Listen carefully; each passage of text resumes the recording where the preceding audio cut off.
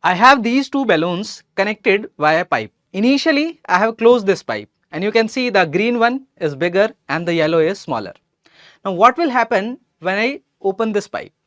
Okay, so what should happen? Of course, the air should flow from the bigger balloon to the smaller balloon, isn't it? Yeah, let us open it. Okay, let us open this. So if you open it, now the connection is opened.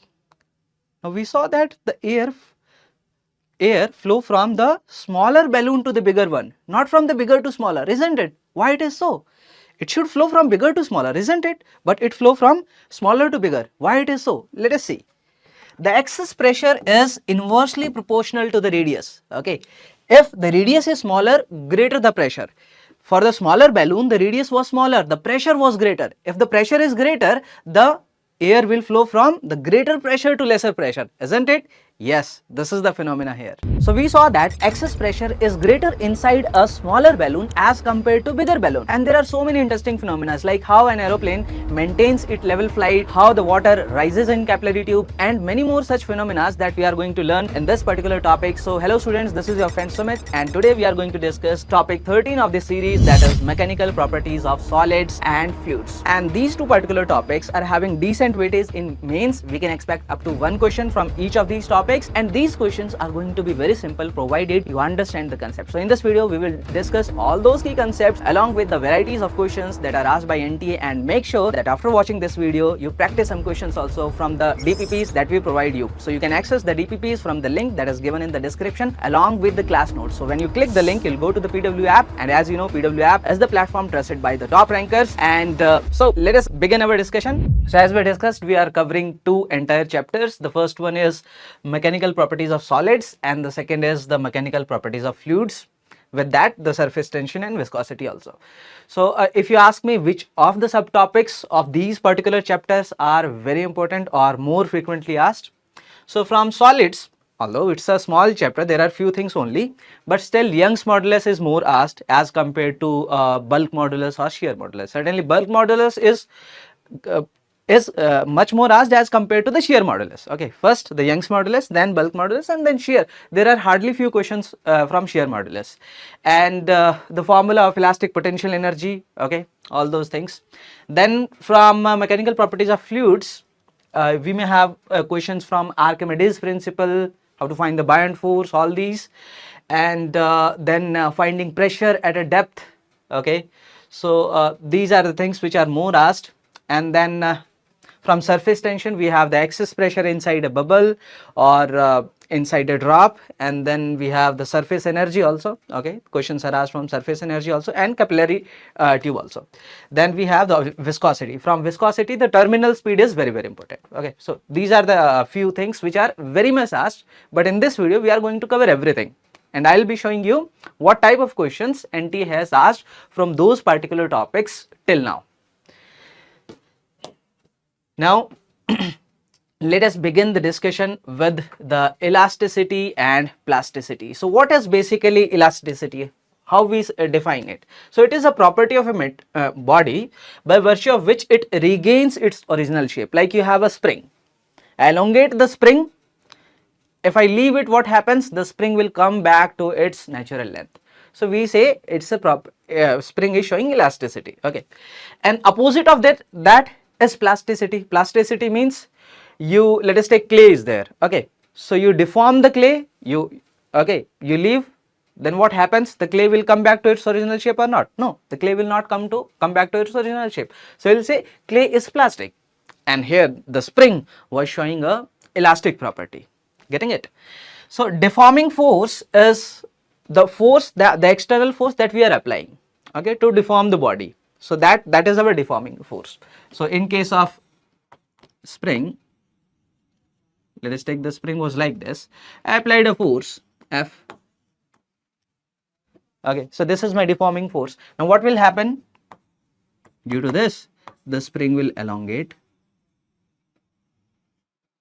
like this. Okay, let us take here.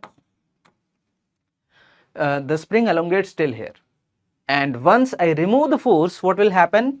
If I remove the force, the spring will get back to its original shape. So this is the property of elasticity.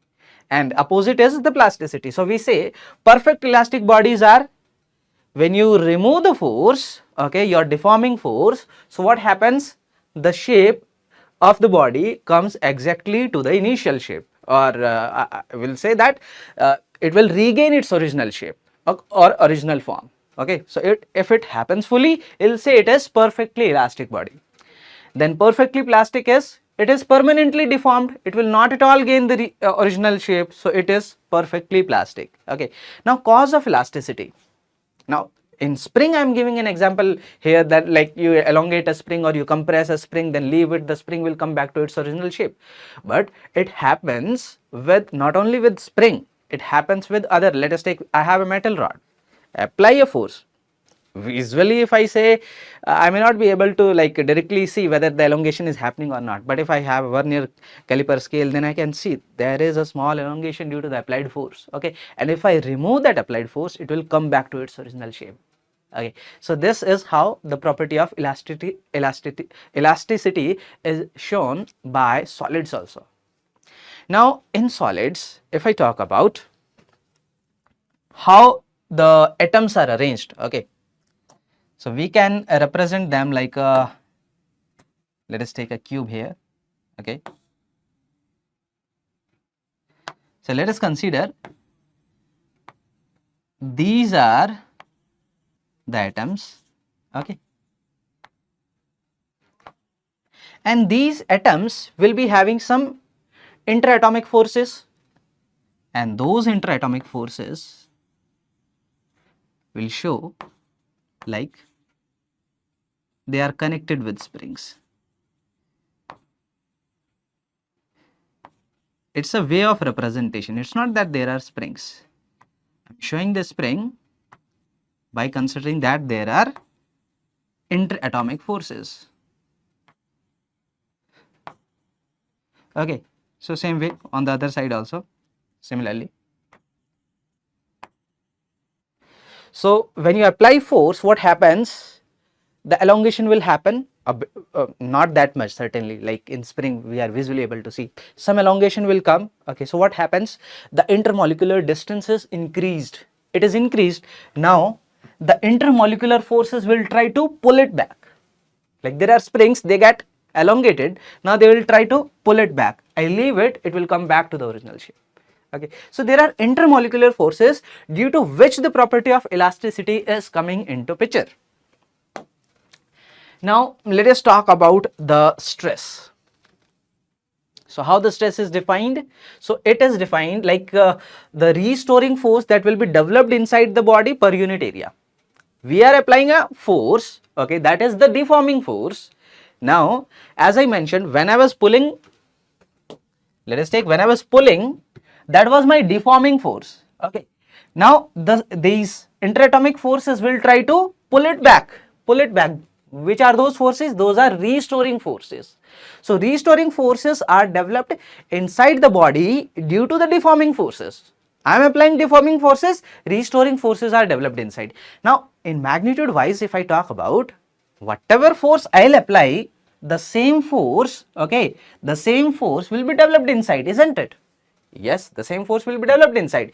So deforming force is equal in magnitude to the restoring force. So when I say it is restoring force per unit area of cross section, okay, or per unit area of the body, okay, so my deforming force is basically equal to the restoring force. If I am applying F, okay, I'll just write it as F by A. Getting it? What I am saying again, let me repeat it. I am saying that my deforming forces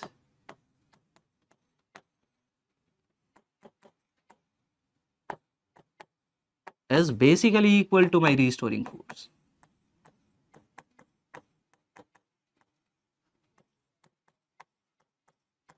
So when I am saying this is my restoring force divided by area of body and I am applying force F, so I will just take my deforming force, that is F by A. Okay, so this becomes my stress.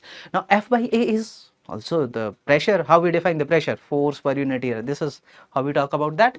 So this is the unit of the stress is same as the unit of pressure. And what is the unit of force? That is Newton. What is the unit of area? That is meter square. So this is Newton per meter square. Okay, so this is how we define stress. Now let us talk about the three types of stress. First of all, the longitudinal or the normal stress. Now here we are considering a rod, okay, or some which is a linear element, okay. We are applying the force like this. So what happens? There will be some elongation in that, okay. There will be some restoring force that will be developed. Certainly that will be equal to F. Okay, so here I'll say this, my normal stress or my longitudinal stress is force per unit cross section area. And which force I'm taking? I'm taking the force which is normal to this cross section area. Okay, not the tangential one, normal to. If I'm applying this force at a particular angle, I need to take the component along that. Okay, so if this is my cross section area A and I'm applying force F, so I'll say here my longitudinal stress will become F divided by A. Okay, so this becomes my stress. And I can write this as F perpendicular also, because this means I am considering only the normal component of the force. Now here I am pulling it, okay, the elongation is happening there, and inside this, if you talk about the stress is uniform, any cross section you consider, stress is same. Any cross section you consider here, the stress is same. You want me to explain how this force, the restoring force is F only? You can draw a free body diagram of any small portion of this. Let me draw the free body diagram of this portion. So for this portion, one force is F, that is here. Another, the restoring force, let us take, that is T, that is developed inside the rod. So for this to be in equilibrium, my T has to be equal to F.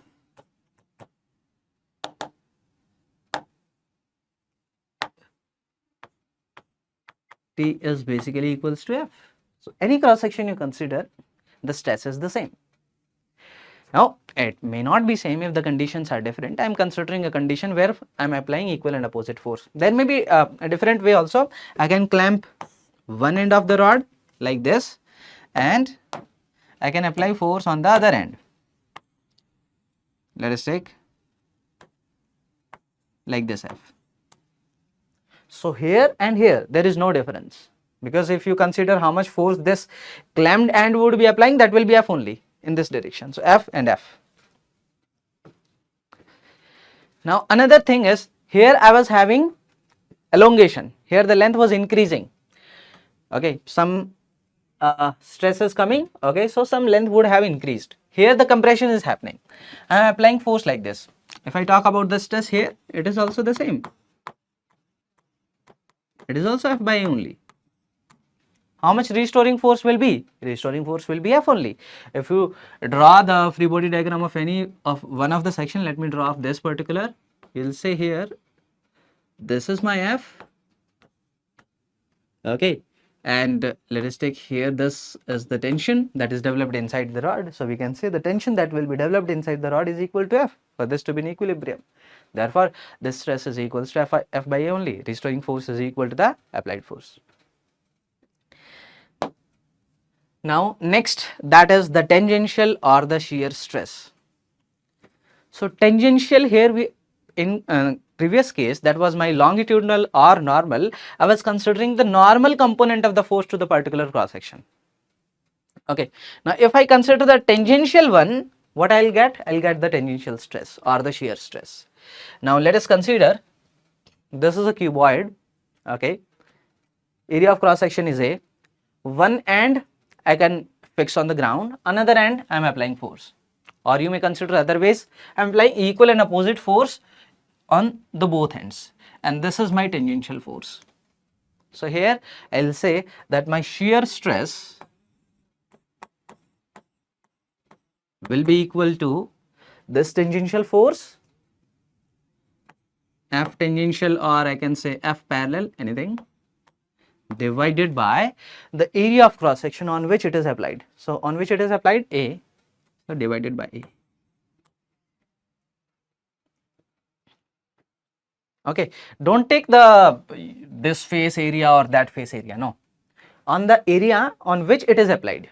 So if it is applied on this area A, I will consider here the area to be A. So this becomes my tangential. Now the unit of this is also the same.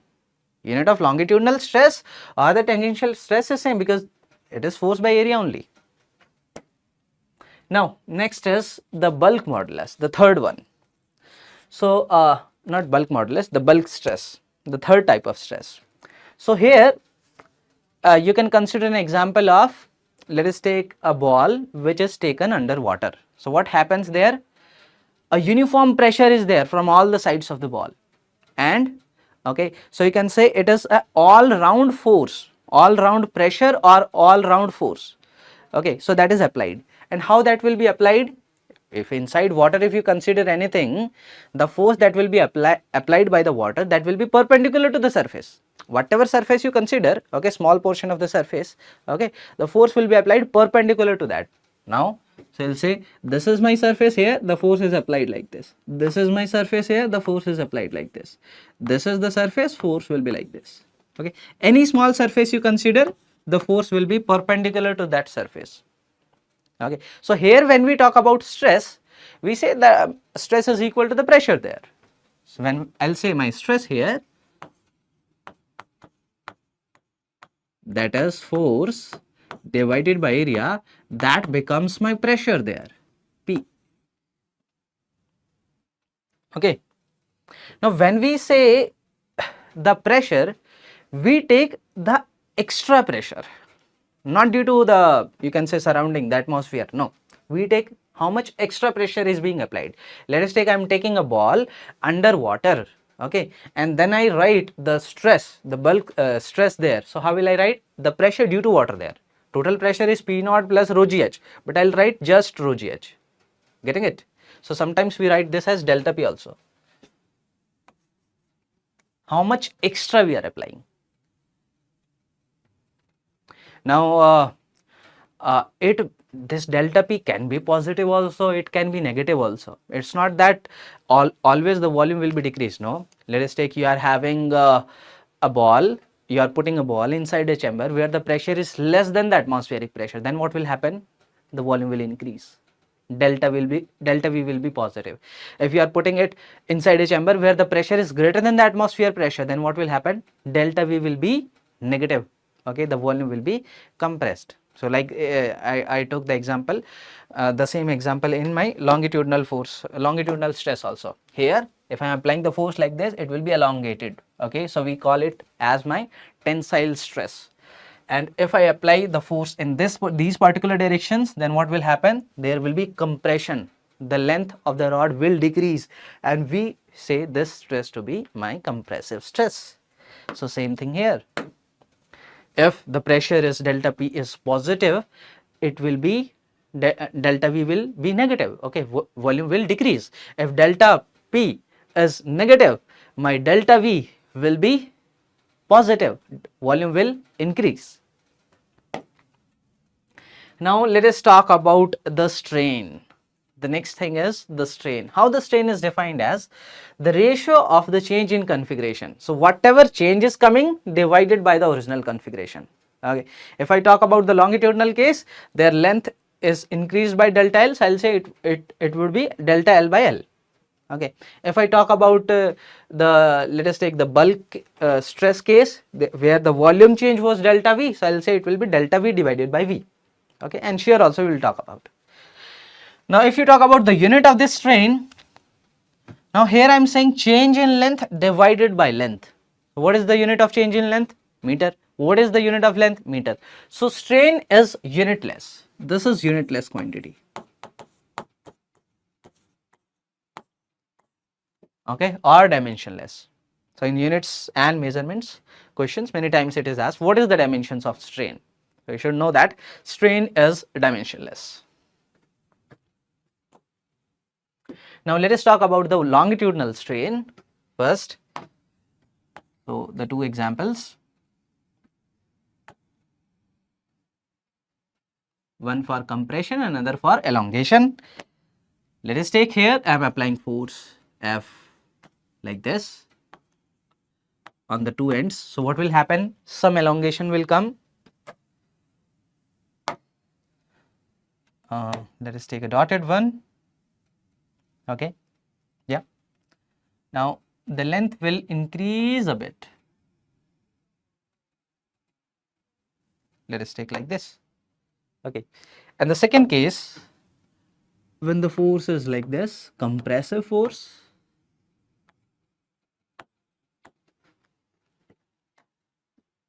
the length will decrease a bit like this. Let us take here the change in length is delta L. I am taking the original length to be L. L is my original length and change is delta L. So when I say my strain there, that is my longitudinal strain, that will be delta L divided by L. Okay, here also the change is delta L, so I will say strain, this is my delta L by L. So you may say, sir, delta L is negative in this case. We just take the change. How much change is there? That will write, okay, whether it is decreasing or whether it is increasing. Just take the change divided by the original length. Second is the volume strain. So let us take, this was our ball. You took it under water. Now some pressure will be there. The force will be like this, due to which the volume will decrease, and let us take, it becomes a bit less. How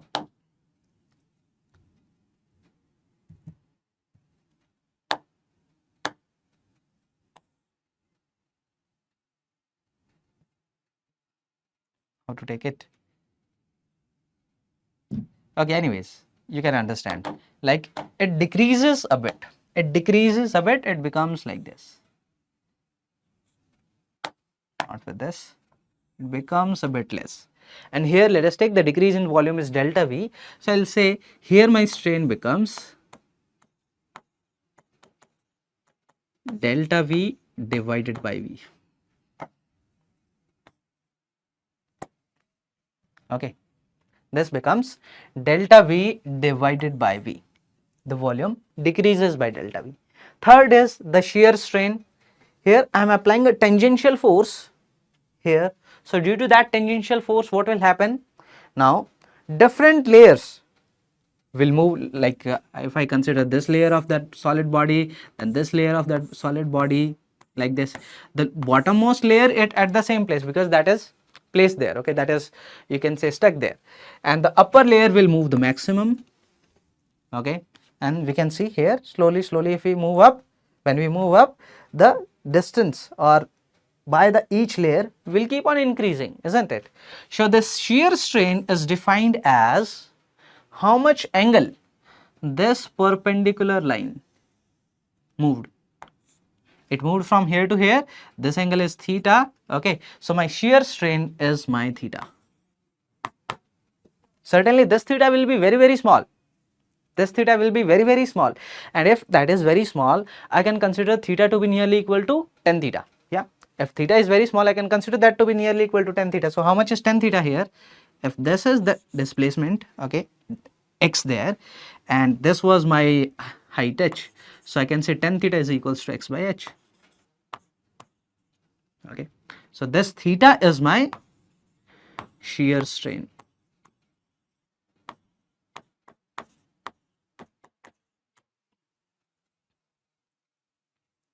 Getting it? This is my shear strain. I am applying the force to be tangentially. Now one more ratio, that is Poisson's ratio. And what is that? This is like, if I take a rod,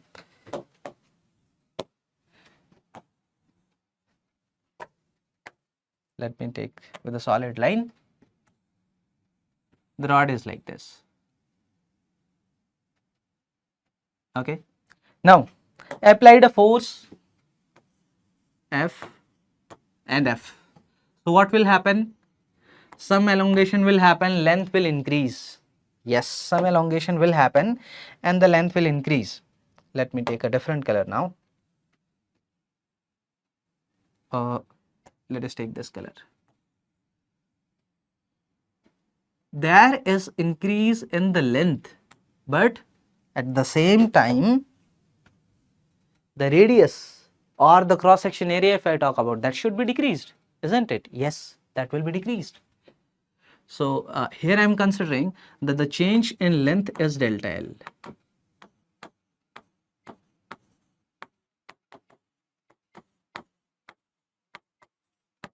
And I am considering that the change in radius is delta R.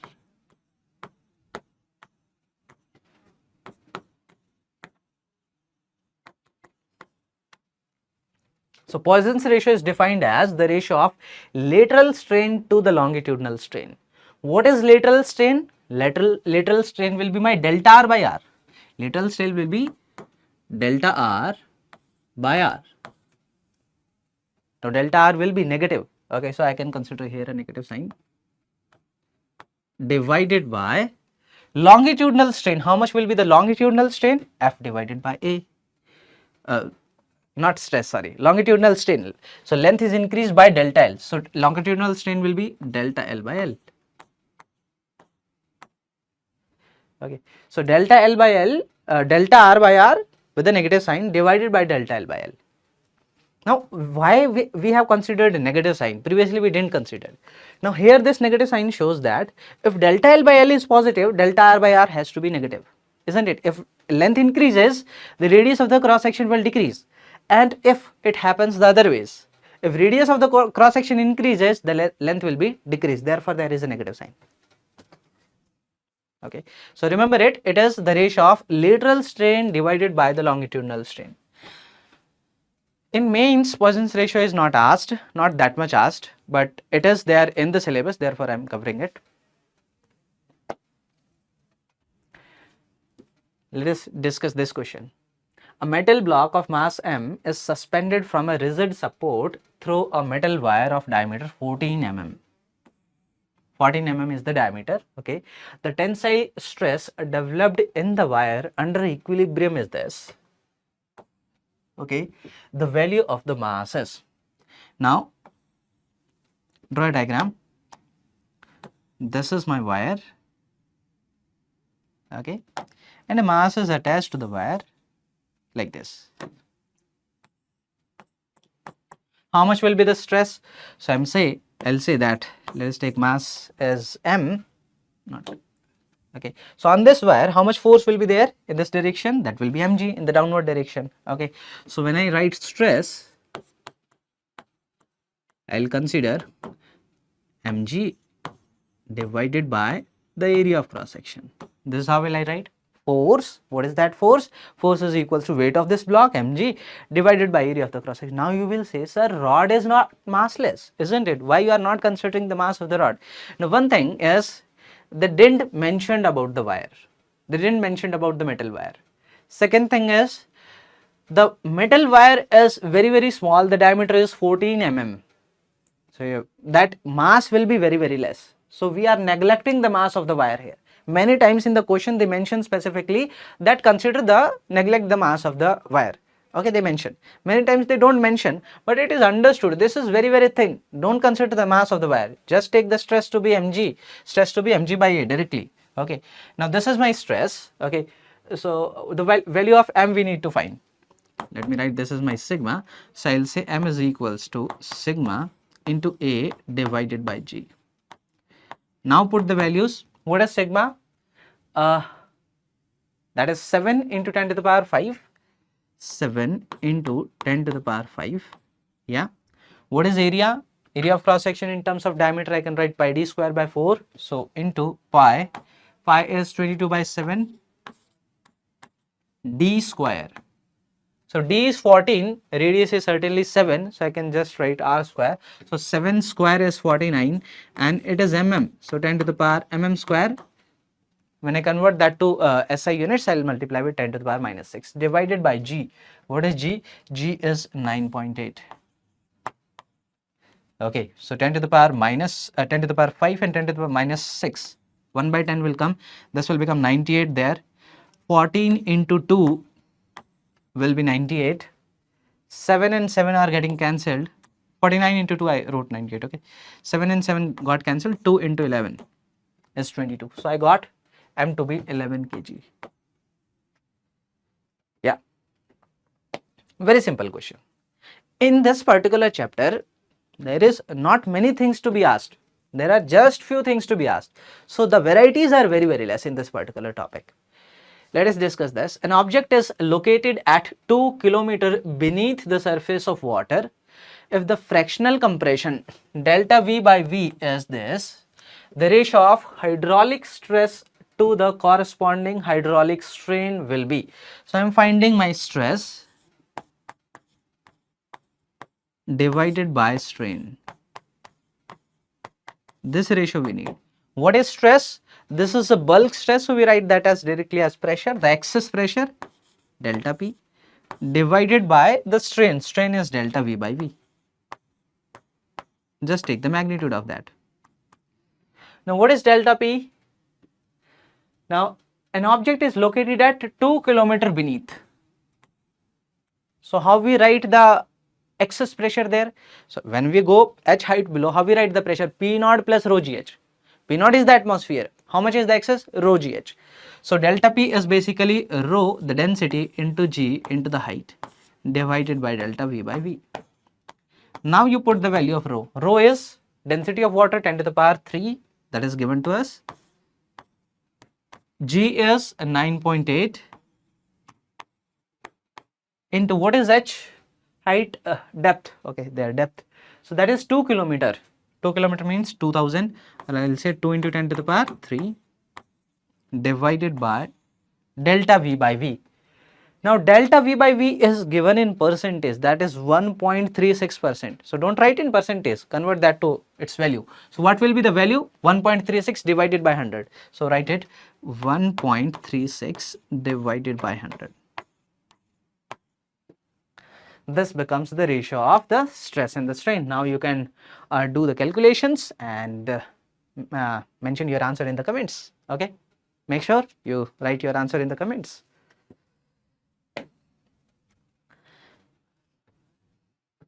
Now let us talk about the next topic, that is Hooke's law and modulus of elasticity.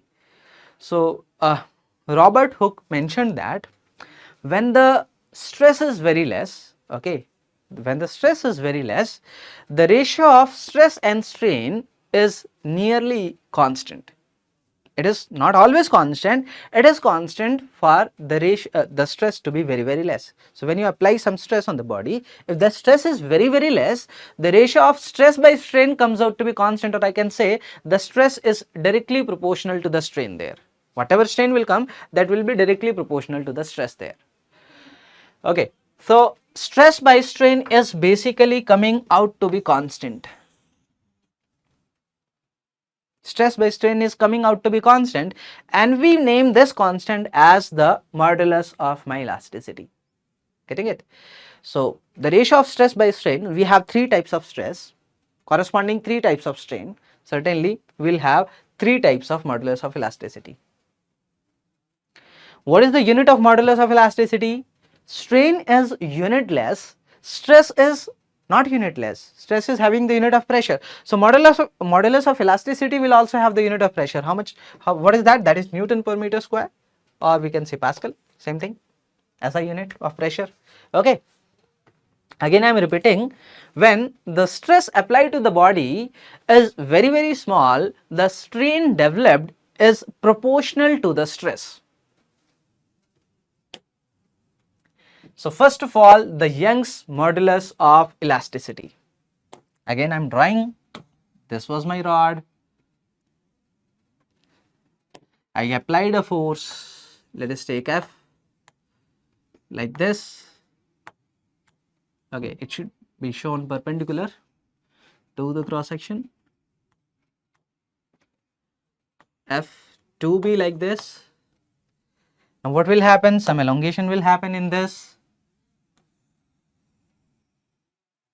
Its length increased from L to L plus delta L, some length increased. So how much is the stress? So I'll say my stress is force divided by area of the cross section, and my strain is delta L, the change in length divided by the length.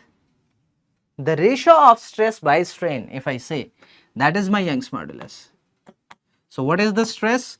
Stress is, let me write again here, this is my stress and strain. What is my stress? Stress I got as force divided by area. What is my strain? That is my delta L by L. So this becomes F into L by A into delta L. And from here I can find how much will be the elongation in the rod. From here I can write the delta L. What is that? F into L by A into Y. Remember this, and also this relation you can keep in mind. This is, or I should move it. Yeah, now it's fine. So this is very, very important to remember. The elongation in the rod, that is FL by AY, right? I remember it like this. Now here, certainly I am considering this F by A, that my stress is there, that is uniform. In some cases, the stress may not be uniform. Let us take, you are having a rod which is hanging vertically, okay, and you are finding the elongation due to its own mass. So what happens in that particular case? The elongation, the stress that will be developed in that particular case is not same everywhere. The stress will keep on changing. So there you cannot directly write FL by AY. Then there how you can write, I will explain you. Okay, is this clear? Now let us come to some questions. Now on this particular formula, the elongation part, there are so many questions that are asked by NTA, and I am very sure in few of the shifts we will again have some questions from this particular formula. Find the elongation, this much is the force that is applied on the rod, okay, or these masses are hanging from that particular rod. Find the ratio of the elongations there, the Young's modulus are given there, all those kind of varieties. Let us see few of them.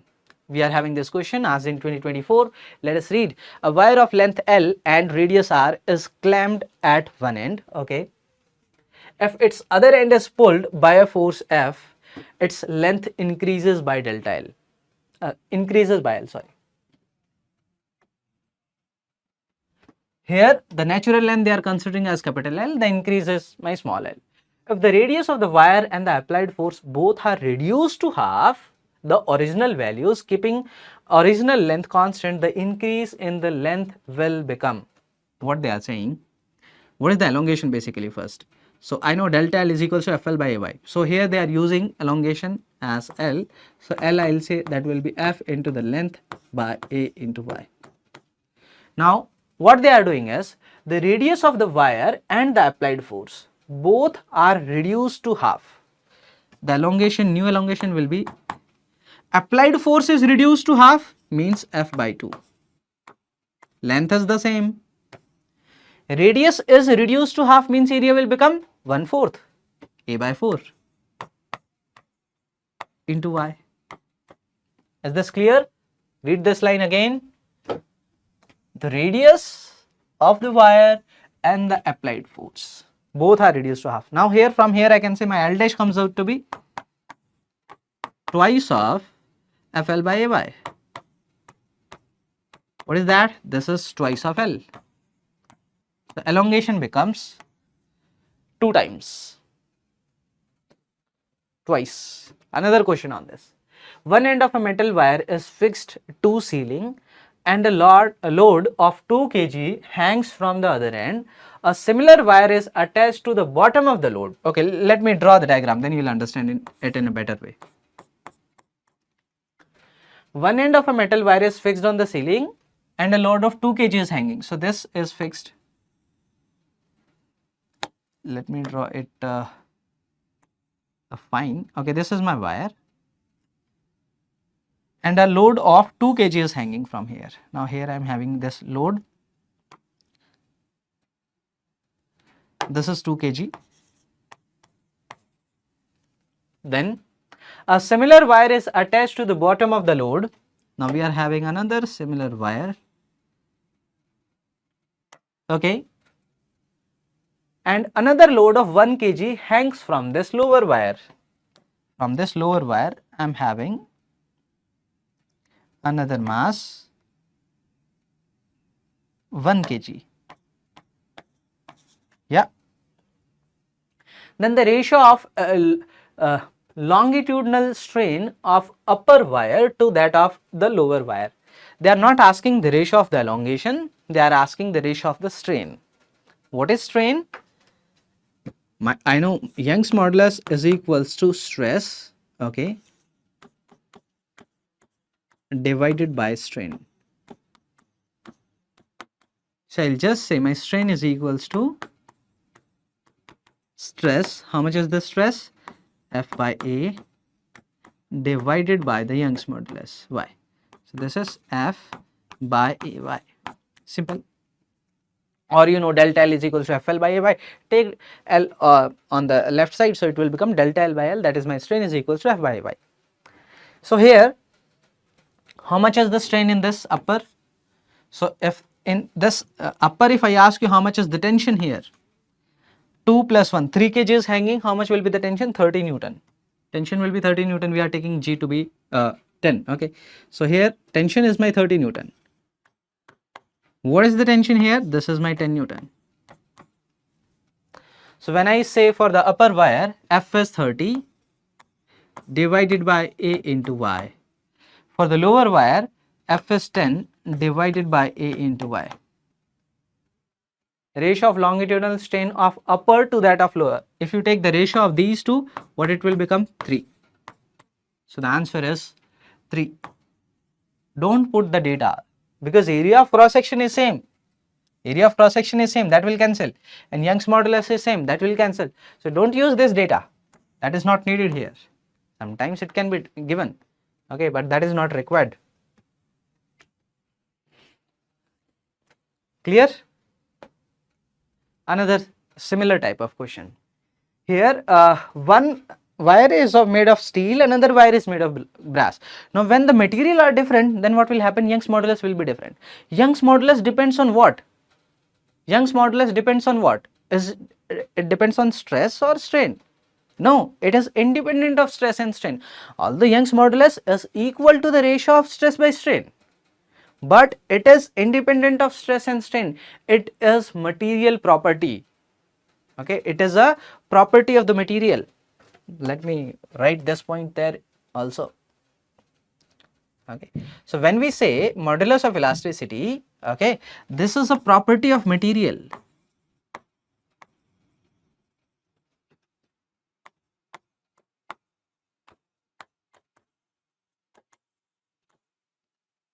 This is independent of the applied forces or the shape and size of the material.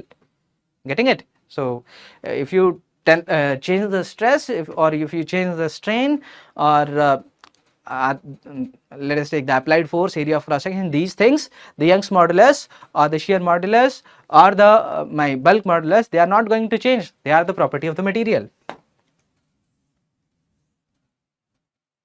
Now, but when material changes, here it is steel, here it is brass. Now the Young's modulus will be different, because we know Young's modulus of steel is different than the Young's modulus of brass, and they are given also in the question. Yeah, only steel is given. Okay, let us read it again. 2 wires, each of radius 0.2 centimeter and negligible mass, one made of steel, other made of brass, are loaded as shown. Here they are saying they are of negligible mass. The elongation of the steel wire is, how much elongation is there in this steel wire? First of all, how much is the tension here? This is 2 kg, this is 1.14 kg, so this is 3.14 kg. How much will be the tension? 31.4 Newton. This much is my tension. Now write the elongation formula. Delta L is equals to FL by AY.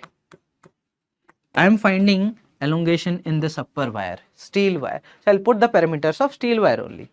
Now what is F? F is 31.4 Newton. What is the length of this? 1.6 meter divided by what is the area of cross section? Radius is 0.2. So pi r square. Pi is 3.14 into r square. It will become 0.2. It is 0.2 centimeter. So that is 2 into 10 to the power minus 3 meter. So 2 square is 4 into 10 to the power minus 6. Then Young's modulus is 2 into 10 to the power 11. Put it.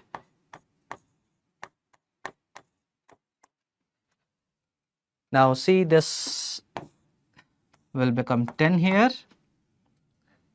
This will become 4 into 0.4. Okay, so it will become 4 there. So 2 will remain there. So this will become 2 into 10 to the power 5. 2 into 10 to the power 5. Minus 5, not 5. This is minus 6. This is 11. 5. Numerator it will go. It will be minus 5. And it is asking in terms of 10 to the power minus 6. So this will become 20. 20 into 10 to the power minus 6. You see how simple these questions are, isn't it? Is there anything difficult we are doing? No. And these type of questions are very much asked, very much asked, I'll say. There are no varieties. So make sure you understand these things very nicely. Now elongation of a rod under its self weight. As I was saying, if you consider a rod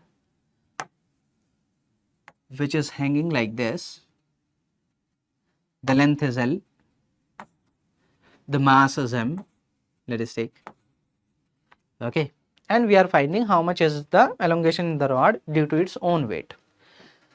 Now, is the stress uniform? No. I cannot use the formula that delta L is equals to F into L by AY. This will be wrong. This will be wrong. Why so? Because here my F is not constant.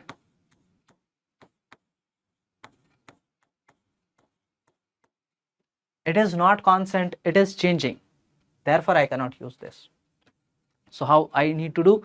Then I'll take a small section at a distance, consider the elongation in that small section by finding the stress there, then I'll integrate to find the total elongation. Let us do this. At a distance, let us take x. I am considering a small section dx. There I'll find the elongation. How much is the stress here? First of all, how much will be the, you can say, force, okay, there at a distance x from the bottom. So this force is supporting this length. So this force is equals to the weight of this particular length that is having length x. So I'm considering the mass to be m dash, so this will become m dash into g. What is m dash? M dash will be mass per unit length. I'm considering this to be uniform, okay? This is the uniform. So mass per unit length divided by the length. Mass per unit length, total mass by total length into the length xg. So this becomes my force there. So how much is the stress? I got my stress to be m xg by L into A. This becomes my stress. How much will be the elongation in this? I can use the ratio stress by strain is equals to my elongation. Okay, so stress I got, okay, divided by the Young's modulus, that will be my strain. So divided by the Young's modulus, that will be my strain in this dx. So strain is equals to elongation. I am considering the elongation of this dx to be, let us see, dl, okay, divided by the length here, that was my dx. So the elongation, that is dx, not dl, I'm writing it, this dl, what it is, elongation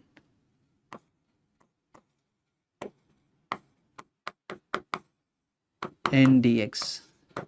Okay, so from here I got my dl to be mg by ALY, the Young's modulus, into x dx, integrate it to find the complete elongation. X goes from 0 to L, so this will become mg by,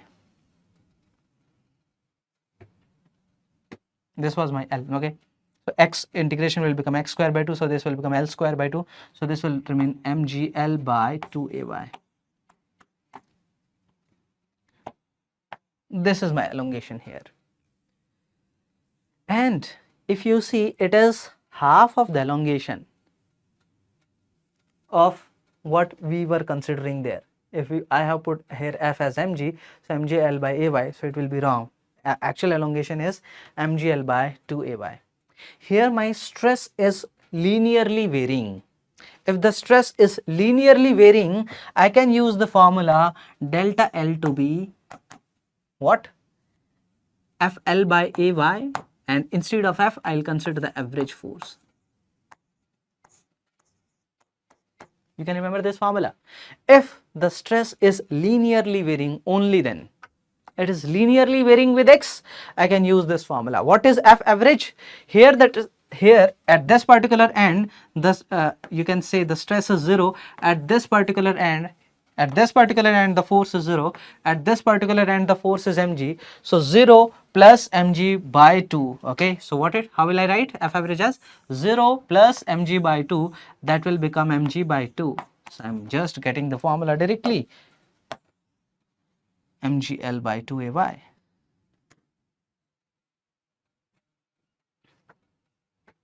Okay, this is not that much required for mains. I'm again saying these were the things which are very frequently asked in mains and will be asked in 2026 as well. It can be asked, this particular thing can be asked in mains. Okay, let us take, if some data is given, find the elongation in the rod due to its own weight. It can be asked. So there you need to use the formula like this, and this was the question that was asked in 2021 from here. Let us read it out. A uniform heavy rod of weight 10 kg, okay, meter per second square, means what? This is Newton. Okay, this is my Newton. Cross section area 100 centimeter square and length 20 centimeter is hanging from a fixed support. Young's modulus of the material is this. Neglecting the lateral contraction, find the elongation of rod due to its own weight. So I know that delta L is equals to F average L by AY. Here my F average is mg by 2, mg by 2 L by AY. Put the values. What is mg? Mg is 10. That is 10 Newton. Okay, so put mg as 10, not m as 10. Mg is my 10 into, what is the length? Length is 20 centimeter, 0.2. Convert that to meters. Divided by 2 into, what is area of cross section? Area of cross section is 100 centimeter square. So 100 into 10 to the power minus 4, converting that to meter square, into Young's modulus is 2 into 10 to the power 11.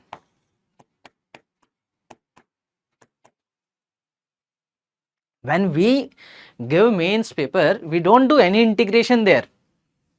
Okay, NT is not expecting that much from the aspirants. So it's not that you will derive this formula in the paper. So you may derive, but it will take a lot of time. That is not needed there. So understand it here itself. Okay, so that is F average L by AY. FL by AY, you remember this formula? Yes. So instead of F, we will take F average by F average. That's all. Now put the values. So how much it is getting? So this is 10. This decimal will get cancelled. This 2 is getting cancelled here. 10 to the power 2, 10 to the power 4, so 10 to the power minus 2 will remain, and minus 2, and then we are having this 10 to the power, how much? It is 9, it will remain, okay, that will go in the numerator. So this will become 10 to the power 9 divided by 2, which is 5 into 10 to the power minus 10. Yes, minus 9 it was. Okay. Now let us talk about the next type of modulus, that is bulk modulus. So here, as we discussed, in bulk modulus, my stress was delta P, the excess pressure I am applying, and my strain was delta V by V. So when I write bulk modulus to be the ratio of stress by strain, I will write it as delta P divided by minus delta V by V. Okay, or you can consider this minus sign here. It's the same thing. So why we are putting minus here? Why we are putting? What is the use of this? Now this minus sign tells us if delta P is positive, my delta V will be negative. Volume will decrease. If delta P is negative, my delta V will be positive. So always the sign will be opposite. So therefore there is a negative sign. Bulk modulus in itself is a positive quantity. What is the unit of bulk modulus? Certainly delta V by V is unitless. Delta P is having unit of pressure, so it is pressure only. Newton per meter square. Unit of pressure only. Compressibility. Compressibility is defined as 1 divided by the bulk modulus. Compressibility K is the inverse of the bulk modulus. So sometimes in the questions, in place of bulk modulus, they mentions compressibility. Okay, so there you need to take the inverse of that. Let us do some questions on this. When a rubber ball is taken to a depth of this much meter in deep sea, its volume decreases by 0.5. I need to find how much is the depth. Put the formula. Bulk modulus is equals to delta P divided by delta V divided by V. Bulk modulus is given, yeah. Density of water is given, yeah.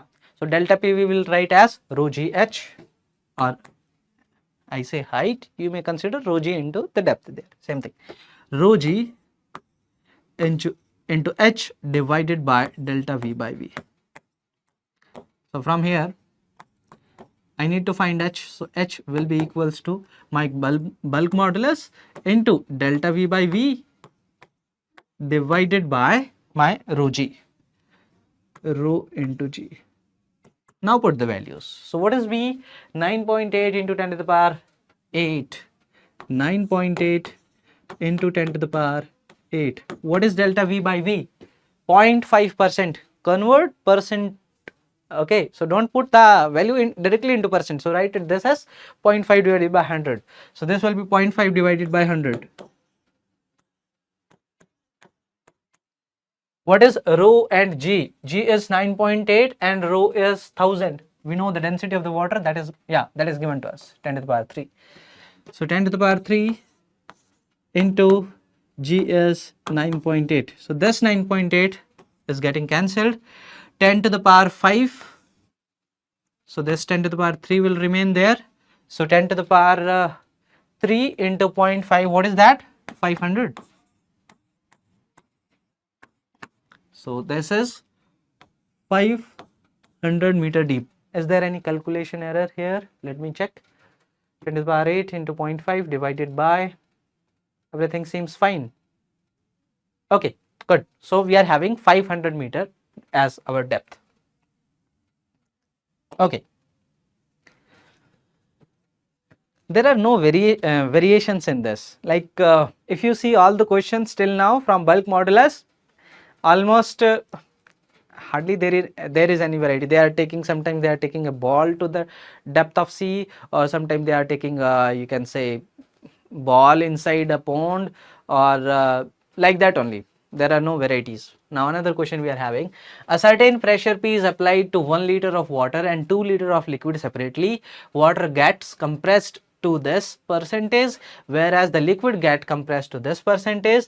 The ratio of bulk modulus of water to that of liquid is. When we say bulk modulus, we know that is delta P divided by delta V by V. Compression is there. Now the ratio of bulk modulus of water. So when we say the ratio of bulk modulus, what they are saying, they are applying the same pressure P. Okay, certain pressure P is applied to both 1 liter of water and 2 liter of liquid. Same pressure is applying. So when I say B water divided by B liquid, it will be equal to delta P will anyways get cancelled. Okay, so it will become my strain in it is inversely proportional to strain. Okay, so it will become the strain in liquid, strain of my liquid divided by strain of the water. What is the strain in liquid? Water get compressed by 0.01. So strain in water is 0.01 percentage. Anyways, you can divide that with 100, but that will get cancelled because both are given in percentage. So just take the ratio. This comes out to be 3. 3 is to, okay, 3 is to 1, x comes out to be 1. Yeah. 3 is to 1. This is 3 is to 1. So x comes out to be 1. Yeah. The ratio of bulk modulus of water to that of liquid. Okay, clear. Now the third type of modulus, that is modulus of rigidity. Now as we mentioned, here we are having a block, we applied a tangential force. Due to this tangential force, this vertical line get rotated by an angle theta here. This theta is very, very small. So we will say here my stress is F by A and my strain is this theta. Okay, and this theta is very, very small. I can write this as tan theta. That will become my delta x, or my x divided by h. In this particular right angle triangle, this is x, this was h. Okay, it's not a straight line. Yeah, this is h. So this tan theta becomes x by h. Theta is very small, tan theta is nearly equal to theta, that is nearly equal to sin theta, same thing. So if I write the bulk modulus, modulus of rigidity or the shear modulus, so we denote with eta. What is eta? Stress F by A by strain theta, and I can write this as F divided by A, and my theta is x by h. One important thing here is not to get confused with the dimensions. Make it clear that area is, you need to consider the area of that particular surface on which you are applying force. Okay, and this h is the perpendicular to that, the dimension that is perpendicular to that. Okay, make this thing very clear in your mind, because when question are there in the shear, 2-3 quantities are there, we get confused how to write area and how to write the my height there. So we have this question on shear strain. Let us read it out. A square aluminium shear modulus is 25 into 10 to the power 9. Slab of side 60 centimeter and thickness 15 centimeter is subjected to a shearing force on its narrow face. Now this is important. As I was mentioning that you need to understand on which face the force is acting. Okay, then accordingly we will write the equation, otherwise it will be wrong answer. So the lower edge is fixed. Okay, it is riveted to the floor. The displacement of the upper edges. Now it is like this. We are applying force F, and it will get tilted somewhat like this. Okay, now this is my force F. Okay, and let us take, this is theta, I'm considering this as x, and this side as my height h. Okay, and then I'll say that my shear modulus eta is equals to shear stress divided by shear strain. Okay, what is shear stress? That is force divided by the area. Which area? This area. Okay, divided by the shear strain. What is that? X by h. Okay, now here you have to understand, it is mentioned that the force is acting on the narrow face. Now the sides are 60, 60 and 15. Okay, so it's a square of 60 by 60 and the thickness is 15. Now which one will be the narrow? One side is, one face will have 60 by 60 dimension, the narrow face will have 60 by 15 dimension, isn't it? So this area will be 60 by 15. Everything is in centimeter, so centimeter square. Okay, so here we'll replace area as 16 by 15. And what is our h then? If my 15 dimension is there, okay, so 16 by 15. Now this h will remain as 60. This is 60, this is 15, so this will be 60. Okay, so this is our 60 centimeter. Now put the values. So x we need to find what it will be. Let me write it again. So x we need to find what it will be. It will be eta. It will be f into h divided by a into eta. Now put the values. What is f? F is 18 into 10 to the power 4. So 18 into 10 to the power 4 into what is h? H is 60 centimeter. So 60 divided by. I'm not converting this to meter because when I'll put the area, I'll put that into 1 centimeter into another quantity. I'll take that in meter. So anyways, that unit will get cancelled. So divided by area is 60 into 15. So 60. So this meter conversion will get cancelled. Into 15 centimeter, I'll convert to meter. So 15 by 100. Okay. Into eta. What is eta? Eta is 25 into 10 to the power 9.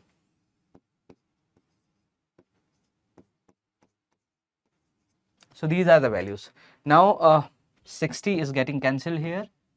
Okay. What else? This will become 10 to the power 14, 10 to the power 4 plus 2, 10 to the power 6 will be there. Okay.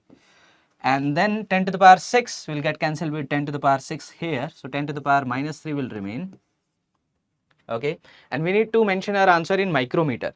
So 10 to the power minus 6 in of that order. So 18 into 1000 into 10 to the power minus 6 it will become, then divided by 15 into 25. Okay. So this will become 25 into 40. Now 5 into 8, 5 into 3, 3 into 6, and this will become 48 micrometer. So the answer is 48 here. So the key was that we need to see on which side the force is exactly acting. Now that is mentioned here on its narrow face. If you take on the other face, that is 60 by 60, the answer will be incorrect. Okay. So this is how we need to put the values in this. Now let us talk about the variation of strain with stress. So what we are doing is, we are taking a metal rod, okay, and like this. Now we are applying a force here, and slowly we are increasing this force. Let me write it. We are increasing this force. So what will happen? My stress is increasing, okay, and I am plotting the curve of stress versus strain. So here F is increasing, stress is increasing. Initially, if I talk about when the applied stress is very, very less, Hooke's law will be there, okay, as in Hooke's law we discussed. If the applied stress is very, very less, the ratio of stress to strain is a constant. It means stress versus strain curve will be a straight line till this point A. Till this point A, till when the stress is very, very less, and this A we call as the limit of proportionality. This is the limit of proportionality. Okay, we have already mentioned there, yeah. So this is the limit of proportionality. Till here, it's a straight line. It means the stress is proportional to strain. That is the meaning of proportionality thing, yeah. And if you remove the force in between, so what will happen? This rod will gain its original shape. Yes, it follows.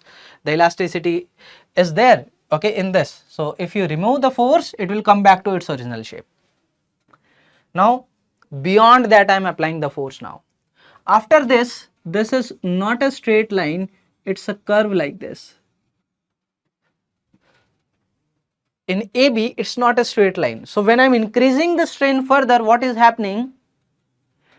Till point B, the elasticity limit is there, but the proportionality is not there. Stress versus strain ratio will not be constant, but if you let us take stop applying the force in between at any point A and B, what will happen? The body will regain its original shape till B, not after B. Till B it will regain its original shape. Therefore we call that as my elastic limit. This is my elastic limit. If I go beyond, what will happen? The body is permanently deformed, or my rod will not come back to its original shape. In this region BC, this is, you can say, my rod is will you can say not behave like an elastic body. If you remove the force there, what will happen? It is permanently deformed. It will not come back to its original shape. Further, if I keep on increasing the force, let us take beyond C also I am increasing the force. So what will happen? With a very less, I can say, applied force, the strain will be greater. The strain will be greater. Okay. From C to D I am saying that with lesser, even if the stress is less, the elongation is more. Okay. So the elongation, it will keep on elongating at point till point D, that we call as the ultimate point. This is my ultimate point. If you go beyond point D, what will happen? The rod will flow. It literally flows actually. Okay. And beyond point D, even if you remove the stress, the rod will keep on elongating, and at point E it will break. So in this region it will showing ductility.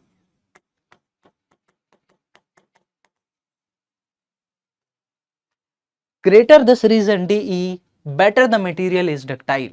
Ductile, you understand, it can be shaped in the form of wires. Okay, very fine wires. Okay, so greater this region DE, greater the material is ductile. Shorter this region DE, it will be more brittle.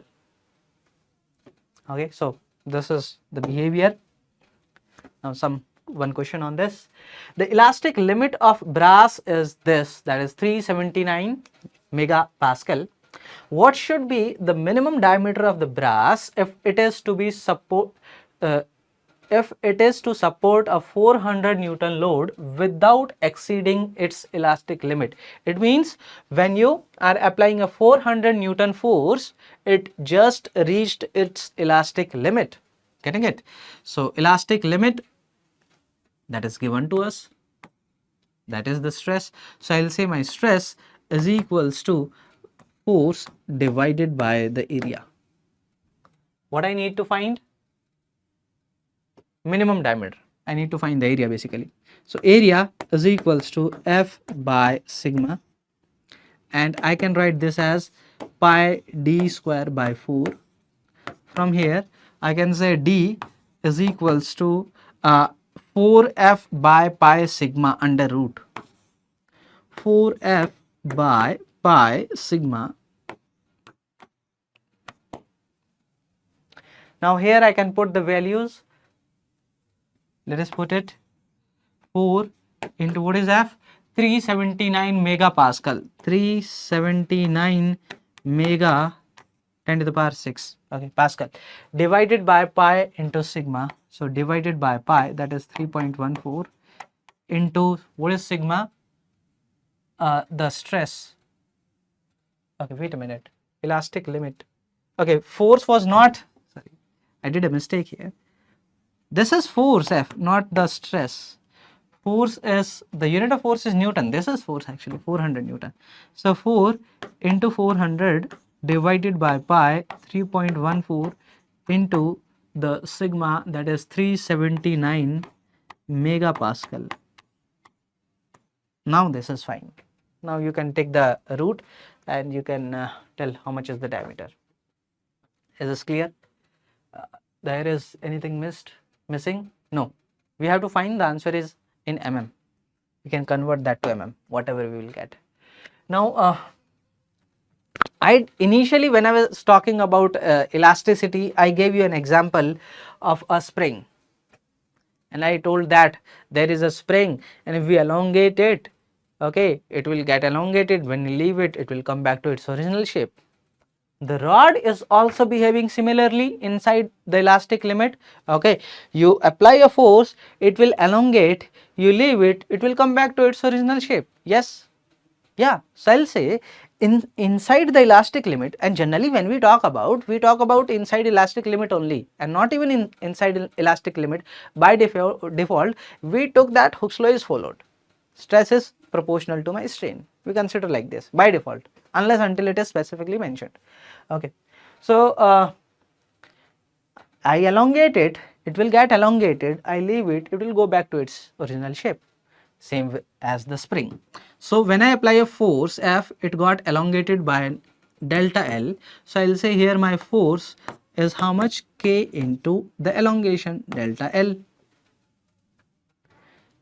In case of rod, I pulled it with a force F.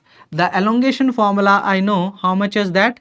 Delta L is equals to F L by A into Y.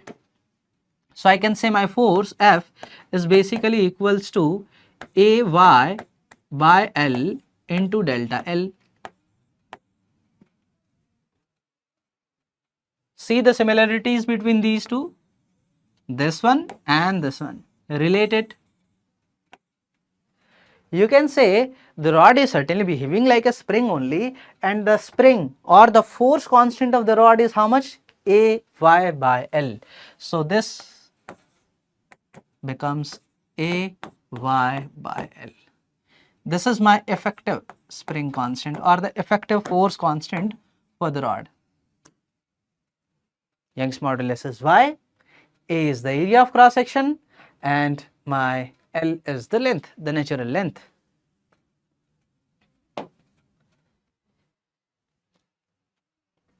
If I ask you the elongation in the spring is x, how much will be the spring potential energy? You will say half kx square.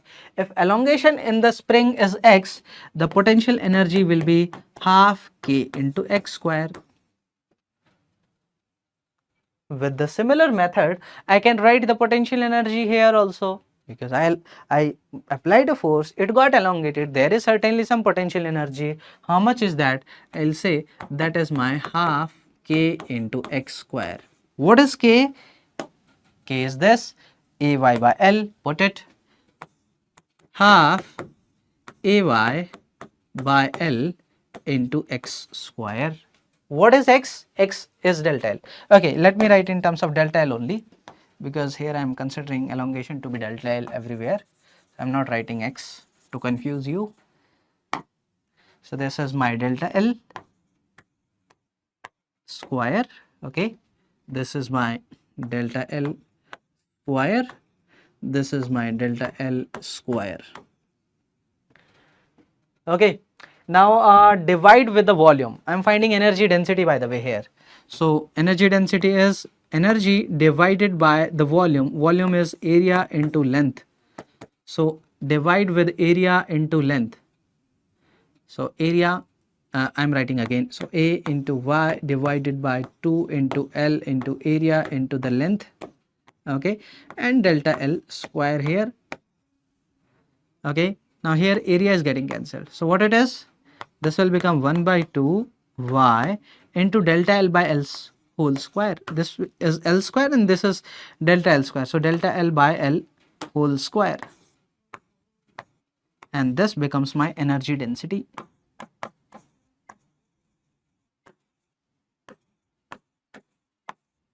Which we denote with small u. this was capital U, this is small u. Okay, what is delta L by L, by the way? That is strain. Okay, so this becomes 1 by y, 1 by 2 into Young's modulus into strain square. Okay, so you can write this formula as you can write this formula of energy density as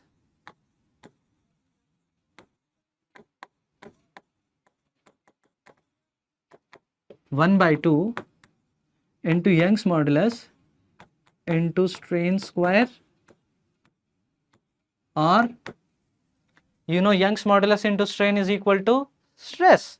So you can write this as 1 by 2 into stress into strain, or you can write stress as my strain. No. What I can replace strain in this case. Okay, yeah. So you can write strain as my Young's modulus, stress divided by the Young's modulus, because stress by strain is Young's modulus. So strain is basically stress divided by Young's modulus. So it will become 1 by 2 into stress square divided by my Young's modulus. Any of the three? Just remember one, remember all three.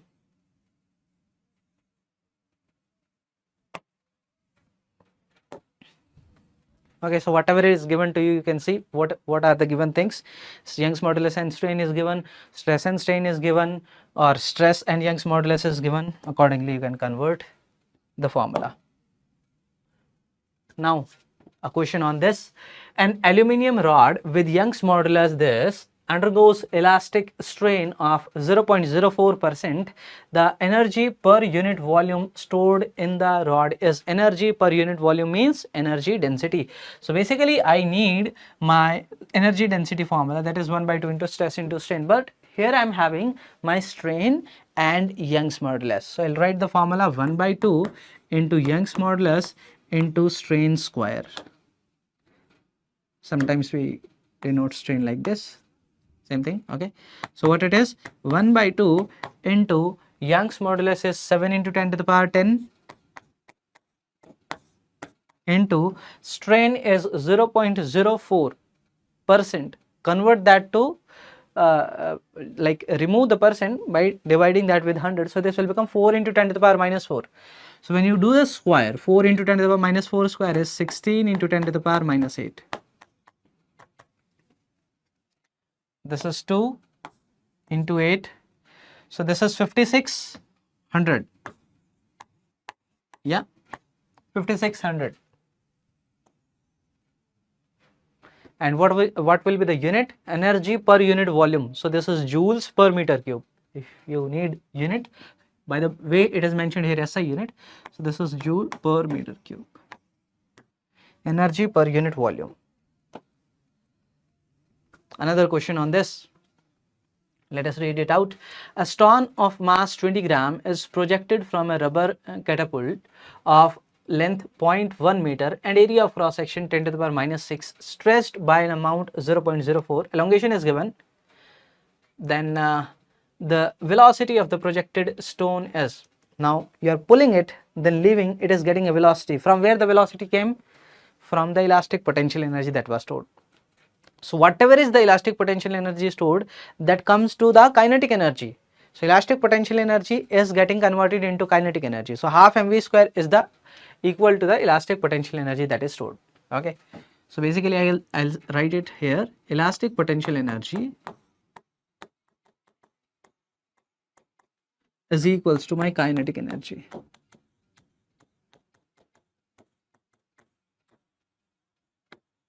What I am having? Young's modulus, yeah, and what?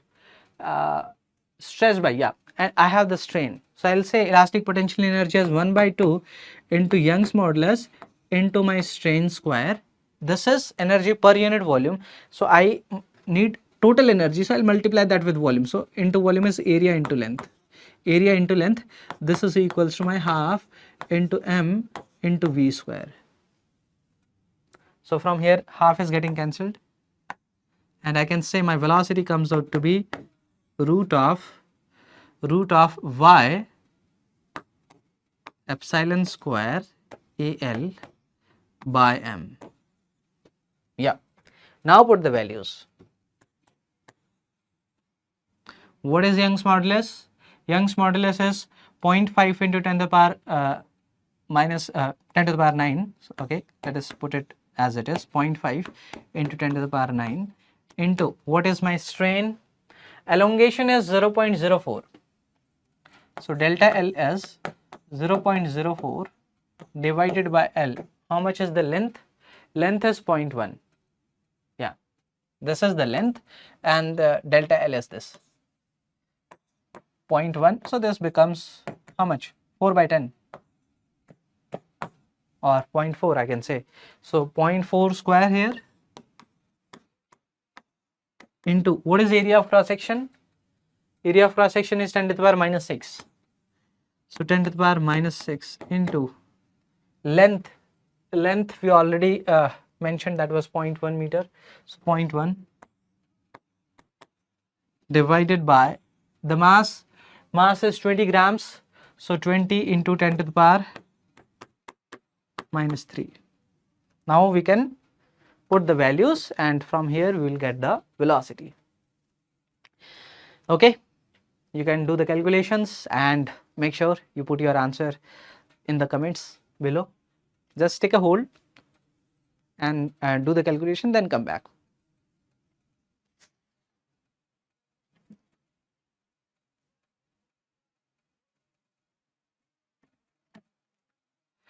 Okay, I hope you are back. Moving ahead. Now, thermal stress and strain. And let us take, I put a rod between two rigid walls, two rigid supports. Now I increase the temperature. So what will happen? We know when there is increase in the temperature, the elongation will happen. Okay, thermal expansion will be there. So the natural length of the rod increases, because the natural length of the rod is changing with temperature. Okay, so you increase it, the natural length of the rod increases. Now what will happen? The natural length of the rod increases, but here you limit the rod to be inside the supports only. So what will happen? There is a certain stress developed. Strain is there, stress will be developed there. Okay, let me take, this is my rod. I am having two rigid supports here. Let us take, this was my length L. Initially there was no force applied. Okay, means the rod was initially at natural length. Here there is no elongation or compression. Now I increased the temperature by delta T. So what will happen? This rod is there, the support is rigid, the supports will not allow it to expand. Supports will not allow it to expand, but its natural length has changed. Its natural length has changed, L plus delta L. How much is that?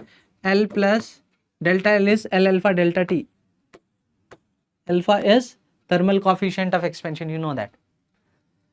Natural length has changed, but this length is L only.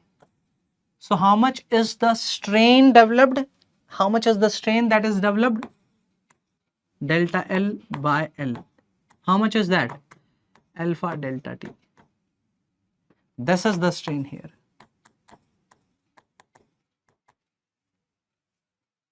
Okay. Accordingly, you can find how much is the stress. Stress is equal to Young's modulus into strain. I can find the force.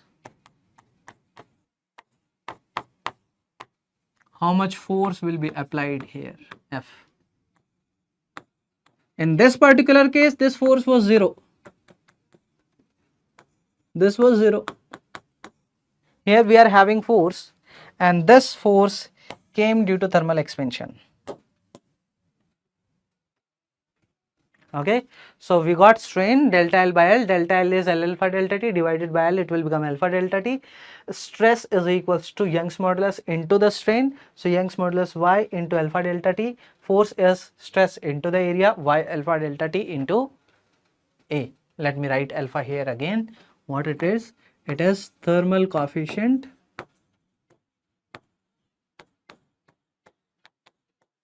of linear expansion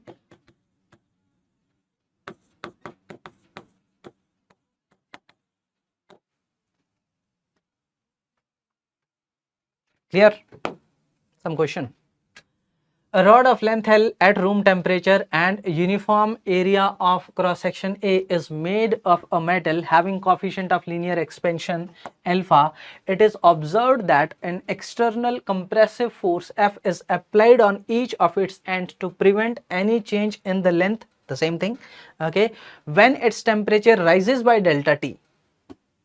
Okay, why is the Young's modulus of this metal is? So Young's modulus Y for this metal is, basically I need to find the Young's modulus. I know force is equals to Y alpha delta T into A. What I need to find? I need to find Y. So what is Y? Y is F by alpha delta T into A. F by alpha A delta T. Alpha A delta T, yeah, that is option A. Okay, is this clear? Till here we were discussing the first chapter. Now we are moving to the next chapter, okay, that is mechanical properties of fluids. We are starting with the some fundamental things of the chapter. First of all, let us talk about the density. So let me write, this is our next chapter. Okay, here I am discussing mechanical properties of fluid.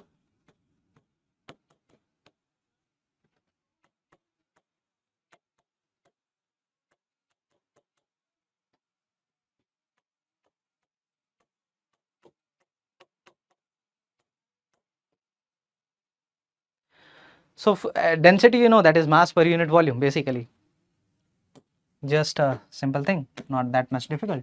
So density we denote with rho. Okay, whenever we write density we denote with rho. Rho is the symbol of density.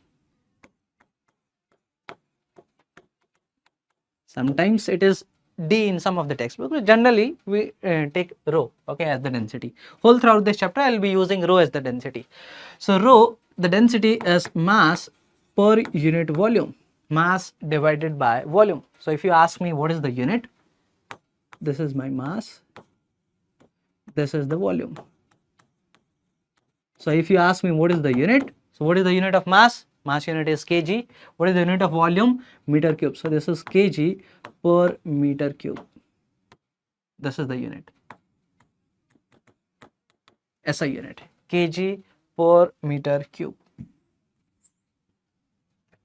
Okay, a few of the things you must remember. What is the density of water? 1000. Many times we use it, and by default we take it to be 1000 unless until there is some other figure that is mentioned.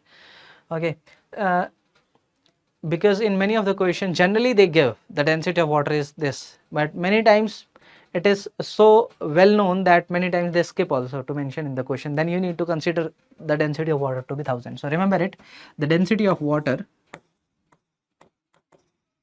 this is 1000 kg per meter cube, and you can convert the unit also to gram per centimeter cube. So this will become 1 gram per centimeter cube. So generally the unit that will be given is kg per meter cube. If it is given in gram per centimeter cube, then you can convert that to kg per meter cube by multiplying that with 1000.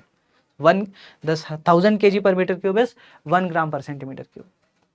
Next is the relative density. Now as the word is relative density, relative to what? With water. So relative density of a material is the ratio of density of the material divided by the density of the water. Okay, so this is how we write it. So relative density is, this is density of the material divided by the density of the water. Now relative density, as the number you say, this is ratio of the two densities. So what will be the unit of relative density? The unit will be 1, means unitless, because unit of material, density of material is kg per meter cube divided by kg per meter cube, so that is unitless. So if you talk about the unit, that is unitless.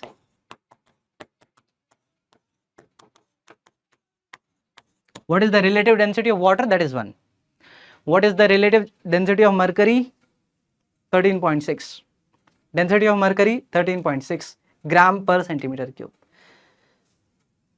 Mercury is density, if it is used, they will mention generally, but if you are, let us take solving some question in which different materials are there, they mention that density. Water, that is by default, we know that. Now let us talk about pressure. So when we say pressure, so by default we think like pressure is force per unit area. Okay, this is how we talk about pressure. Now what is that force? That force is normal to that particular area. Okay, so when we say force per unit area, basically that force there is normal to that particular area. Okay, let us take, there is a ball inside a particular chamber. Now if you take any small area here, let us take this here as my force, let us take df. Okay, let us take this area as my dA. So I will say my pressure is equals to force per unit area. Now pressure is scalar or vector? Pressure is a scalar quantity. Pressure is not having intrinsic direction. Inside the water you are. Okay, it's not the direction of pressure is from top to bottom. No, from bottom also the water will be applying force, isn't it? Yes, the water will apply force from the bottom also. It's not always from, it's sometimes people think like the force will be from top to, yes, we know the net force will be from top to bottom, but water is applying force from everywhere. So water, if let us take this ball is inside water, there will be force here, there will be force here, there will be force here, like this. So there is no intrinsic direction of the force or the pressure, I will say force due to pressure or the pressure, there is no intrinsic direction. So what will be the direction?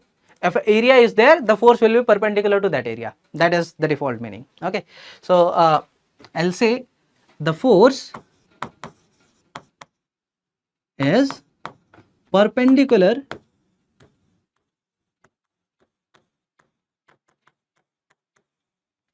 to the surface.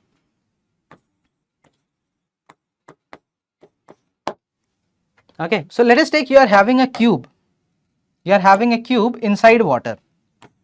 This is my cube which is inside water.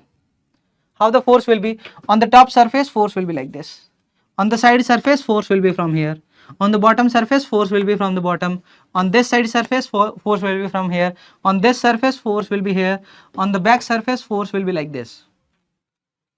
Getting it? So force is perpendicular to the surface. There is no particular direction of force due to pressure. This point is very, very important. Okay, so the, you can say force due to pressure is isotropic in nature. Isotropic in nature, it is in all the directions. Whatever shape you consider, even random shape you will consider like this. This particular area force will be like this. On this the force will be like this. On this the force will be like this. Here the force will be like this. Here the force will be like this. Okay, now let us talk about the atmospheric pressure. So we know that atmosphere is there, there are certain gases in the atmosphere, we are having oxygen, carbon dioxide, nitrogen, all these gases. Okay, so it's a complete layer around the earth. If it's a layer around the earth, it is having certain mass also. Okay, if certain mass is there, it will apply certain force also, and if force is there, there will be some pressure due to atmosphere also. Okay, what we call that as the pressure due to atmosphere. Now when I was saying pressure, by default it is perpendicular force divided by my area. So if I ask you what is the unit of the pressure, you will say force unit is Newton, area unit is meter square. So this is Newton per meter square. So the SI unit becomes Pascal. That is Newton per meter square. So SI unit becomes my Pascal. Okay, we denote with PA. So what is that? That is Newton per meter square. There are few other units of atmosphere, a few other units of pressure as well. That is atmosphere, ATM. So we call that as the atmosphere, 1 atmosphere, or 2 ATM, 2 atmosphere, like that. So 1 atmosphere means the pressure that is due to atmosphere. 2 atmosphere, you may increase the pressure inside a chamber. Okay, you are putting twice the pressure as that of the atmosphere. 3 atmosphere, you are putting thrice the pressure as that of the atmosphere. Now 1 ATM is equal to this much Pascal, 1.013 into 10 to the power 5. Okay, and there is one more unit of pressure, that is bar, and 1 bar is equals to 10 to the power 5 Pascal. These two units you may find in the exam, therefore I am mentioning here. So sometimes the pressure is given in the bar in the question, sometimes it is given in the ATM, sometimes it is given in the Pascal. Okay, so if it is like that, you need to convert accordingly. Now few of the properties of the pressure. As I mentioned, the first property, that the pressure is isotropic in nature. Isotropic means there is no intrinsic direction, it is acting in all the directions. Second is uniform in horizontal plane. We are considering here static condition. Static condition means my liquid is at rest. My liquid is at rest, it is not moving or accelerating in a particular direction. Acceleration is 0. So in that particular case, if you let us take, you are having a container or inside a pond or inside sea. If you consider any horizontal plane or any horizontal surface, let us take this horizontal surface, here, here, here, or any point on this horizontal surface, pressure everywhere will be same, because the liquid is in the static condition, liquid is not moving. Okay, so if you consider here a small cylinder like this, cylindrical volume like this cylindrical volume is at rest. Whatever force is from the left, the same force has to be from the right. Therefore whatever pressure is on the left is pressure on the right. Getting it? So any point you consider on the same horizontal level in static fluid, the pressure will be same. So we'll come back to it again. So 2 points if you consider on the same horizontal level inside a liquid, they will have same pressure at static conditions. If the liquid is moving, then it will not be same, then it will be different. We'll talk about that in accelerating fluid when we will discuss about that. Okay, next thing is force is at right angle to the contact surface. We discussed that. So whatever surface you consider here inside the liquid, whatever random shape you consider, force will be perpendicular to the surface. Okay, yeah. And the last is pressure varies with height under static condition. Okay, so if you are having a liquid in a container or inside a pond, you move down, the pressure will keep on increasing. As the depth is increasing, the pressure will keep on increasing, or as you are moving out, the pressure will decrease. So when height is changing, the pressure change. How the pressure varies with height? What is the formula?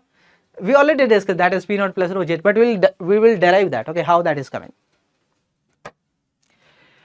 Okay, let us do that. Now let us discuss about pressure, how the pressure varies with depth.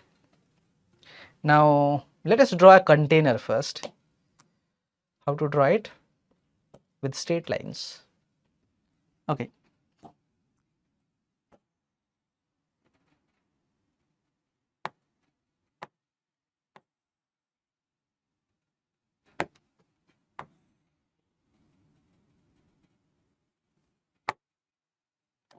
let us take some dotted line now to show liquid inside it. Which color? Let us choose which color? White. Okay, liquid is like this. Okay, I'm considering liquid like this with dotted line. Now I want to find how much is the pressure at depth h.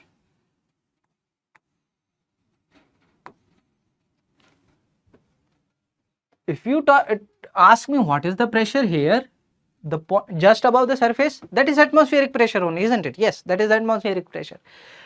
Now let me draw a cylindrical volume like this. This cylindrical volume, this is a cylinder, okay, of liquid which is having height h, and let us take area of cross section is A. How much will be the force from the top? From the top, the force is due to the atmosphere. So if I say this force will be the atmospheric pressure P naught into the area of cross section. Now whenever I write P naught, by default understand that is atmospheric pressure. Whole throughout I will be taking. Generally we consider atmospheric pressure to be P naught. We denote with P naught. Now here, how much is the force from the bottom? The force from the bottom will be whatever is the pressure there, let us take that is P into the area into A. Is there any other force in the vertical direction? Yes, there is force due to gravity, mg.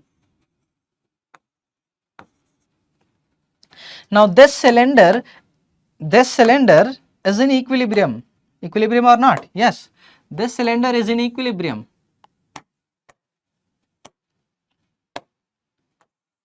Acceleration is 0. This cylinder is in equilibrium. We are having downward pressure from force from the down. What is that? The pressure there into area. Force from the top. What is that? That the pressure atmospheric P naught into the area. Another force is downward. What is that? That is mg, force due to gravity. So here I can say my total downward force has to be total upward force for this to be in equilibrium. Yeah. What is the total downward force? That is P naught into A plus mg, and this is equal to my total upward force, that is P into A. So what is P from here? P comes out to be P naught plus mg by A. P naught plus m, mass. How much is the mass? Mass will be density into volume. Density is rho I am considering. What is the volume? Volume is the area of cross section A into the length of this. How much is this length? This is h. Area of cross section is A. So this is A into h into g divided by A. So this pressure P comes out to be P naught plus rho gh. Take the density of the liquid, whatever liquid is there. If it is water, take the density of water. If it is something else, okay, take the density of that particular liquid. Now pressure at depth h is P naught plus rho gh. If I ask you what is this P naught, you will say that P naught is atmospheric pressure.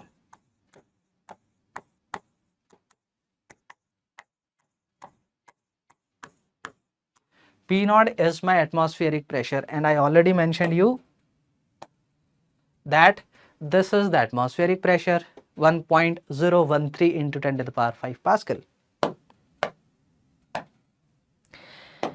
And the second term, this is coming due to the liquid, okay, and this here will say this is my gauge pressure. Gauge pressure.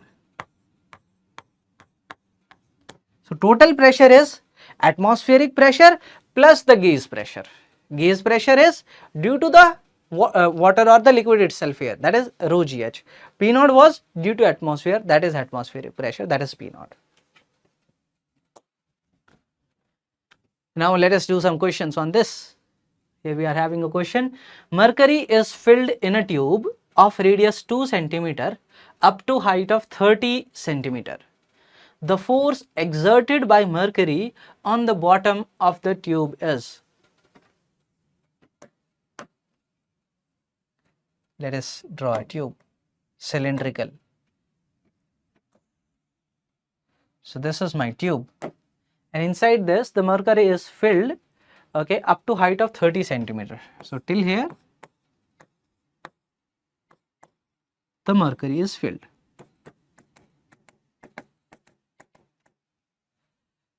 Okay, the force exerted by mercury on the bottom of the tube is. how much will be the force exerted there. So there, whatever is the force, that will be P naught, that will be the pressure there, P into the area of cross section. I'll say this force is equals to P into area of cross section. What is P? P is P naught plus rho GH into the area of cross section. What is P naught? Atmospheric pressure. Here they are saying 10 to the power 5. Now because that was very small, 1.013 into 10 to the power 5 it was. So sometimes they in the question they will say take it to be 10 to the power 5 directly. So if that is mentioned, take it directly 10 to the power 5 itself. 10 to the power 5 plus rho. What is rho? Density of mercury is 1.36 into 10 to the power 4 into G is 10 into H is 30 centimeter, 0.3 into the area of cross section pi r square. Pi is 22 by 7 into what is r? R is 30 centimeter. Okay, so 0.3 square. That's all. So this much is the force. You can do the calculations and don't forget to mention your answer in the comments. Take a while, solve it, pause the video, then come back.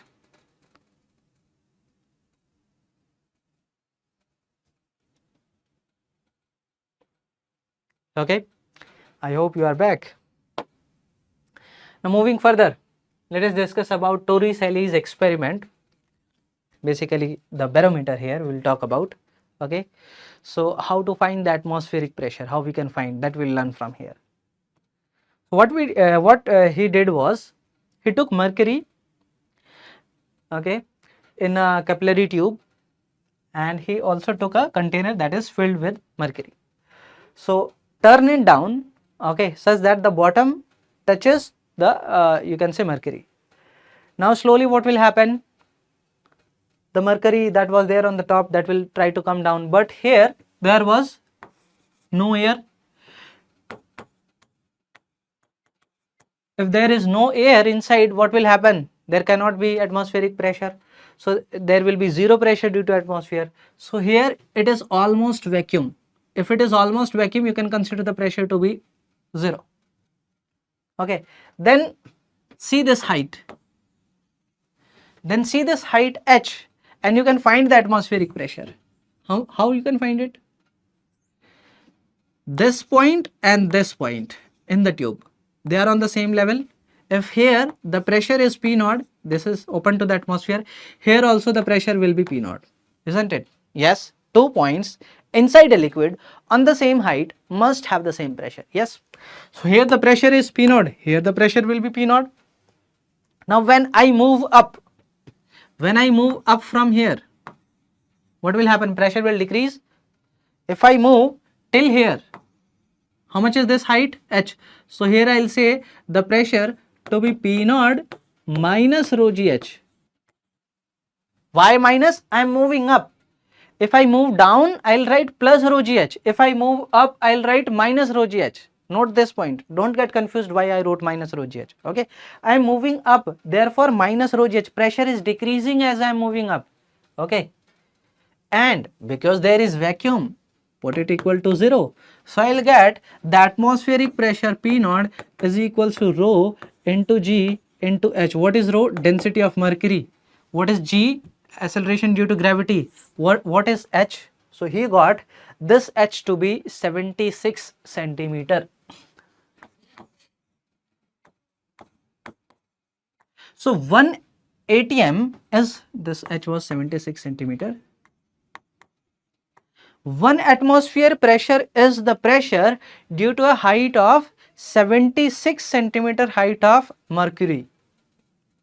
That is equal to 1 atmosphere. So sometimes the pressure is also given in terms of the height of mercury also. In some of the question you may find like this. The pressure is not given in Pascal, not in bar or atm. They are talking in height of mercury. In terms of height of mercury, the pressure there is 86 centimeter, you can say, of mercury, like that they can mention. So 1 atm is basically equals to 760 mm of Hg.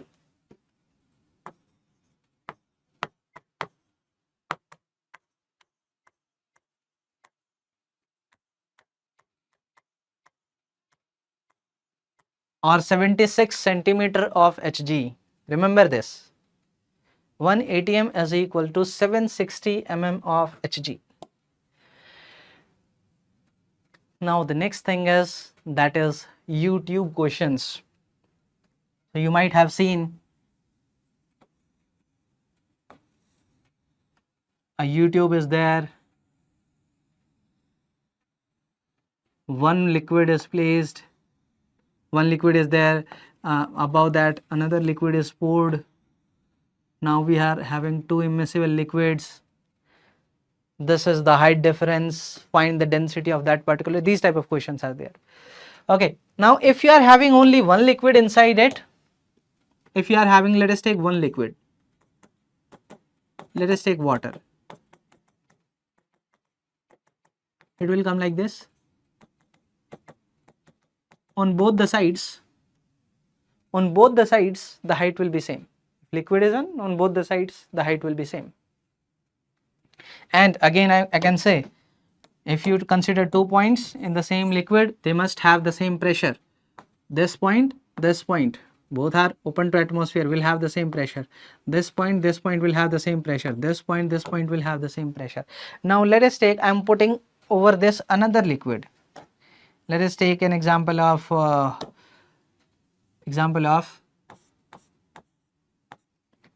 let us take, I am putting some oil, okay, on the water.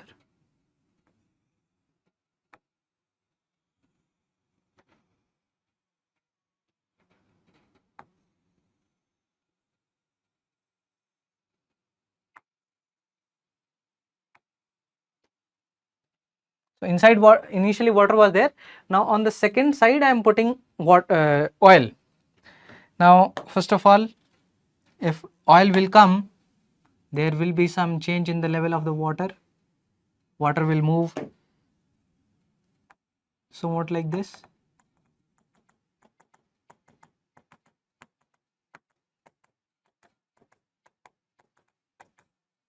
Let us take till here, the water was there, and above this the oil. How to show oil? I can use let us take this particular color. Okay, the height difference has to be shown, so I am showing it till here. Okay, till here, different color. Till here the water is there now. Okay, now oil is there on the other side, and I'm considering the oil is, let us take, filled till here, top.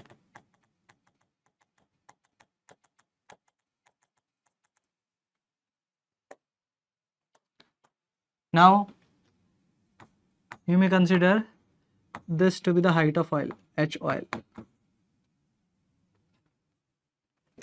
Now in these particular type of questions, the density will be given to you, you may need to relate H, the heights, or something else will be given, you need to relate those things.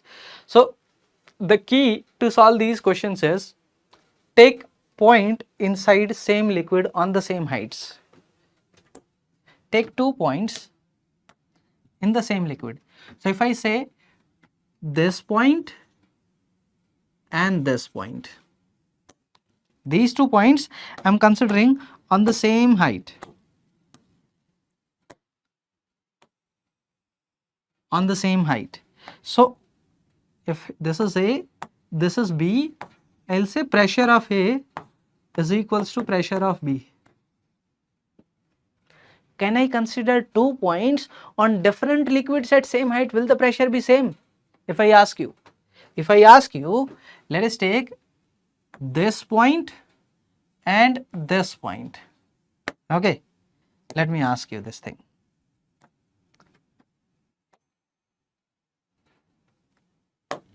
Let us take, this is my C and this is my D.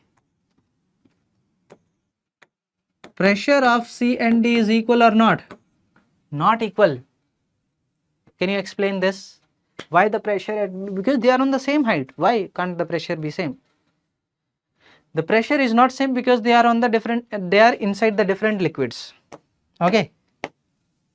They are inside different liquids, therefore the pressure cannot be same here. From, okay, how let me explain you. Let us take this height as h. What will be the pressure there? C. Now pressure here and here is same, so it will be this pressure minus rho gh, and here here the pressure will be this pressure minus rho gh. No, here this is different liquid. You cannot consider the density of water there. You need to consider the density of oil there. So the pressure at C and pressure at D is not equal. Pressure at A and B will be same. Here, if pressure is P, you will say this is P minus rho gh. Here it is P, you will say it is P minus rho gh. Same liquid, same density. So pressure of A is equals to pressure of B. Okay. So this is what you need to keep this in mind. So whenever you draw this, and better way to solve these questions will be take the point just on the, you can say the between the two liquids. Okay, just here the first liquid is there till here. Okay, or take this point and this point, because writing equation will be very easy. When you write the pressure there, it will P naught plus rho H oil. Okay, this will be P naught plus rho G into H oil. Okay, and when you write here pressure, this will be P naught plus rho into let us take this height. Anyway, let us take this h, rho gx. You can equate it and you can accordingly solve whatever is asked in the question. So the point is, take 2 points in the same liquid. Take 2 points in the same liquids at same height. Equate the pressures, you will solve. You can solve from there. Let us see. We are having this question asked in JEE Advanced 2020. This is a bit simple question, therefore we are considering it here. Let us read it. An open-ended U-tube of uniform cross-section area contains water density 10 to the power 3. Initially, the water level stands 0.29 meter above the bottom of each arm. Initially, okay.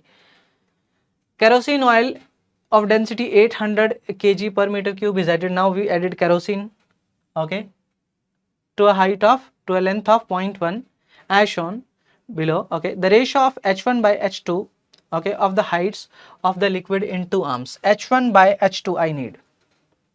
So what I can do is, I can take 1 point here, or yeah, I can do 1 point here and 1 point here also. Okay, anyways, it's the same thing, whatever you want. I can equate the pressure here and here. Let us take, this is point A, this is point B. If this was H1, this is H2. You see, this is H1. Okay, how much is this height? This is 0.1. Okay, so this height will be 0.1. Yeah, here how much will be this? This total was H2. H2 minus this. Okay, so this total was H2. H2 minus this. How much is this? H1 minus 0.1. See this? Is this fine? H1 minus 0.1. Yeah, this is the height. This is the height. Okay, so this H2 minus this become this height. I got it. Now pressure here and pressure here is same. I can say PA is equals to my PB. What is PA? This is kerosene. Okay, rho, density of kerosene, let me denote with rho K, rho into G into the height H is 0.1 here, is equals to pressure at B. So that will be what was that? That was water. Yeah, so rho water into G into this height. How much is that? H2 minus H1, H2 minus H1 plus 0.1. Taking out of the bracket, it will become plus 0.1. Yeah. What else? One more thing is given, that initially the length of the liquid in both the arms were equal. Yes, it would be equal if there is no kerosene. And how much was that? That was where it is 0.29 meter from the bottom in each arm. So 0.29 plus 0.29. So total arm length of the water is equals to 0.58. 0.58 is the total arm length of the water, this length plus this. This is H2 and this is H1 minus 0.1. H2 plus H1 minus 0.1. This length of the water plus, because the volume of the water will not change, isn't it? So this length of the water plus this length of the water initially was 58.58, it will remain 0.58 only. Okay, yeah. So now I am having two equations. This is one equation, this is second equation, and here G is getting cancelled, and the what is the density is given to us? Yeah, 800, and for water you can take to be 1000. Yeah, okay. Take 1000 for water, take 800 for kerosene. This equation and this equation, H1 and H2 are variable. You can solve H1 and H2 here very easily. Is this clear? Are you able to understand what is happening here? I am talking so much here, but only point to remember is take 2 points on the same height in the same liquid. These are the 2 points in water on the same height. I equated the pressure at A and B, I got the answers. You could have considered these 2 points also, answer will be same. Just the equations will change a bit. Is this clear? Okay. And here when I was writing P is equals to PB, I didn't consider the atmospheric pressure. You can consider P naught, anyways that will get cancelled. Now let us talk about Pascal's law. So Pascal's law states that the external static pressure, okay, that you apply to a confined liquid, it is transmitted throughout uniformly. Okay, it is transmitted throughout uniformly. It means, let us take, this is my closed liquid. Now applying some pressure from this side, that pressure will be transmitted everywhere. This is application of Pascal's law. Okay, I am balancing this very heavy car by applying a small force, because here cross section is very small. So when I say I am applying this force here F1, cross section area is A1, how much will be the pressure that will be applied? That will be F1 by A1. So this pressure will be transmitted everywhere.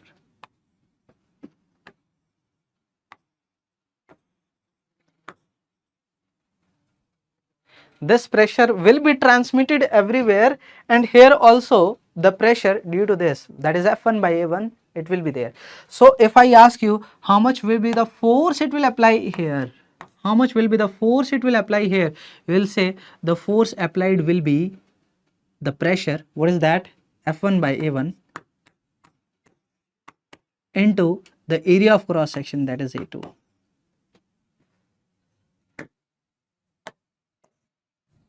Okay, and now this downward force has to be, this upward force has to be equal to the downward force. The downward force will be due to its weight. Let us take, this is F2, this is my mg, okay, the weight there. So I'll say my F2 is basically equal to F1 by A1 into A2. So what I got F2 by A2 is equals to my F1 by A1. This is application of Pascal's law. Here you are able to balance very heavy car by applying very small force, because here cross section is small, pressure will be greater, and that pressure is sufficient here to lift this car, because here the cross section area is greater.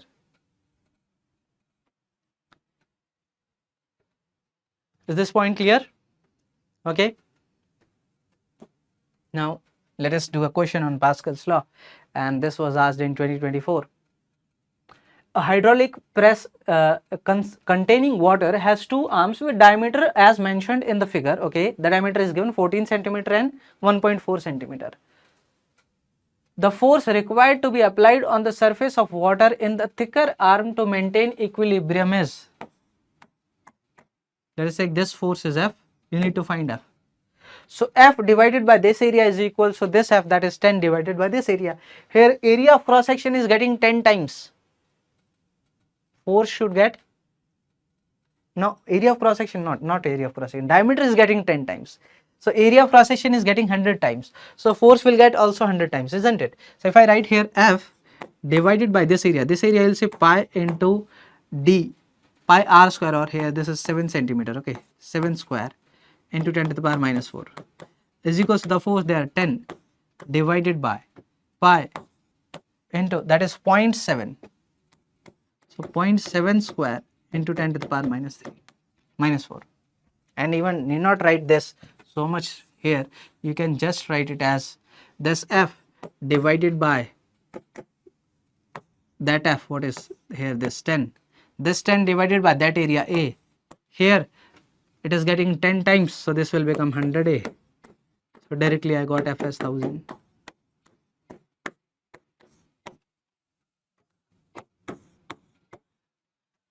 Area of cross section is getting 100 times, the force should also get 100 times.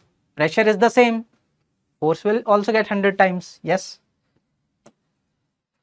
Okay. Now let us discuss further force on a vertical wall of a container due to liquid. Now as we discussed, liquid is there, the pressure is of isotropic nature, pressure will apply force everywhere. Certainly if there is a container, it will apply force on the wall of the container as well. So let us consider a liquid that is kept inside a container.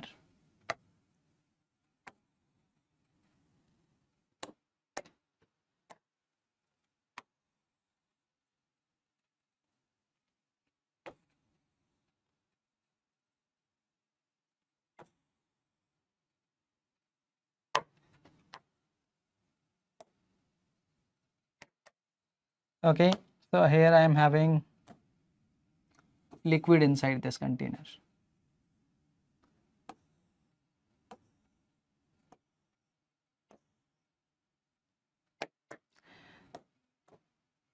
Now if you ask me how much will be the force that it will apply on the container, I am considering these walls to be straight vertical. Okay, I am considering this to be the vertical walls. Now as I am moving down, the pressure is different, pressure is increasing. Okay, so this force will also be increasing as I move down. Let me draw the side view of this wall. I am drawing this wall now. So this wall will look like somewhat this solid.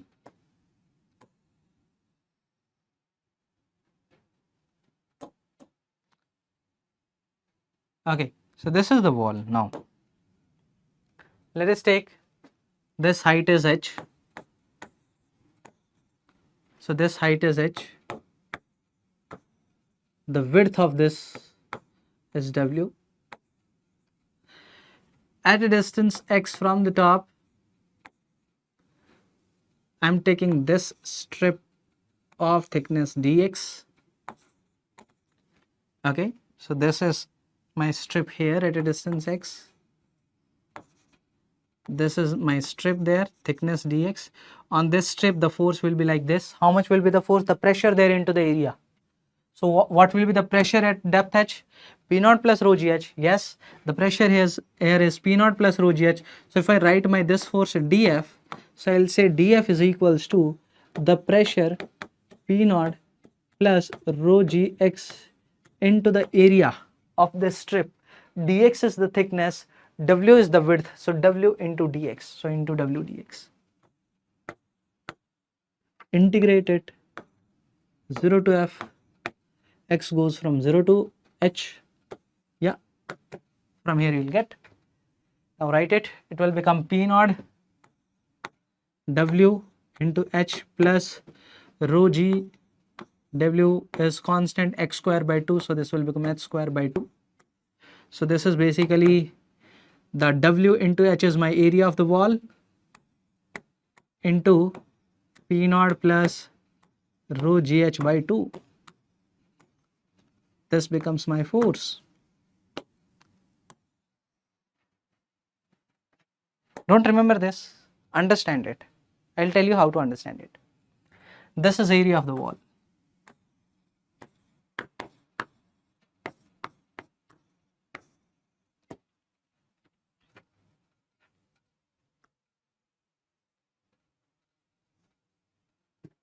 So here this pressure is increasing. Certainly that pressure is linearly increasing as we are moving from top to down. Okay. So you can write this total force as F is equal to the area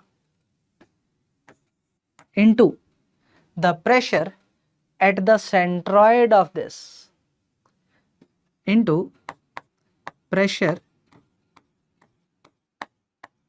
at centroid.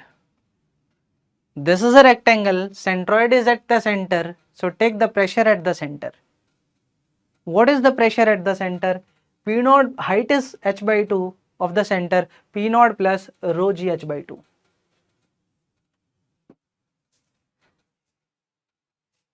So just, I'm not going into derivation of this, how this is P naught, the area into pressure at centroid, how it is coming centroid. For any figure you consider, even if it is a triangular shape, you can take the centroid and multiply that, the pressure there. Okay, so accordingly the answer will come right. But how it is coming, I'm not going into the derivation of this as of now. So just for you to remember, it is area into the pressure. And in mains, they'll ask a rectangular wall only. So just take the pressure at center.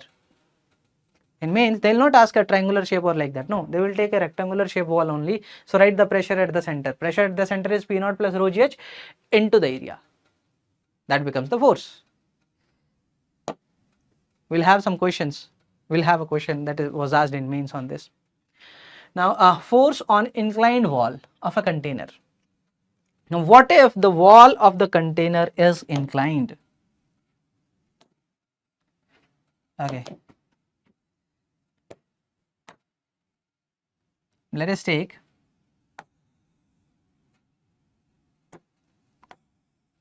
the container is like this.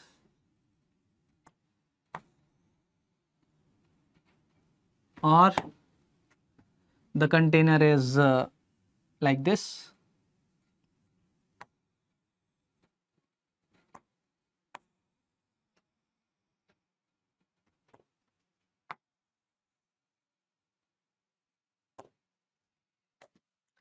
Let me ask you a question. I am putting same mass of liquids in the two containers.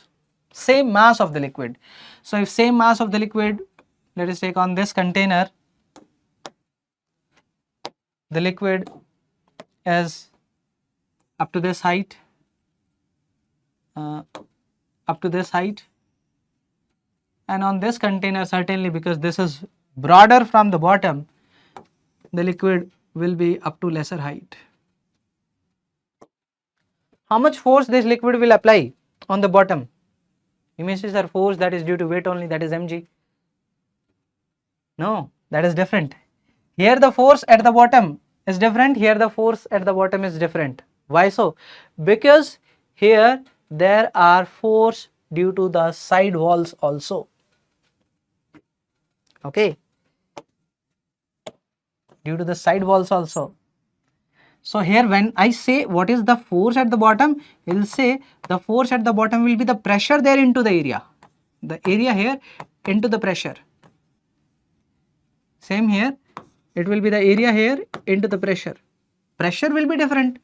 Here if this height is h, P naught plus rho gh, this height is h, P naught plus rho gh. Okay, so let us take this height is h1. So here this is a1, this pressure will be P naught plus rho gh1. this is E2, this is P naught plus rho GH2. This was just discussing about the bottom. Now I was saying that here the side walls are also applying the force. If you talk about the side walls, this side wall is applying force on the liquid like this. Force on inclined wall. Okay, if you talk about on inclined walls, so on inclined walls the water liquid is applying force like this. On this inclined wall the liquid is applying force like this. And if you ask how much the liquid will apply, the liquid will apply the same force, opposite direction. Same here, on walls the liquid is applying force like this.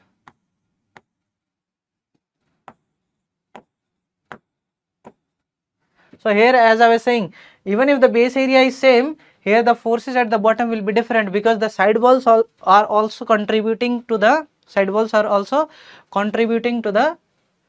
you can say the force there. If walls are vertical, then there is no, you can say, vertical component of the force due to the side walls. Okay, so if you ask me, in any of the case, if you ask me how much is the force on the side wall, so let us do that. Let us draw one of the side wall. Let us draw this side wall. So I am having this side wall, solid line I should take. So I am having this side wall. I want to find pressure on this side wall. So what I will do, let us take the liquid is still here. It is filled like this. So at let us take this angle is theta. So at a distance x from here, I will take a small strip of thickness dx. I will write the pressure there. Due to this force is dF. So I will say my dF is equals to the pressure there. How much will be the pressure? P naught plus rho g into the height. How much is this height? This is theta, this is theta, this is x cos theta, this is x sin theta. So this is x sin theta. Into the area, let us take width is w, so w dx. Integrated to find the total force. I'm just showing you the method. Okay. In mains it is not much asked. It's not asked actually in mains. But I am just telling you so that even if there is some conceptual question, or if there is a question which is doable, you can quickly integrate and solve it. Okay, now torque on side wall. Now let us consider a container .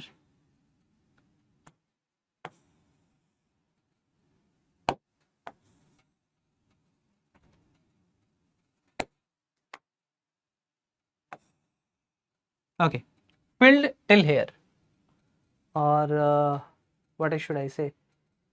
Yeah, let us take it is filled till here.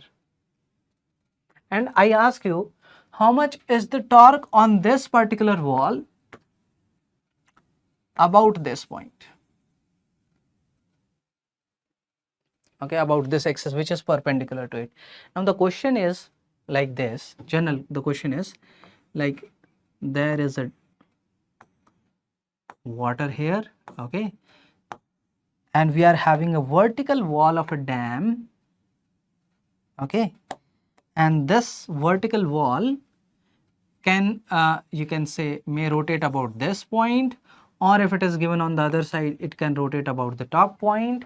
And then how much torque is required, okay, to hold it back? So the question is like this. So basically it is the same thing. So what I am doing is, I am asking you how much is the torque about this point, or if it is about the topmost point, about that also you can find, no change, okay. About this point you want to find, you can find about that point also. So if I ask you about this point, so what you will say, at a distance, let us take this total height is h. At a distance x from here, if I ask you how much is this force on this strip of thickness dx, width is there, this strip is having some area, okay, this strip is having thickness dx. So how much will be this force? This force is df. So the torque of that force d tau will be my df into the perpendicular distance x. Simple. What is df? Df will be the pressure there into the area, pressure P into the area dA. What is the pressure there? P is P naught plus, now when I write the pressure here, the same you can say due to atmospheric, the torque will be in the opposite direction also. So I will not consider the atmospheric pressure here. I'll just write the gauge pressure. How much is that? Rho g into this. What is that? H minus x. This is the pressure into dA. dA is W into dx of this strip. W into dx, and you can integrate to find the torque. In mains, it's not asked. I'm telling you so that you develop your concept. If there is some question they may ask, okay, some straightforward question, you can quickly write and solve it. So basically I'm writing the torque about this point. Okay, I was writing about this point. If they ask about the top point, then you can take about the top point accordingly. Okay. And you can integrate your x to be 0 to h. Okay, let us do a question. This question is on force. Let us read it. Two liquids of density ρ1 and ρ2. So ρ2 is given as twice of ρ1. Okay, are filled up behind a square wall of side 10 meter as shown in figure. Okay, each liquid has density of 5 meter, height of 5 meter. The ratio of force due to liquids exerted on upper part Mn and to that of the lower part NO. Assume that the liquids are not mixing. So this is ρ1 density, this is ρ2 density. Now we need to find how much force they are applying. So how we will do this? Pressure at the center into area. Pressure at the centroid into area we say, but it's a rectangle, center means the centroid, that's all. So pressure at the center into area. Okay. So how much is the pressure?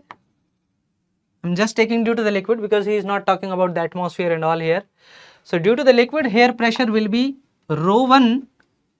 So I'm writing this F1. Okay. So F1 will be ρ1 into G into this height is h by 2, 5 by 2.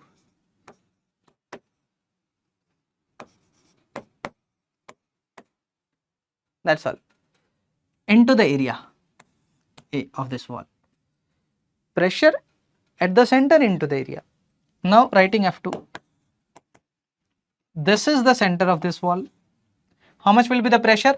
ρ1 into G into 5 plus ρ2 into G into 5 by 2.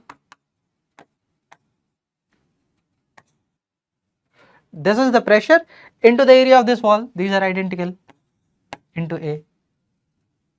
That's all. So, on the upper to that of the lower, I need the two ratios F1 by F2. When I take here, G will get cancelled, A will get cancelled, and also a ρ2 is twice of ρ1. So when I say F1 by F2, this will become ρ1 into 5 by 2 divided by ρ2 is twice of ρ1. So twice of ρ1, 5 plus 5, it will become 10. Yeah, twice of ρ1, when you write it, 2 will get cancelled. So 5 plus 5 is 10. So ρ1 into 10. How much it is now? 5 by 20, that is 1 by 4. So this ratio comes out to be 1 by 4. Now you see, I told you the method of writing force as pressure at the centroid into the area. Otherwise, if you go by normal method, it will take you way long. Then you need to integrate to find the force for this strip, and then you integrate for the second strip, and then you will take the ratio. It will take you 5-10 minutes. And if you just write pressure at the centroid into the area, pressure at the centroid into the area, you got quickly the answers. Now let us discuss about pressure difference in accelerating fluids. When the fluid is not with zero acceleration, till now we were talking about static fluids, and static means we were taking the acceleration of the fluid to be 0. Now here let us take the first case in which our container is accelerating vertically. It is having some acceleration in the vertical direction, and let us take that is like this A. Now, if the acceleration is in the vertical direction, then how the pressure will change? Okay, now if I ask you what is the pressure at depth, let us take H. Okay, what will be the pressure here? How we will find? Now again, make again a cylindrical volume there. Okay, so let us take this color. So here let us consider this cylindrical volume again. Okay, now on this cylinder, one force is due to the atmosphere. Okay, from the above, what is that? Atmospheric pressure P naught into area of the cross section here, that is A. Okay, now another force will be from the bottom, how much? That is here pressure P into A. Another force is force due to gravity, that is mg in the downward direction. And this cylinder is having an acceleration A in the upward direction. Okay, now let us write the equation for this, the force acceleration equation. Okay, now it is accelerating in the upward direction, so I will say the total upward force is equal to mass into the acceleration. What is the total upward force? That is P into A minus P naught into A minus mg. This is the total upward force, and this is equals to mass into the acceleration A. From here, I can say that my pressure P comes out to be, what it will become? So P will become, this will become m into g plus A there, plus P naught, and here we are having divided by the area of cross section. Now what is mass of this volume? You can say this volume, so that will be the density into the volume. So I will say mass will be the density, that is rho, I am considering rho as the density, into volume. Volume will be area of the cross section into the height, A into H. Put it. So this will become, when we divide this with A, it will become rho H. Okay, so this will become rho into H into G plus A, okay, plus P naught. So this is what we are getting for P. So I can say it is like P is equals to P naught plus rho into G effective into H. Somewhat the same formula. Instead of G, we are taking G effective, that's all. Instead of G, we are considering G effective. Now when it is moving upward, our G effective is G plus A. If it would be having acceleration in the downward direction, our G effective will become G minus A. Okay, so the acceleration is above, it will become G plus A. Okay, so if acceleration is above, I am showing the direction. Okay, so then my G effective is equals to G plus A. If acceleration is below, vertically downward, then my G effective will become G minus A. That's all. So the formula that we had of pressure at a depth H as a P naught plus rho GH. Now instead of G, we are taking G effective. Why so? Because here the container is accelerating. Now the second case, what if this container is having some horizontal acceleration? Let us take this container is moving in this direction with some acceleration A. Okay. Now certainly when it will move in this direction, the water, the surface of the water will not be horizontal, isn't it? Yeah, it will not be horizontal. It will be at some particular angle. Now I am considering 2 points. Let us take this point here and this point here. Okay, I am considering these 2 points, and between these 2 points, let us take a cylindrical volume. Okay, this is a thin cylinder. Let me take a different color so that it is much more visible. So I am considering these 2 points. So I am considering a cylindrical volume which is thin cylinder between these 2 points like this. Okay, so let us take here the pressure is P1, here the pressure is P2. Now on this cylinder, if I show the forces in the horizontal direction, on this cylinder. So this cylinder is like this. On from the left it is having force how much? P1 into the area. Okay. On the right it is having force in this direction, that is P2 into the area. And total force is equal to mass into acceleration. This cylinder is having an acceleration in this direction.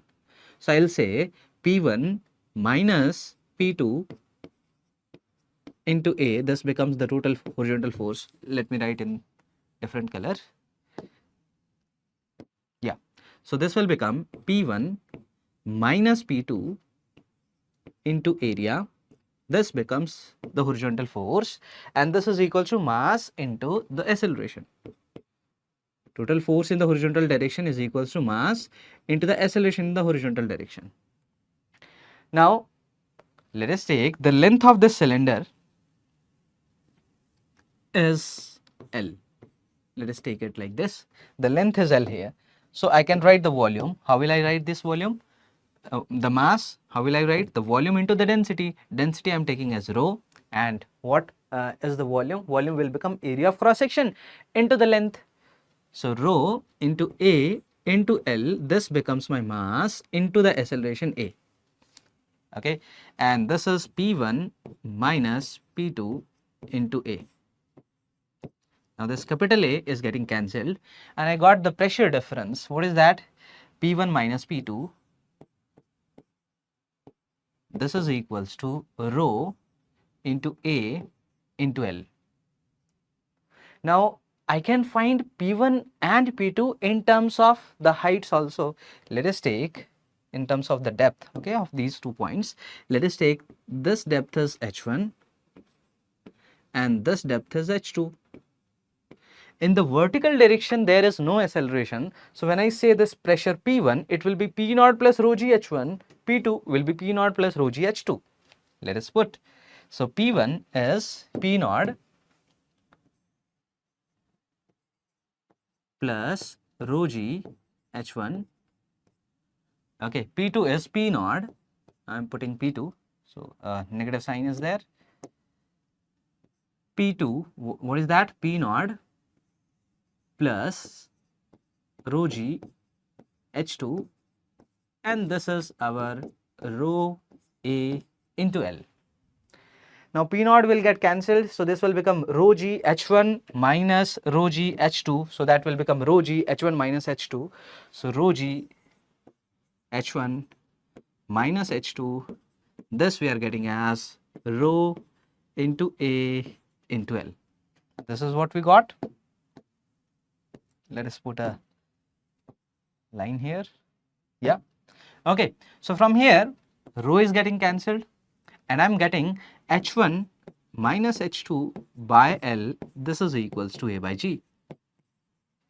Now what is H1 minus H2 by L? This is H1, this is H2. H1 minus H2 is this height. H1 minus H2 divided by L.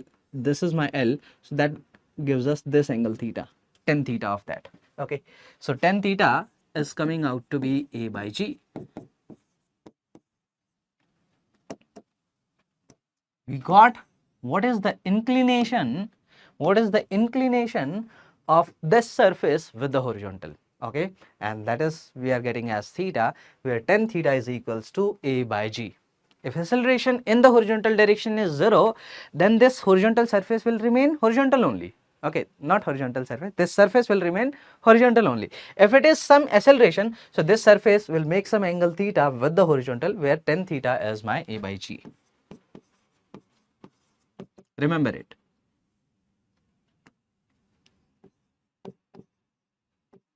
Okay. Now in let us take, you have to find pressure difference between the 2 points, these 2 points. Now if I know these H1, H2, accordingly I can find, or if I know acceleration in the horizontal direction, that way also I can find. You see, I can write P1, P2 difference as rho AL. You see here, P1 is greater. Okay, so this is accelerating towards the right. When we are moving in the container towards the left, the pressure will increase. Okay, this container is moving towards the right with acceleration a. So inside this water, okay, pressure will increase in the horizontal direction when I move in this direction. You see, certainly it should increase because the height is increasing here. Okay.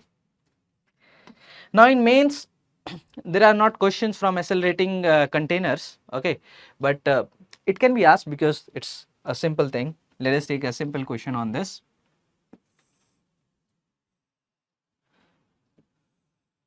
This is a container having acceleration in the horizontal direction as g by 2, okay, and the surface is making an angle theta with the horizontal. And now the question is, find angle theta. Simple. What we will say? We will say that tan theta is equals to my horizontal acceleration a divided by acceleration due to gravity. Okay. Now what is a? A is g by 2. So this will become g by 2 divided by g, that is 1 by 2. Now the answer can be in terms of sin theta or cos theta or tan theta. Accordingly you can convert it. Now the second thing, let us take now the liquid is rotating in the container. Now how the surface will look like? You might have seen, like when we dissolve sugar inside a glass of water. So what happens? The shape of the surface of the liquid, it looks like a paraboloid, isn't it? Yeah. So I'm considering here, this is my container and here is, this is my liquid inside the container. Now it is rotated about the axis of the container with some angular velocity, let us take that is omega. Now we need to find how, you can say, this surface will look like. So for that I am considering a very small particle, let us take here, very small particle of liquid on the surface of the liquid. Now let us show all the forces here. What are the forces? So one force, I am considering this mass to be m, okay, or dm, anything. So okay, here it is considered dm. Let us take this mass to be dm. Now what are the forces? One force on this particle dm, this is my dm here.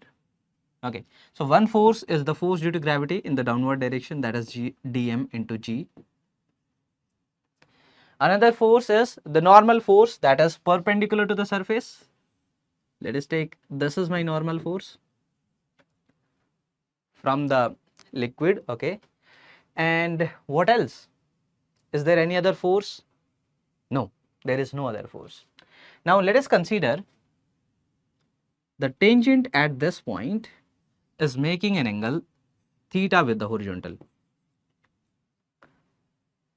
Okay, this is theta, so I can say this is my 90 minus theta, this is 90, and this angle with the vertical, this will become theta. Getting it? This total is 180, this is theta, this is 90 minus theta, this is 90, that will become theta. Now the components, the vertical component of n will become n cos theta, the horizontal component will become n sin theta. So the vertical component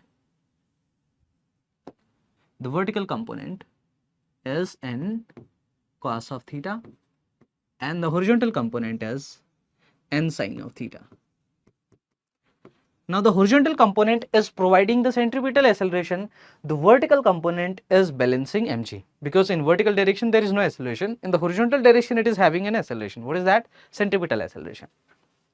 So in vertical direction, if I say my n cos theta has to be equal to dm into g, so n cos theta is equals to dm into g. In the horizontal direction, if I say n sin theta is equals to m into omega square r. What is m? M is dm here into omega square into the radius. Now I am considering this as my origin, so this radius here of this point is x, okay, and this is my y point. So omega square into r, what is r? R is my x. Omega square into r, r is my x, which is this. Now I think I should divide these two. Yeah, I'll get 10 theta by dividing. So I'm taking first equation as in the denominator, second in the numerator. So I'll get from here 10 theta, and that 10 theta will become omega square x by g. Okay. Now I can write 10 theta is dy by dx because this is the slope at this particular point. Okay. Write it as dy by dx. From there, I'll get y. So dy will become, what it will become? This will become omega square x dx by g. So omega square x by g into dx, integrated. If I am considering this as my origin, I'll say y goes from 0 to y and x goes from 0 to x. So this will become y as omega square x square by 2g.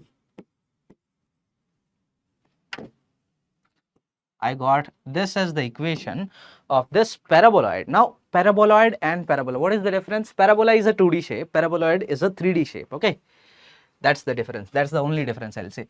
Now here you see this, I'm considering this as my origin. Okay, now if you consider this as y minimum, okay, and accordingly at any point, or let us take this as my y minimum, and I am considering the point where the liquid is touching the container, the surface is touching the container, this is my y max. Okay, this is my y max. So I can consider whatever is the y there. What is this? That y? That is this y. And what is x there? X is equal to the radius of this container. So I can say y is equal to omega square r square by 2g. Okay, and this y is my y max minus y min.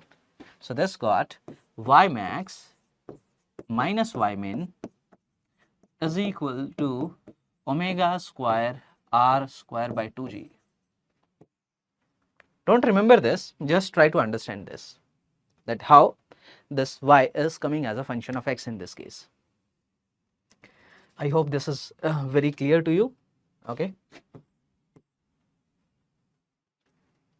In mains, it's not asked, but it can be asked because it's again a very simple thing, so they can ask. Now next thing, what is that? That is Archimedes principle. Now here we'll understand the buoyant force. How much is the buoyant force on any body which is inside the liquid? So Archimedes principle states that the buoyant force is equal to the weight of the liquid that is displaced by the body or the object. Okay, so buoyant force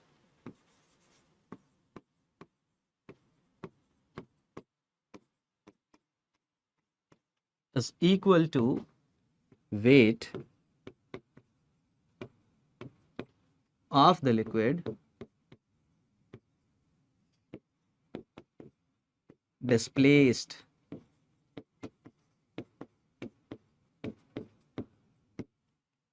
weight of the liquid displaced. Now if the object is completely inside the liquid, then the liquid displaced volume is equal to the volume of the object. If the object is floating, then we will say how much volume is inside the liquid, that much is the liquid that is displaced. Getting it? Okay. So let us take the object is, if I consider the object here is somewhat like this, let us take somewhat like this, it is floating, then only this much portion of the object is coming inside the liquid. So I will say this much is the volume, okay, that is displaced by the object. Okay, let us take this volume I represent with V in. V in means V inside, the volume that is inside the liquid. So I will say that my F ions will be, how much is the weight of the liquid displaced? Weight of the liquid will be volume of the liquid displaced into the rho, that will become mass of the liquid displaced, into G. So V in into rho into G. V in into rho into G. Now there can be condition when the object is floating. When it will be floating? When the density of the object is less than equal to the density of the liquid. Then it will be floating, yes. If that is the case, when it is floating, then I will say that this whatever is the force due to buoyancy in the upward direction, that is equal to weight of the liquid, weight of the, you can say, object, then only it is floating there. Or let us take it as in completely inside the liquid like this. If it is inside the liquid like this, then what does it mean? Then the density of the liquid is equal to density of the object, then only the object is like this. And there can be the case when it is inside the liquid like this. Let me use different color. When it is inside the liquid like this, then the density of the object is greater than the density of the liquid, then only it is settled at the bottom. Okay, and there one normal force will be there from the bottom, force of buoyancy will be there in the upward direction, and mg will be there, and all these three are balancing it. So one will be my force of buoyancy here, another will be my mg, and another, let me use different color for mg, another is my mg in the downward, another is the normal reaction in the upward direction. In this case, one was mg, another was my force of buoyancy in the upward, and here also one force mg in the downward, another is the force of buoyancy in the upward. So basically you have to understand that force of buoyancy is equals to V in rho g. Just try to remember this formula, V in rho g. V in means the volume of the object that is inside the liquid. Rho is the density of the liquid, not the density of the object. Okay, make it clear. Rho is the density of liquid.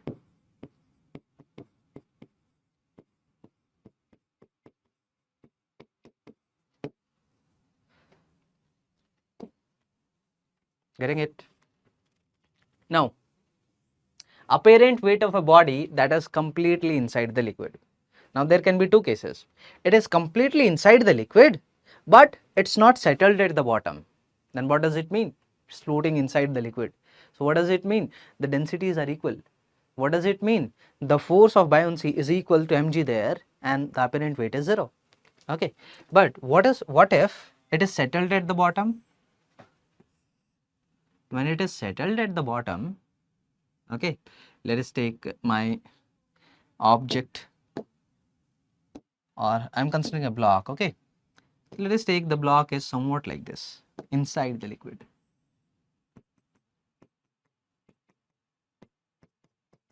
Now if I ask you what all forces are there on this block, so you will say, sir, one force is mg in the downward, another force is F buoyant, okay, the buoyancy force, another is the normal force, and I will say here that my normal, the total vertical is normal plus the force due to the buoyancy, and this is equal to total downward force, that is my mg. So normal comes out to be mg minus F buoyant, and what is that? That is V in is equal to the volume of the object, so V into rho into g. What is m? M is volume into the density of the object, sigma into g, minus V rho into g. So this will become V into g into sigma minus rho. V is the volume, sigma is the density of the block, rho is the density of the liquid, g is our acceleration due to gravity. So this becomes my normal, and this is the apparent weight. Okay, this is the apparent weight. Now if sigma becomes equal to rho, this will become 0, isn't it? Yeah, it will become 0. So apparently you will feel like you are the weight of the object is 0, isn't it? Like if, let us take, you are having a bag that is full of water. Okay, now you are putting that bag, that is a light bag. Okay, I am not considering the volume or density of the bag, just consider that is water only. So density is equal to the water only. So if you put that inside the water, what will happen? It will float inside, it will remain inside, but it will float like this. Okay, so if you measure the weight there, if you try to catch that and see how much is the weight, so how much it will come? 0, isn't it? Yeah. Okay, now let's solve a question on this. A sphere of relative density sigma, this is the density of the sphere, and diameter d has concentric cavity of diameter small d. The ratio of d by d if it just floats on water in a tank. Okay, now it just floats on water means what? It is inside only, floating like this. Now the density, the diameter is d and it is having a cavity which is having diameter small d, like this. It is having a cavity. Now on this sphere, one is the force due to mg in the downward, another is the force due to buoyancy. Now these two are equal, then only it is floating like this. Okay, so I'll say that my F buoyancy is equal to mg, the buoyant force is equal to mg. What is buoyant force? How much volume is displaced? That is volume of the complete sphere, isn't it? Yeah, it is displacing volume that is equal to the volume of the complete sphere. So volume displaced, that is 4 by 3 pi into r cube. R I am considering the radius, the total radius. As small r I am considering the radius of the inner cavity, small r. So 4 by 3 pi r cube. Okay, this is the volume that is displaced into density of the liquid. I am considering as rho. Okay, yeah, 4 by 3 pi r cube into rho, mass into g. Now is equals to what? Mass of this. How much is the mass? That is the volume of the material. How much is the volume? Complete volume minus the volume of the, you can say, cavity. So it will become 4 by 3 pi capital R cube minus small r cube.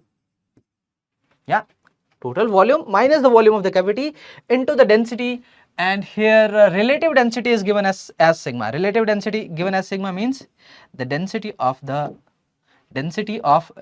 it was inside water or what? Water only. Okay, so it will become the density of the object divided by the density of water. So density of the water I am taking in the denominator, that relative becomes sigma. So this is my sigma into g. Okay, now this g is getting cancelled. 4 by 3 constant is getting cancelled, and I got what I need to find. I need to find capital D by small d, and that ratio is capital R by small r. Okay, now this will become what it will become. 1 is equal to, I am taking this r cube in the denominator there, so this will become okay, but I need capital R by small. Anyways, I'll make it inverse. So 1 is equals to 1 minus small r by capital R cube, okay, into sigma. So 1 by sigma, it will become like this. Okay, 1 I will take on the other side. This will become 1 minus 1 by sigma. Okay, so 1 minus 1 by sigma, so that will become sigma minus 1 by sigma. Sigma minus 1 by sigma, this comes out to be small r by capital R whole cube. And from here I can say that r by small r comes out to be sigma by sigma minus 1 whole to the power 1 by 3.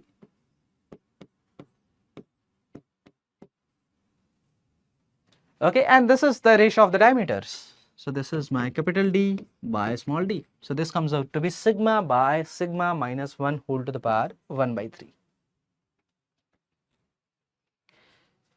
Now if you see the options here, one thing is, this is bigger diameter by smaller diameter, so this should be greater than 1.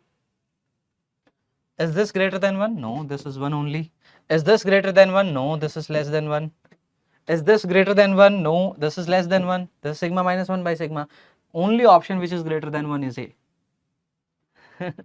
So sometimes like the options is like, you know, need not solve the question. The options are like that, you don't solve the question, just mark the answer. So whenever you solve a question, better to have a look at the options first. Many times it happens in mains, I have seen. Certainly this is like, sometimes these type of mistakes are there due to like negligence from the setter side. So who is making this question, he didn't think like that, you know, the students will see directly, oh, this ratio has to be greater than 1, and then I'm making only option A, that is greater than 1. It can be missed by him, by his side, but we should take advantage of that. If such options are there, don't waste your time to solve the question. Yeah. Another question now we are having here, a cubical block of side 0.5 meter floats on water with 30% of its volume underwater. So 30% is inside water. So total is V, 0.3 is inside water, 0.3 V. What is the maximum weight that can be put on the block without fully submerging it under water? Now the block is floating certainly, okay, 0.3 V is inside, 0.7 V is above. I am putting some weight on this such that total block just gets submerged inside the water. How much is the mass of that we need to find? Okay, so initially it was like this. This is 0.3 V. Later it is completely inside, just critically you can say.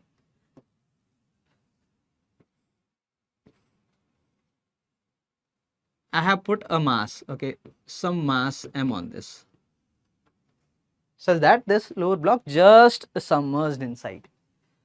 Okay, now when it is floating like this, I'll say the weight of the liquid displaced is V in, that is 0.3 V into rho into G, and this is equal to the mass of the block into G.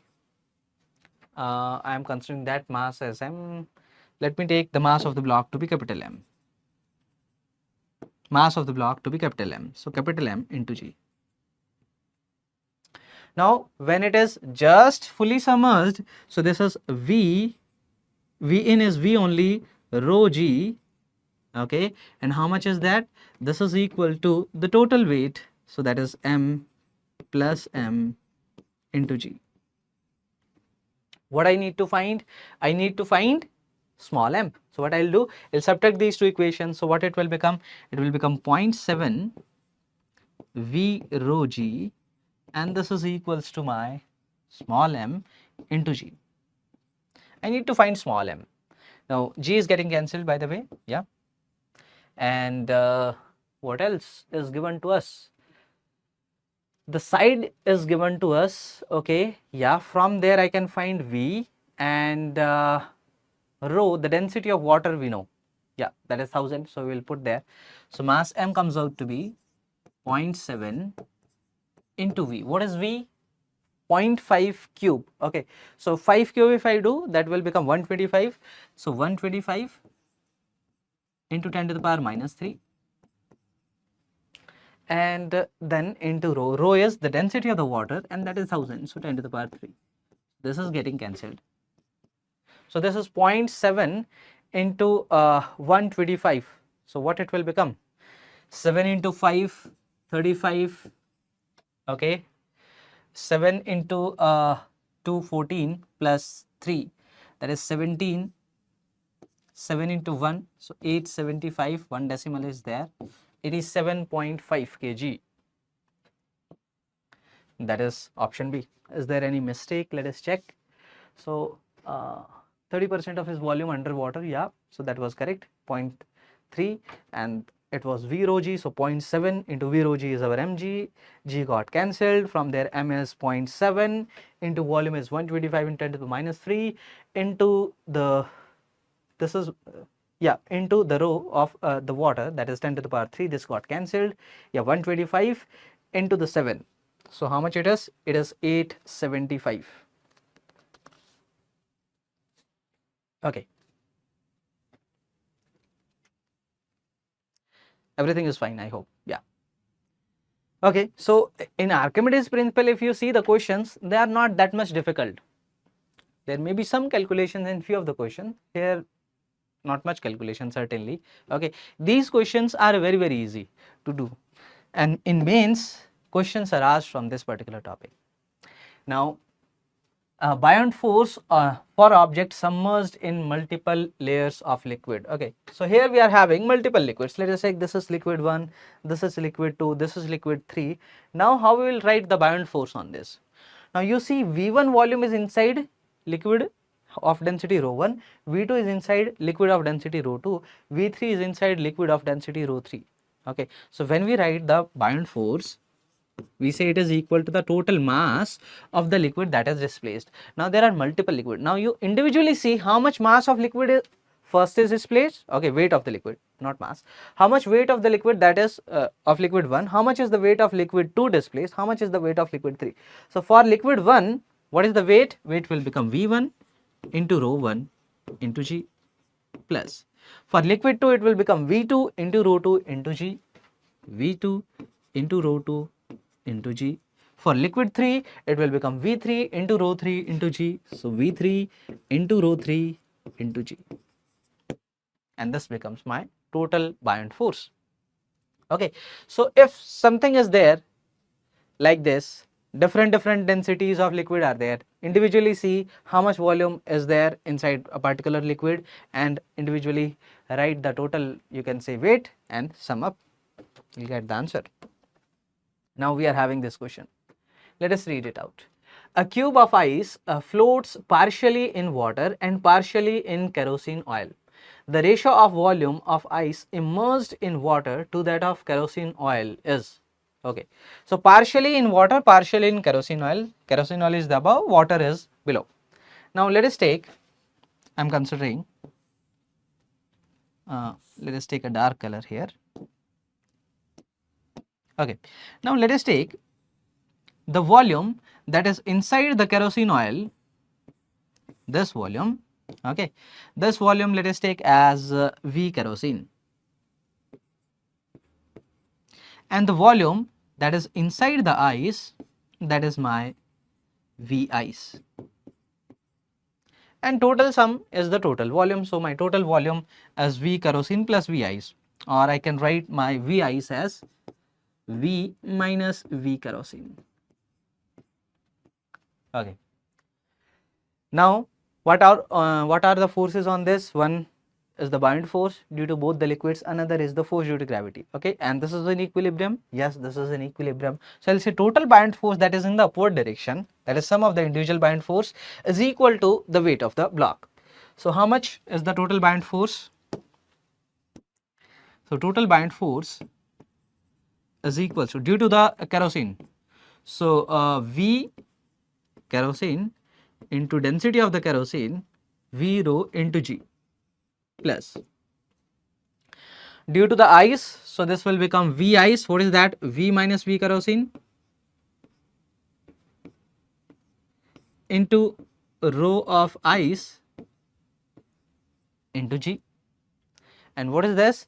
This is equals to mg. This is equals to mg. M is the mass. What is this?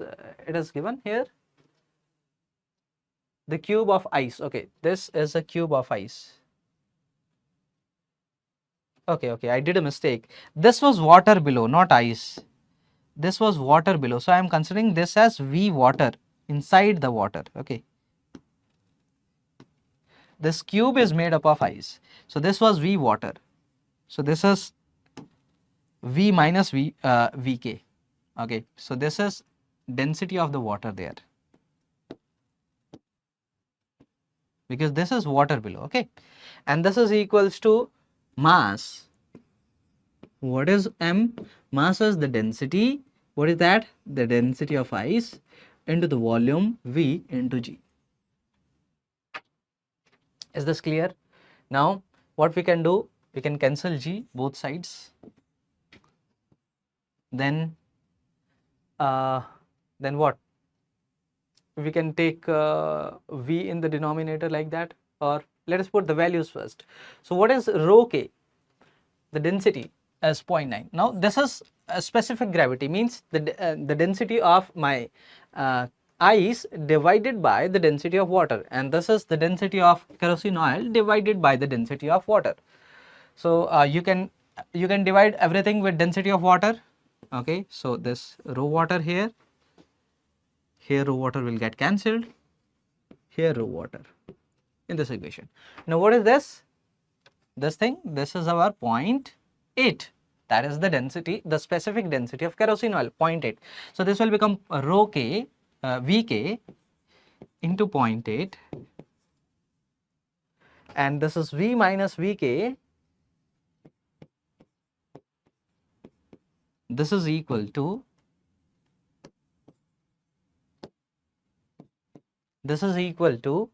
this, what is this? This is 0.9. Okay, so 0.9 into V. From here I can solve for Vk, so this will become 0.1 into V,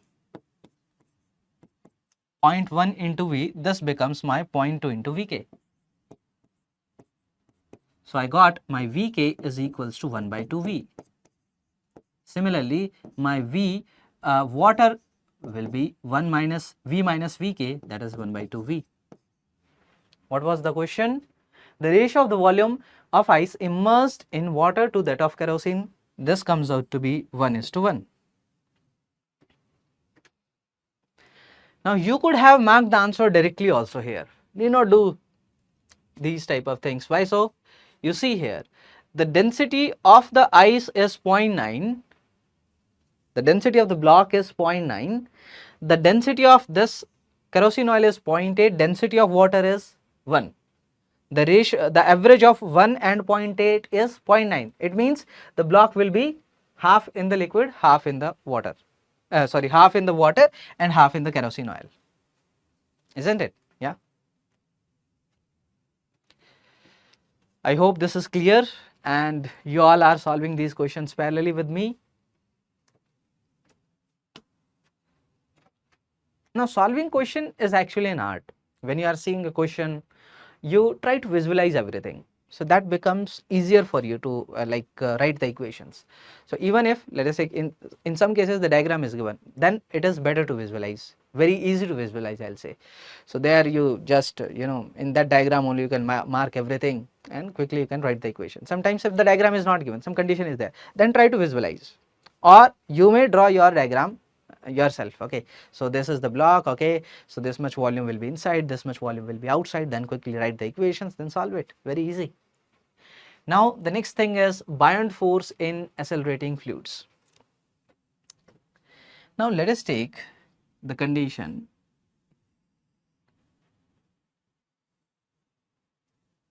in which a block, I am considering this block to be like this, some part is inside the liquid, some part is outside. Let us take, this is my V in, volume which is inside, and this system is having an acceleration A vertically like this. Now draw the free body diagram for this block. For this block, if you see, one force is the force due to gravity, mg, another force is force due to buoyancy, F buoyant. What else? There is no other force, and this is having an acceleration in this direction A, isn't it? Yeah. So I will say in this case that F buoyant minus mg, this is equals to m into A. My F buoyant comes out to be m into g plus A. Okay, this is how I am able to write this buoyant force in this case. It is moving vertically with some acceleration, okay, and I wrote it like this.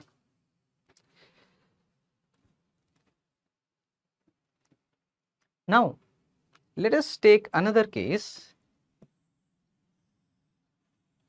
when it is completely inside like this. Then my buoyant force is there, my mg is there, it is having an acceleration in the vertical direction. What I'll say? I'll say that F buoyant minus mg is equals to ma, so this will become m into g plus A. Okay, now buoyant force is coming like this, m into G plus A. What is M? M I can write as V, that is volume, into the density of the object, and here it is floating. Okay, so certainly here my density of liquid is equal to the density of object, then only it is like this. Okay, so this is rho into G plus A, this is V into rho into G effective. Same thing, G plus A we are getting here.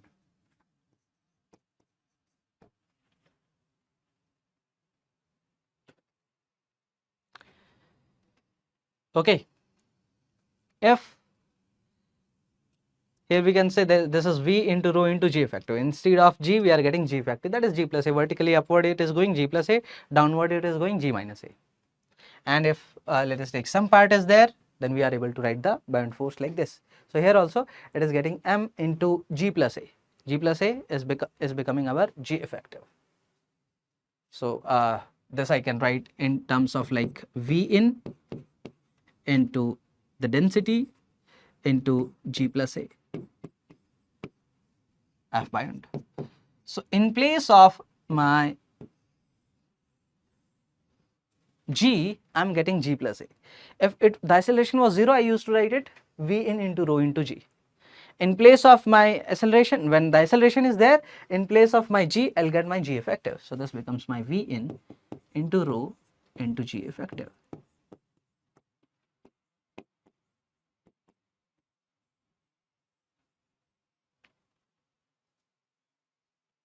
Accelerating containers are not asked in mains. I'm just telling this thing for your conceptual understanding. If there is some question, you can do it.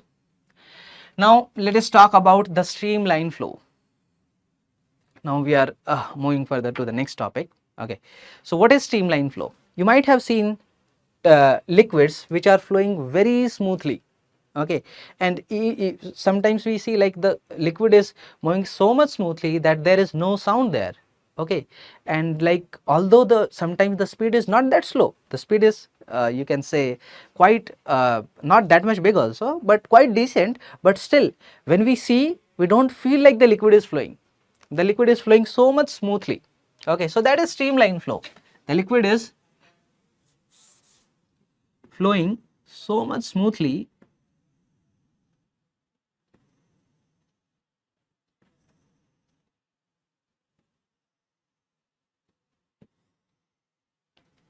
that we don't feel the liquid is flowing.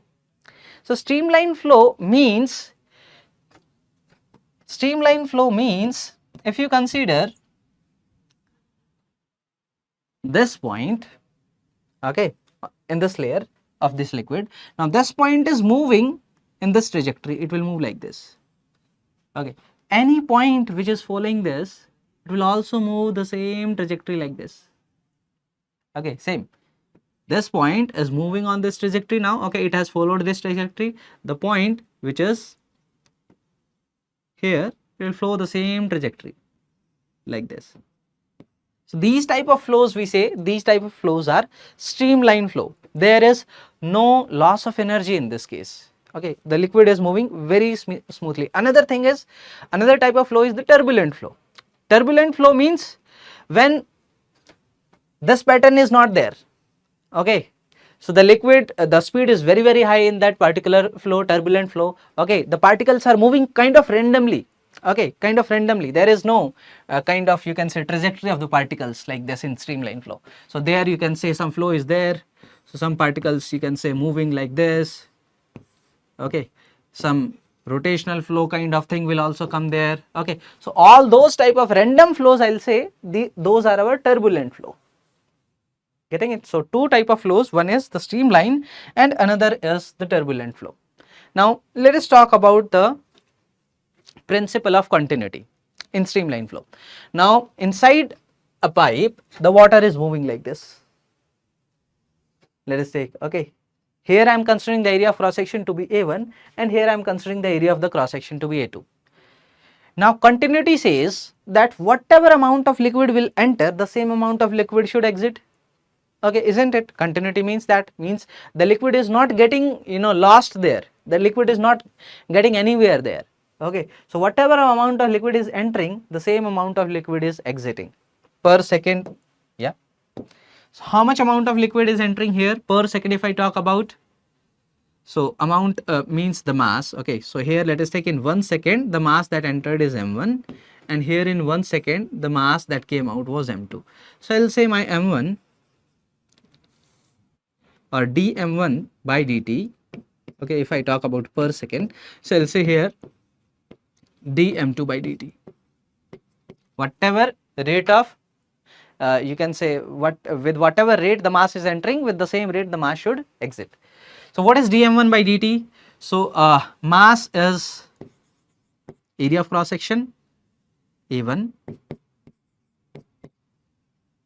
How much mass is entering, I'm saying. Okay, so area of cross section into, let us take dx length is there. Okay, a into dx, I'm writing dm, this becomes my dv into the density rho.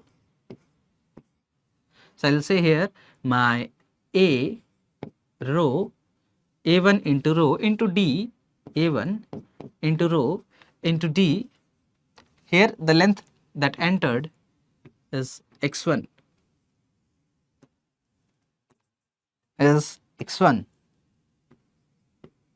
so this will become dx1 by dt, and there it will be x2, so this is a2 into rho into dx2 by dt. So what it is? Here the length that exited in that particular duration is my x2. So this will become dx1 by dt is what? v1. What is dx2 by dt? v2. So I will say a1 v1 is equals to a2 into v2.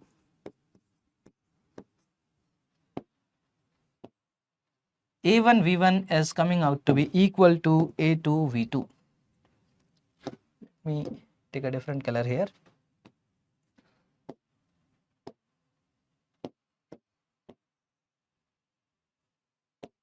Now this a1 v1 is equals to a2 v2 only when I am considering the density is same at both the points. Here also the density is rho, there also the density is rho. Okay, and which is there in case of incompressible liquid. When the density is not changing, the compression or elongation in the liquid is not happening.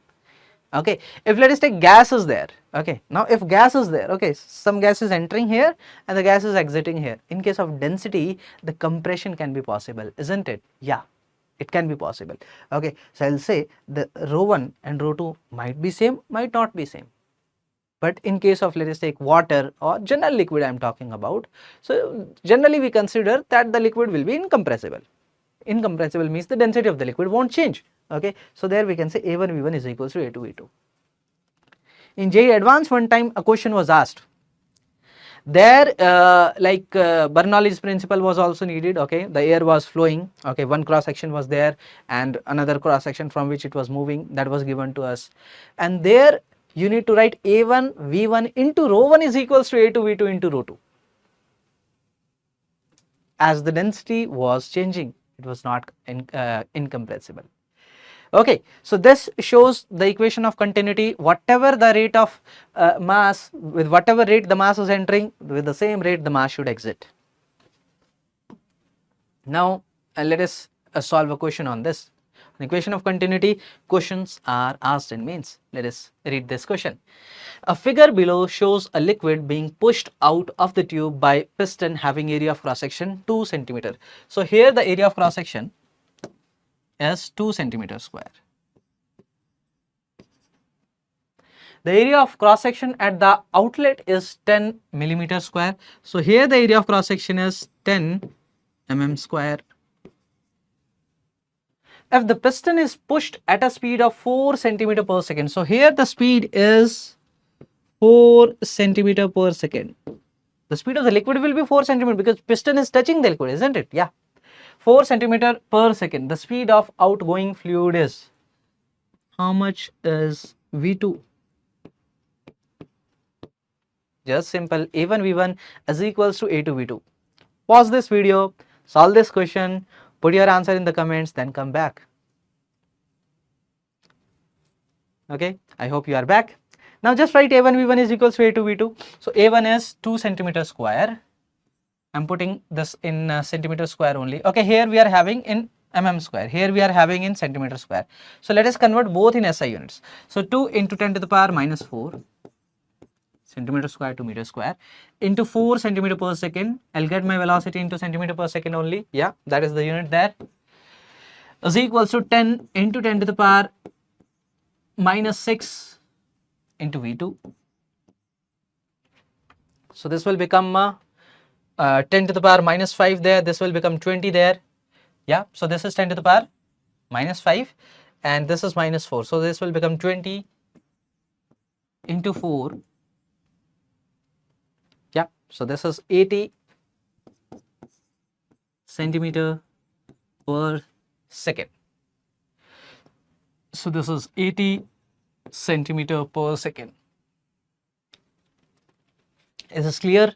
A1 V1 is equals to A2 V2. We are just writing that, nothing else. Okay. Now let us talk about Bernoulli's equation. And from this particular you can say topic, many questions are asked in mains, specifically the aircraft problems and even the speed of a liquid from a hole. Those kind of things are asked in mains. Now, what is Bernoulli's equation? Let us consider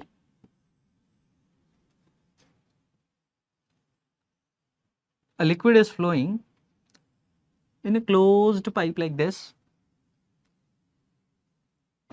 Here the cross section is A1, here the cross section area is A2, here the velocity of the liquid is V1, here the velocity of liquid is V2, here the pressure is P1, here the pressure is P2, and from a reference level, this height I am considering as H1 and this height I am considering as H2. Okay.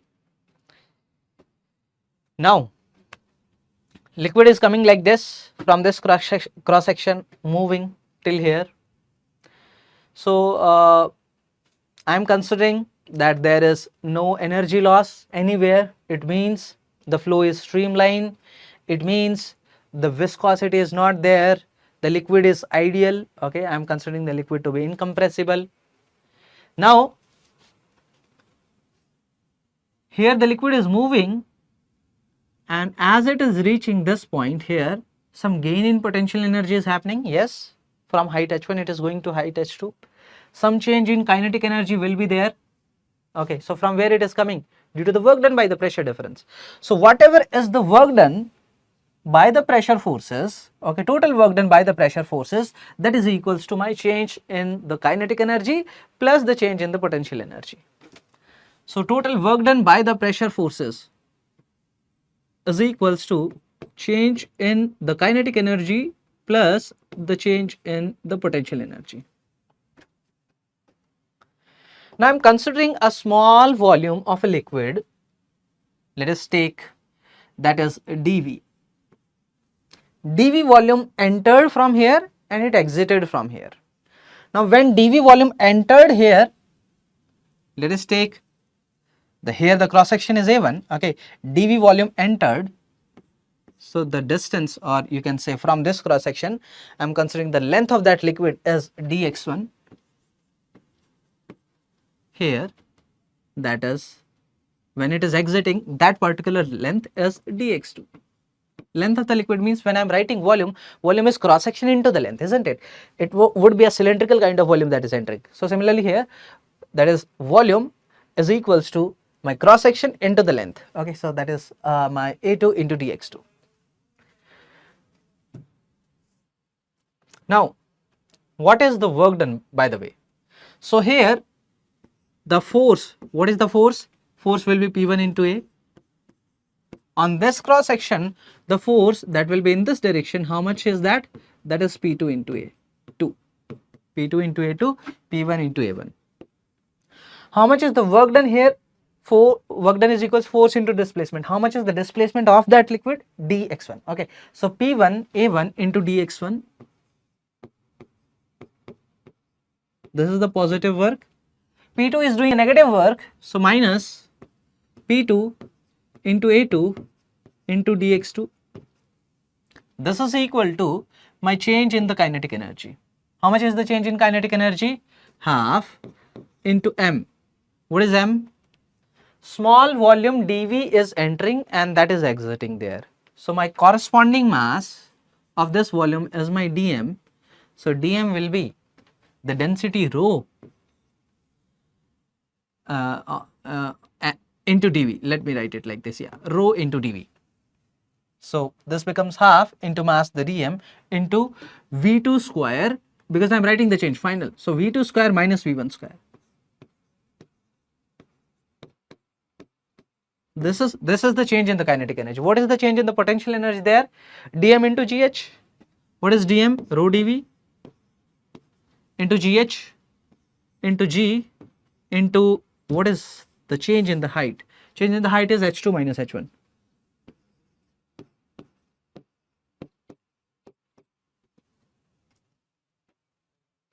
Okay.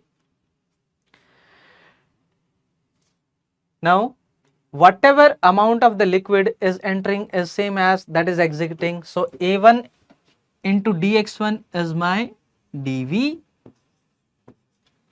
and this is also my dV.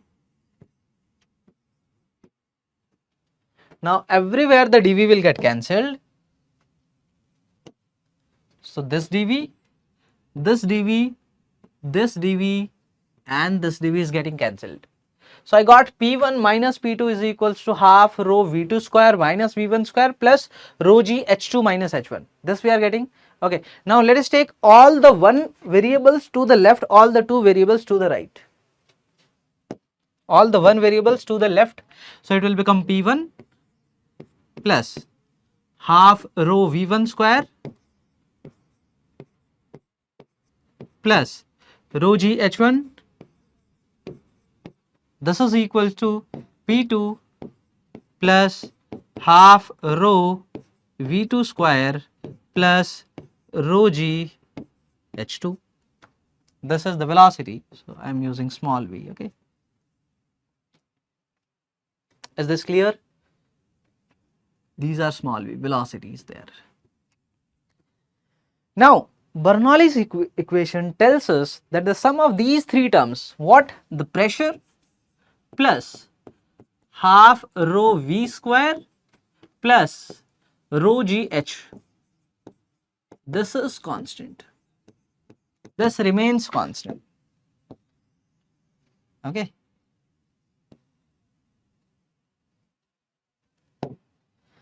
Okay, because P1 plus half rho V1 square plus rho GH1, you can equate these with the 3 terms at any other point. It means the sum of these 3 terms remains the constant. So P plus half rho V square plus rho GH is a constant.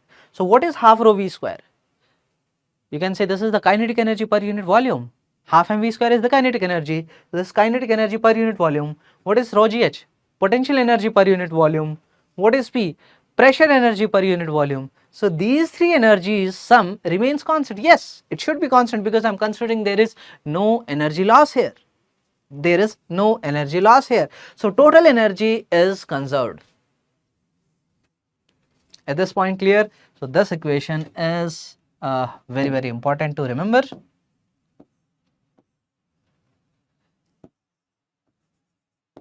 Very important to remember. Now let us solve some questions on this. Now we are having this question, let us read it out. An ideal fluid of density 800 kg per meter cube flows smoothly through a bent pipe. Okay, this is a bent pipe. It is flowing smoothly as shown in figure. That tapers in cross section area from A to A by 2. Okay, it is changing from cross section area A to A by 2. Here it is A, there it is A by 2. That is clear. The pressure difference between the wide and the narrow section of pipe is 4100 Pascal. So between wide and narrow. So this is wide. I am considering this as P1. So this as P2. P1 minus P2 is 4100 Pascal. At wider cross section, the velocity of the fluid is root x by 6, okay, for xs. So here we need, what is V1 by the way? This we need to find. Now first of all, apply the equation of continuity. A1 here area of cross section into V here area of cross section into V. They has to be equal. Now here and here the radius is getting half. If radius is getting half means area is getting 4 times. Not 4 times, 1 by 4 times. If area of cross section is A here, this area of cross section will be A by 4. If velocity is V1 here, the velocity V2 is 4V1. 4V1. Because A1 V1 is equals to A2 V2. Area is getting 1/4. Velocity has to become 4 times. Okay. Now this is my point 1. This is 2. Let us apply the Bernoulli's theorem. So I will say P1 plus half rho V1 square plus rho G H1. Here I am taking this as a reference, so this will become H as 1. So rho G into H1 is 1. This is equals to here my P2 plus half rho. What is V2? V2 is 4V1 square plus rho G, the height there is 0 because that I considered the reference. Now P1 minus P2 is 4100. What else we need to know? Nothing else. We need to find what we need to find. We need to find V1. Okay, so I'll take this term to the right. This is 0. I'll take this P1 minus P2 there. So this will become P1 minus P2, okay, plus rho G into 1 is equal to half rho into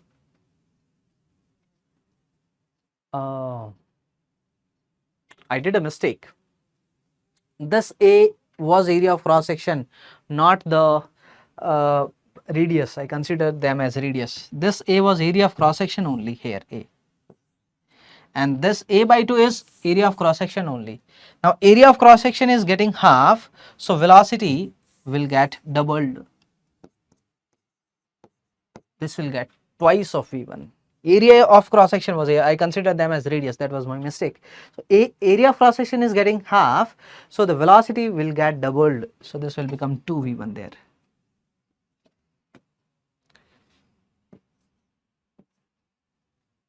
Now I think it's fine. So half rho 2V1 square, it will become 4V1 square. Okay, 2 square is there. Okay, minus 1 it will become 3V1 square. Now P1 and P1 minus P2 is 4100. I'll put it. Rho is 1000. G is, what is G? Is it given 9.8? No, it is 10. So you can put it 10. What is the density? Density is 800. Okay, rho is not 1000. It is 800. And accordingly, you can find value of V1. So take a pause in this video. Do the calculations part. Put your answer in the comments. Then come back.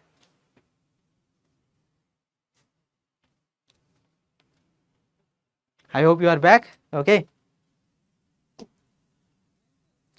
Now solving questions when I'm asking like to solve is very helpful because you are learning the concept now. Okay, you understood okay how this Bernoulli theorem exactly comes, what is the exact expression, you remembered the expression. Now at least solve some questions on that. Once you solve the questions, then only you will actually understand how to put the values. Many times we see like students memorize the formula or they see in the book how it is, you know, mentioned, how the questions are solved there. They'll see and they'll feel like, oh, it is easy, we'll do it. But while solving the question, then the challenge comes. Then the silly mistakes happens. Why silly mistakes happens? Because you didn't practice sufficiently. Most of the times I'm saying, not that always the silly mistakes are due to that, but most of the times the silly mistakes are due to lack of practice. If lack of practice is there, confidence will not come. If confidence will not come, then while solving some question, you'll stuck there. Okay, so here this, what was this h there? Okay, it was height. From where this height we need to consider? You'll get confused there. Okay, so these type of things can happen. Okay, now let us discuss how aeroplane works.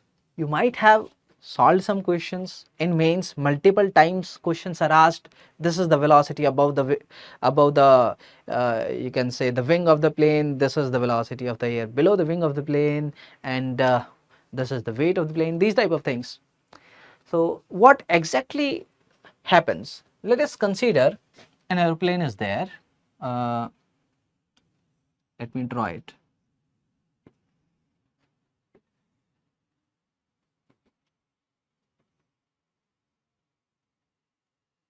Is it looking like an aeroplane? Yeah.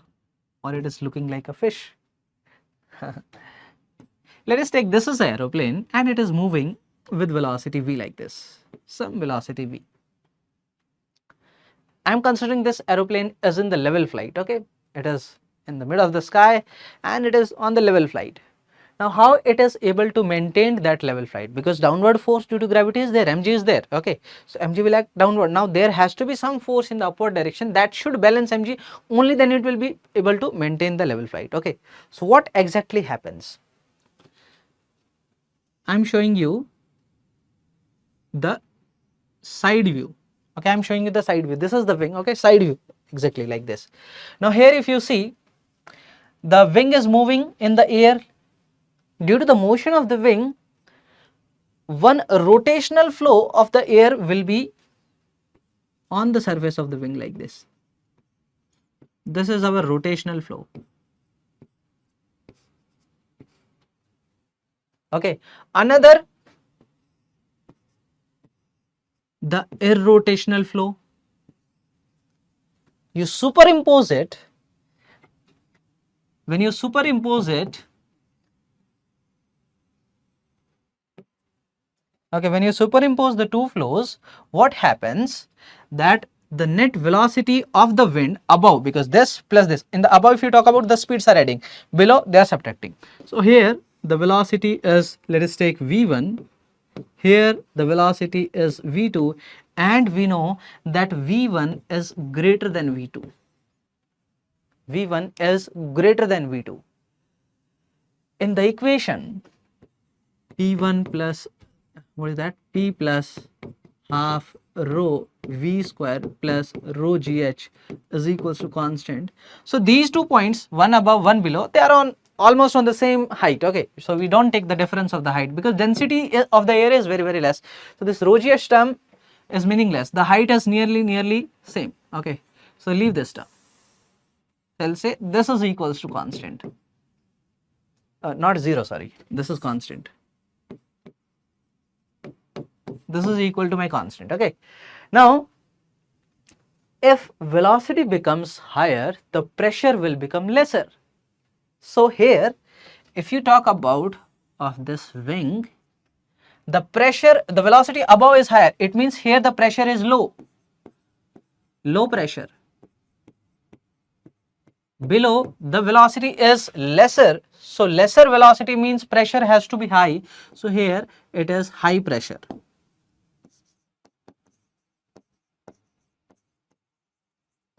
Force will be from high pressure to low pressure, so a net upward force is coming. Net upward force is coming due to the pressure difference. And what is that? Whatever is the pressure difference into the area. This is my net upward force.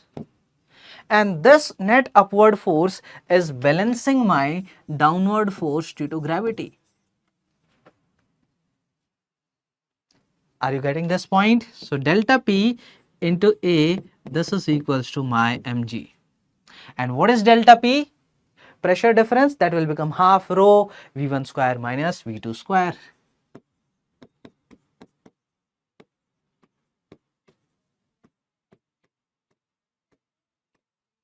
This is the delta P there.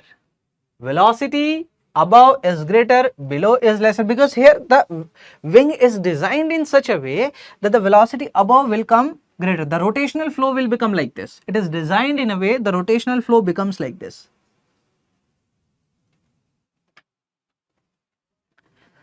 Okay, so this is how we write. This is my delta P and this delta P into the area. Area of what? Area of the wing. Which wing? Both the wings. There are two wings, so total area. Wing 1 plus wing 2, okay, total area into delta P, that is equals to my mg. And this question is multiple times asked in mains and it can be asked in 2026 also. So make sure you understand this concept very nicely. Now let us come to the question. Okay, read it. A plane is in level flight at constant speed and each of its two wings has an area of 40 meters square. So area of each of the two wings is 40. Total area will be 40 plus 40, that will be 80. So total area, when I say, that is 2 into 40, 80 meter square.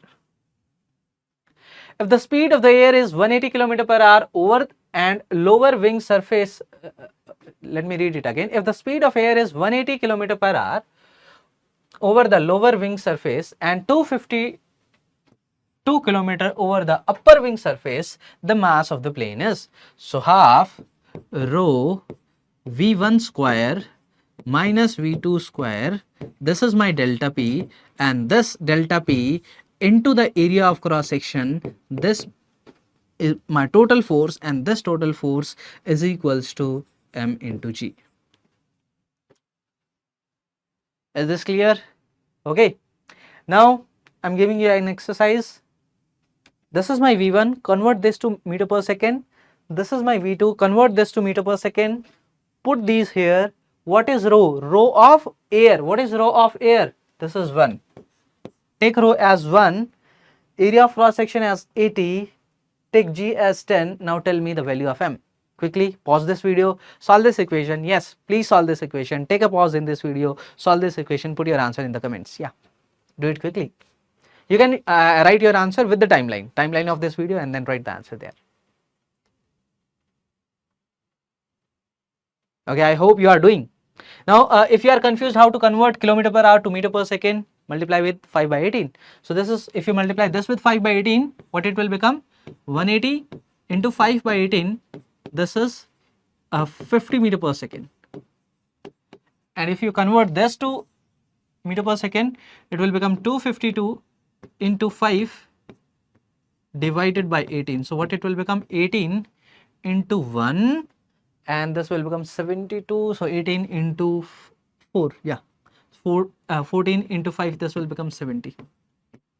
70 meter per second, 50 meter per second, half rho is 1, 70 meter per second and 50 meter per second. So what it will become? 70 plus 50 into 70 minus 50, v1 plus v2 into v1 minus v2, yeah, like that. 70 plus 50 is 120, yes, 70 minus 50 is 20, into area of cross section is 80. This is equals to m into g, that is 10. So 1 0 will get cancelled, and then it will become 2 into 4 here. So what it is? This is 120 into 20. What is that? 240. 2400 into 4. Yeah. So 9600 kg. 9600 kg. So 9600 is our answer here. Again, I am saying this, exactly this type of question is multiple times asked in mains. Multiple times. If you see, aeroplane question is multiple times asked in mains. So make sure don't miss this. Now let us talk about the velocity of efflux from a container. Okay, let us consider we are having a container which is having some liquid inside it.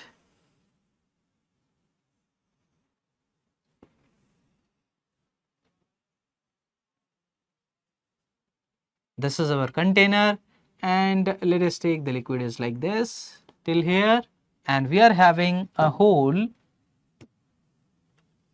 here. We are having a hole here. I am considering this height to be h, okay, and let us consider this depth to be small h, and from here the liquid is coming out. Certainly if hole is there, the liquid will come out. I am considering the cross section of the bucket, okay, of this container to be A, capital A, and the whole cross section I am considering as small a. So here my area is small a. From here the liquid is coming out like this.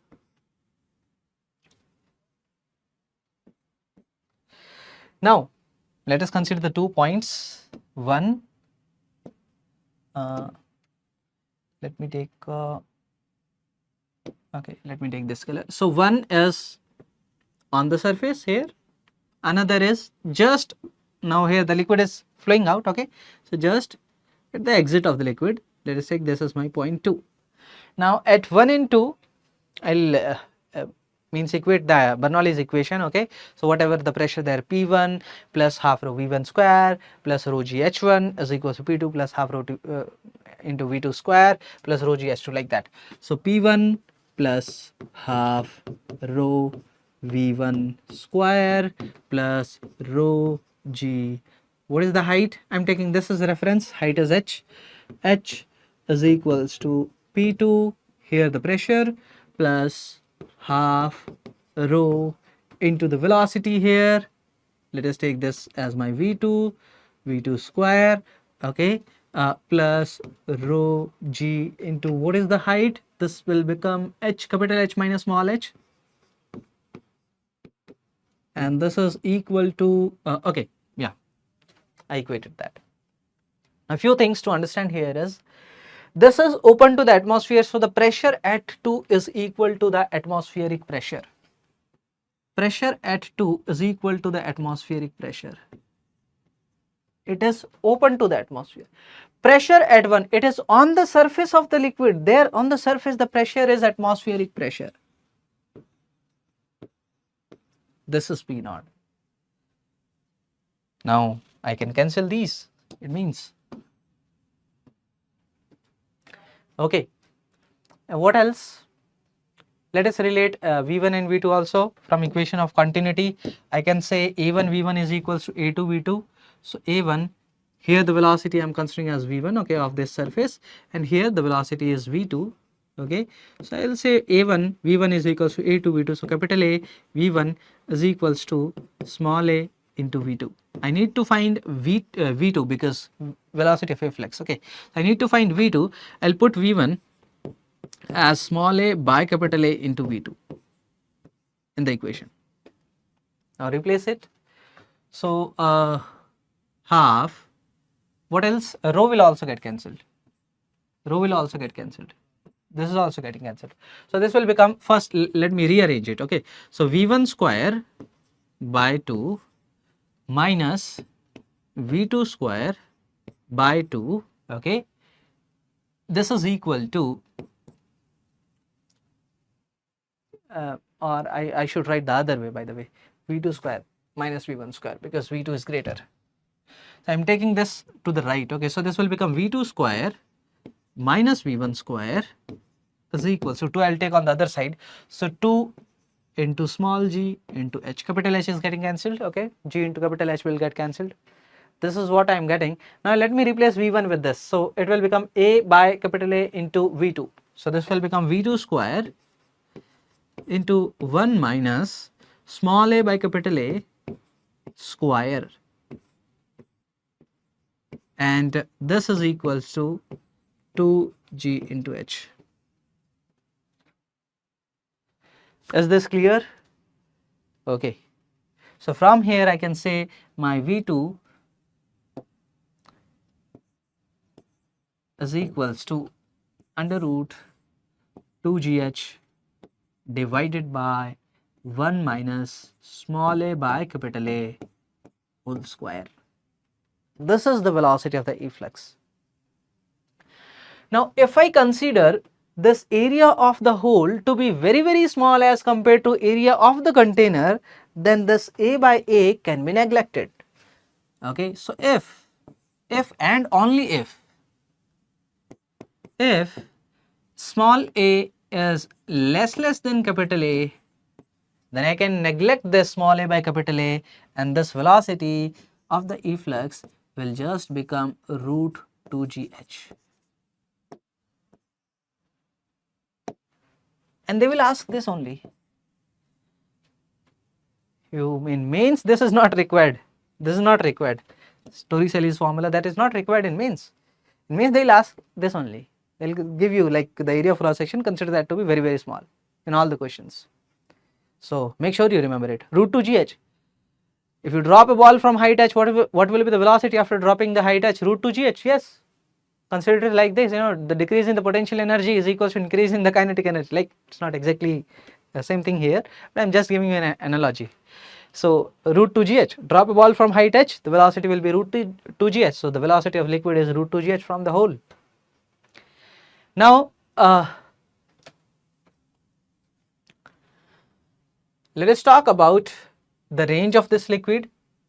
Now this liquid is moving out. Certainly when it is moving out, it will fall on the surface at some distance.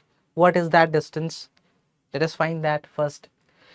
Now see it again, to visualize it in a better way, I am redrawing it. So liquid is coming out, projected horizontally from this height. It is projected horizontally from this height and it is reaching somewhat here. Let us take this as my r. So it's a case of horizontal projectile from a certain height with velocity root 2 gh, isn't it? Yeah. So what is the time of flight? Root 2h by g, 2 into the height. What is this height? Capital H minus small h by g. This is the time of flight. Range will be horizontal velocity into the time of flight. Horizontal velocity is root 2 gh. What is that? Yeah, this is root 2 gh. I'm considering this only assumption. Okay, root 2 gh. So 2 will come out, g will get cancelled, h into capital H minus small h. This becomes my range. And this range will be maximum when this hole is at the middle, when both the terms become equal, isn't it? Yeah. When this hole is at h by 2, this range will become maximum. Like, write it here. Where should I write? Let me write here. R is maximum when this h is h by 2.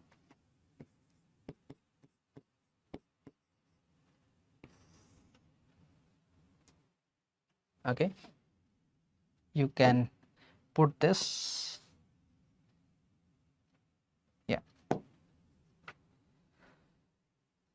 Okay, now the container is put on a surface, the liquid is moving out, liquid will be having certain momentum. Okay, certainly the container is applying some force on the liquid that is equal to rate of change of the momentum. Okay, because F is equal to dp by dt, rate of change of the momentum of the liquid. Same force will be there on the container also. Yes. How much is that? Let us find it. Now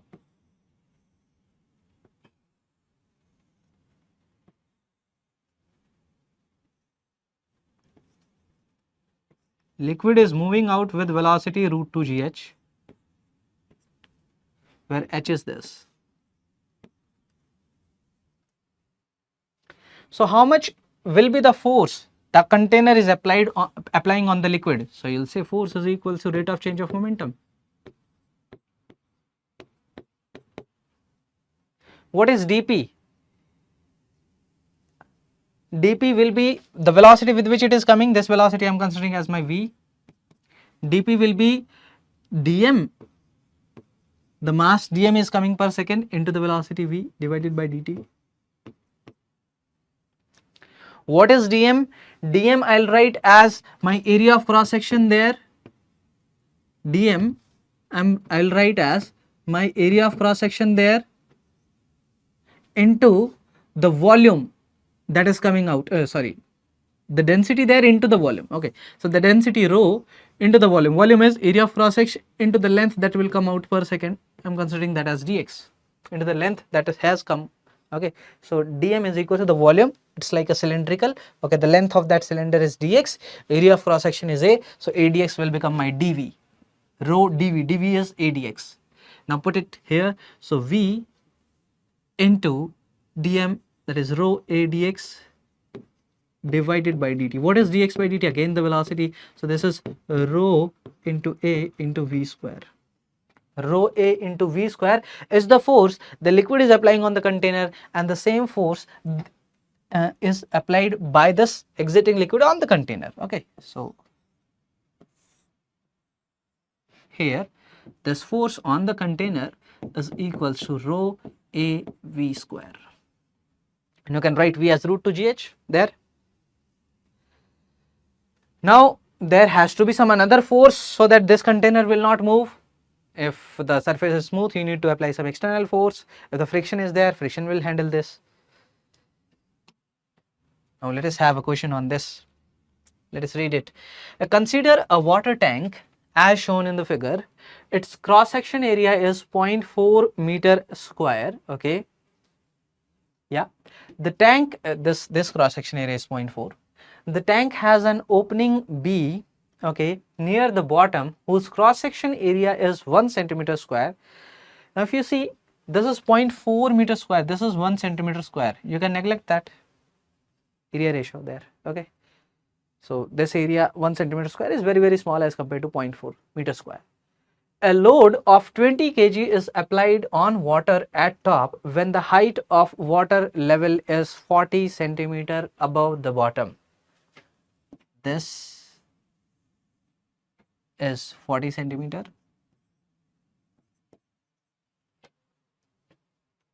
Okay, and the hole is near the bottom itself. Yeah, 40 centimeter above the bottom.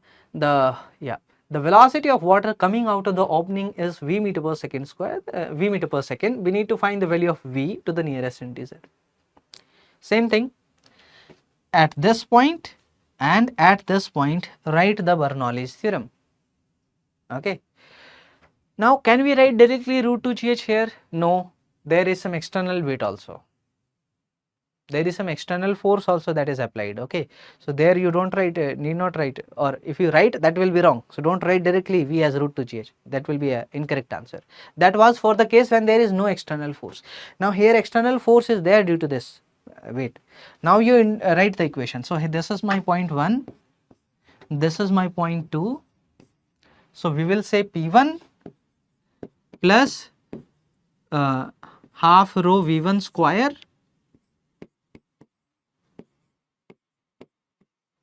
okay, half rho V1 square plus rho G into H 40 centimeter, that is, so that is 0.4 meter, is equal to P2 plus half rho V2 square plus rho G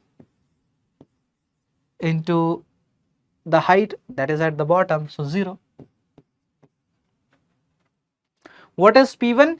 P1 is 24 divided by 24 kg it is, so 240 Newton. Okay, its weight is 240 Newton, so 240 divided by 0.4. P naught plus, okay, so that is P naught plus the extra one. What is mg by A? What is mg? 240. I'm just writing mg by the area of cross section plus. Now V1 and V2 you can again relate. You can say A, this capital A into V1 is equal to small a into V2. You can write my V1 as A by A into V2. And anyways, this term you can neglect because this is very small. So this is V2 square small a by capital A square.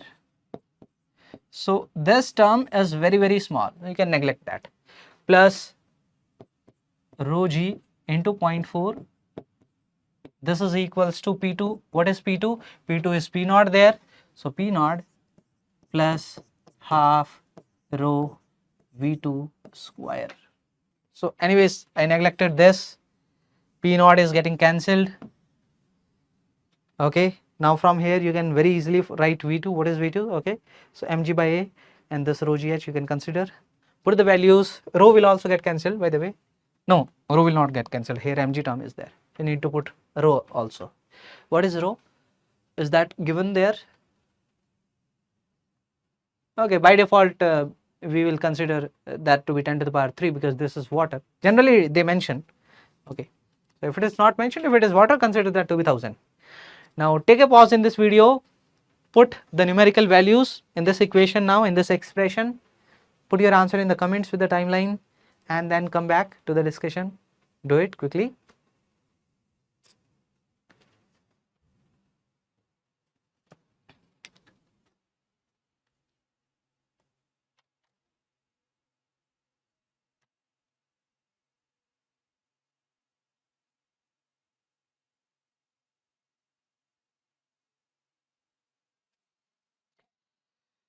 Okay, I hope you are back.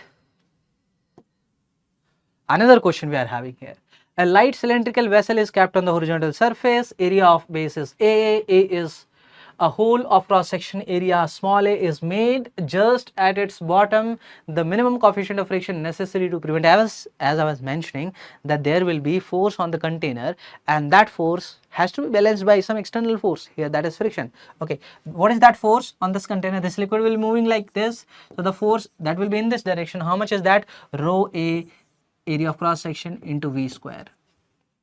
Rho A V square, that is the force, and this force has to be equal to the friction force that this container will have in this direction. So my friction force is equals to rho A into V square. What is V? Root 2 GH. H is the height of the liquid.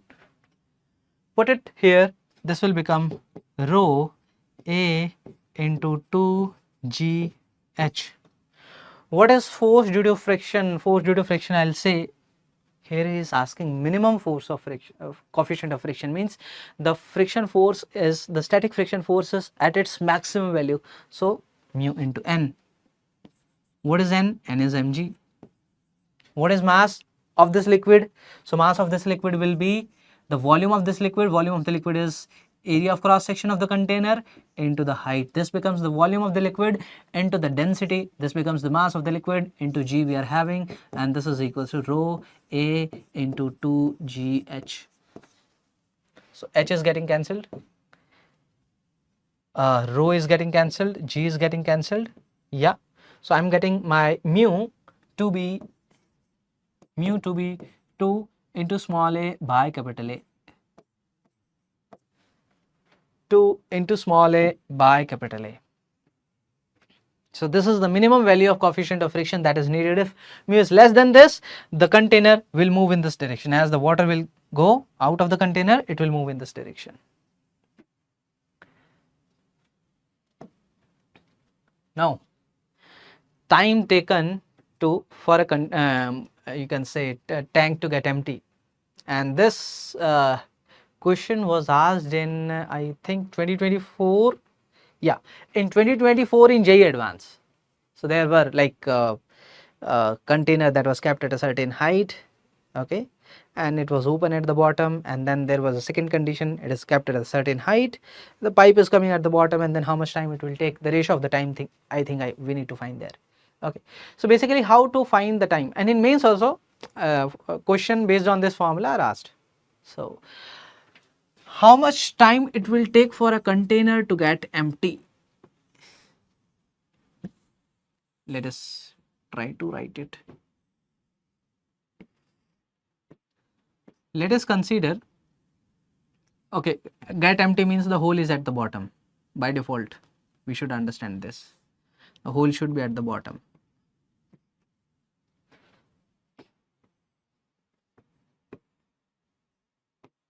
Height of the liquid is h. The velocity with which it will come out is root 2 gh. By default, I am considering this hole is very, very small. Okay, so and we take it like that only by default, unless until they mention. So here the velocity is root 2 gh. Okay, it's not coming properly. 2 g into h. Okay, this is my velocity here. Now, whatever amount of liquid is coming out, the same amount of liquid will go from the top, isn't it? Yes. So how much liquid that will go from the top? Or if I say from the equation of continuity also I can say A1 V1 is equals to A2 V2. Here the area of cross section is capital A, the velocity I am considering as V2. Here the cross section is small a, the velocity I am considering as V2. So A into V1 is equals to my small a into V2. So V1 comes out to be small a into V2 by capital A. What is V1? V1 is rate of change of this height, isn't it? Yeah, that is dH by dt minus dH by dt by the way. So V1 is minus dH by dt. So V1, so this is my minus dH1 by dt. The rate with which this height is decreasing, that is this velocity V1, is equals to A by small a into my V2, that is root of 2g into h. From here I can write this expression further as dh, this is not h1, this is h only. So dh by this root h I will take here, everything else there itself, root 2g into a by a into my dt with a negative sign, integrate it. H goes from let us take some initial height h to final height 0. So this will become x to the power minus 1 by 2. Okay, this is 1 by root x dx integration. So x to the power minus 1 by 2 integration, what that will become, x to the power minus 1 by 2 plus 1 by 2 plus 1 divided by minus 1 by 2 plus 1. So this will become 2 root of h. So 2 into root of h with the limits capital H to 0. This is minus root of 2g into a by small a into t. Okay, so now what it will become, this will become minus minus will get cancelled. So 2 root of capital H, 2 root of capital H, this is equals to root of 2g small a by capital A into t. Now this will become root of 2h by g into capital A by small a. Capital A by small a into root of 2 into h capital H by g. Okay, and this becomes my time for the tank to be emptied. Easy to remember if you want to remember, but I don't want you to remember, I want you to understand this concept here. Don't remember it. Generally it will most probably not be asked in mains. If it is asked, you can derive it. Try to understand the concept. This is what I am saying. And in advance it is very much asked. 2024 question was there. Now let us solve this question. The surface of water in a water tank of cross section area 750 centimeter square on the top of a house is h meter above the tap level. Okay, so this is h meter above the tap level, so that height is h. The speed of water coming out through the tap of cross section area 500 millimeter square is 30 centimeter square, 30 centimeter per second. Okay, at that instant dH by dt is given to us as this. We need to find the value of x. Okay,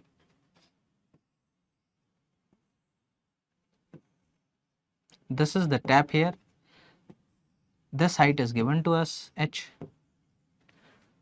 Now if you see the areas, this is 750, this is 500 millimeter square. If you convert this to centimeter square, it will become just 5 centimeter square. So 750 and 5, the ratio is too big, isn't it? So I can consider this area of cross section to be very, very small just by seeing this data. So the purpose of this data is that now this area of cross section is very, very small. I can just write the velocity here root 2gh.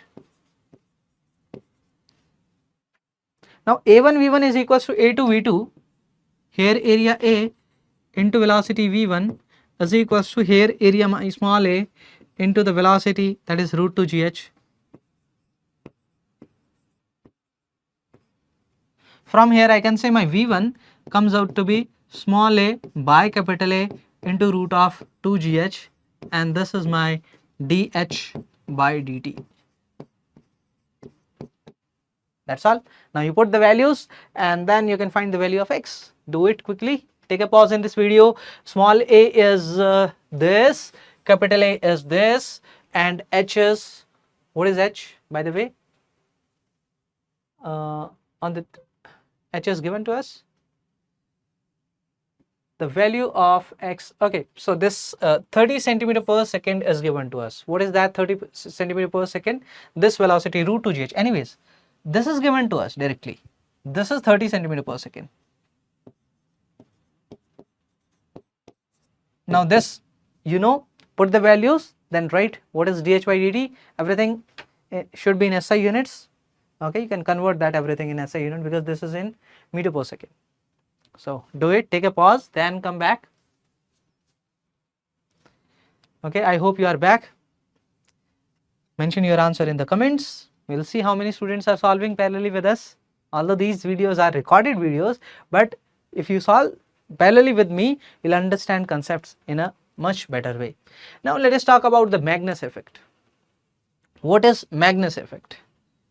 Magnus effect is the effect due to which the ball that is moving in a particular directions, okay, it can, you can say it can change its direction by having a upward lift or downward lift depending upon the swing of the you can say the ball. Okay, so in cricket you might have heard this term swing. Okay, if there is a swing in the ball, like you are giving angular velocity also to the ball, so there is a swing.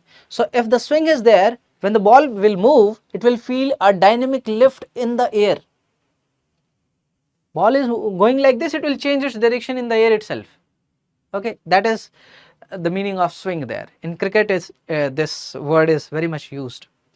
Now swing is generally done such that the batsman will get confused.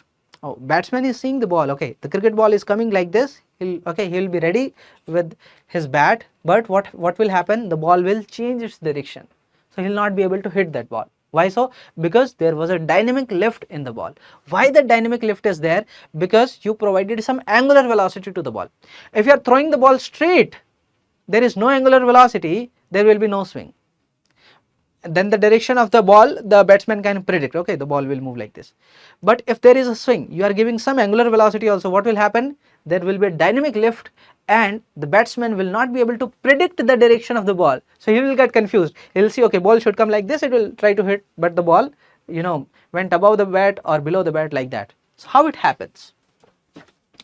As I was saying, if the ball is having no angular velocity, let us take, this is the case when the ball is moving like this with velocity v, and this is the case when this ball is, let us take, having angular velocity omega like this and it is moving with some velocity v. Okay, so what will happen?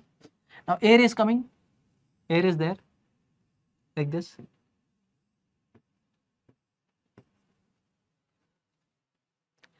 The layer of the air that is in contact with the ball will have a rotational flow like this. Another is this irrotational flow. The superposition of those two flows, if you see, the superposition of these two flow, what they will make, the velocity above the ball will be lesser because this direction and the wind velocity is in this direction. Okay, the velocity is opposite. So this velocity, the resultant, not this, the resultant this velocity, that will be smaller.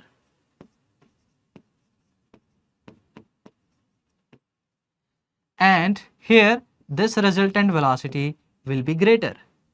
Let us say this is V1, this is V2, this is greater. As I mentioned, if speed is less, pressure will be greater. So pressure is greater, it is.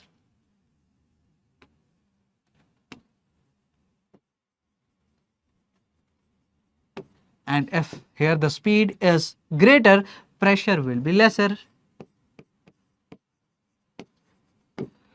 force will be from higher pressure to lower pressure, so it will have a resultant downward force due to the pressure difference.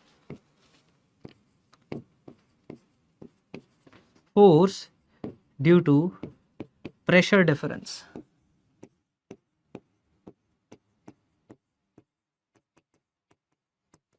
In this case, the air is coming like this, the velocity here and the velocity here is same, there is no additional force here, but here we are having this force due to pressure difference. If you give the angular velocity in the opposite direction, the lift will be in the upward direction. Okay, if you give angular velocity in the opposite direction, the lift will be in the upward direction. So lift can be in upward direction, it can be in downward direction, depends on in which direction you are giving the angular velocity. So this effect is Magnus effect. There are no questions in mains from this, there is no numerical questions, okay, but this concept can be asked. So make sure you understand this concept, what is happening here. Now let us talk about the next topic, that is surface tension. So what basically surface tension is? We have seen many phenomena in nature, formation of bubble, okay, and let us take you are having a cloth, okay, you dip one part of the cloth in water, slowly the water will rise like this. That phenomenon is also due to surface tension. And the drops that falls from the sky, they are spherical in shape, that is also due to surface tension, okay. When we bath under the shower, so in the bucket and the shower, if you see the water is the same, but we feel the shower to be a bit colder as compared to the water that is in the bucket. Why so? That is also due to the surface tension. So there are so many phenomena we can name, okay. So many phenomena, formation of a film. Okay, you might have seen a film like when we are washing clothes or like that. So sometimes a small thin film of soap is there. Sometimes bubbles are also formed, but sometimes a thin soap film is formed between our fingers or like that. So that is also there due to the surface tension. So there are so many phenomena that are due to the surface tension. So what basically surface tension is? It is a liquid's property where the surface acts like a stressed elastic film, isn't it? You feel like, like the surface of the balloon, you have seen balloon is there, you put air inside the balloon. So what happens? The surface of the balloon will become a bit stressed, okay. So this is how the surface of a liquid behaves like. Surface of a liquid also behaves like a bit stressed. It try to you can say let us take the water is falling, so it takes a spherical shape because there is some stretching is there. Due to that stretching, the liquid surface will take a spherical shape, okay. So that stretching, that comes due to what? That is due to strong intermolecular cohesive forces, okay. That is trying to cause the surface area, okay, to minimize the surface area. So basically if you see inside the liquid, now the cohesive forces is from all the sides, there is no surface tension. On the surface, only the molecules which are below will apply the force, okay. Here we see only the molecules which are below will apply the force. So therefore that effect is seen on the surface, not inside the liquid. That effect is seen on the surface. So the surface of the liquid is a bit stretched. You might have seen, like, try to put few drops of water on the surface of a table or in a spoon. So they will take some kind of a stressed surface will come such that the surface area is lesser. Yes. So that happens due to surface tension. It's like, some analogy is given here of this diagram. Now let us talk about the force due to surface tension, how we can find force due to surface tension. Now let us take a frame, U type of frame.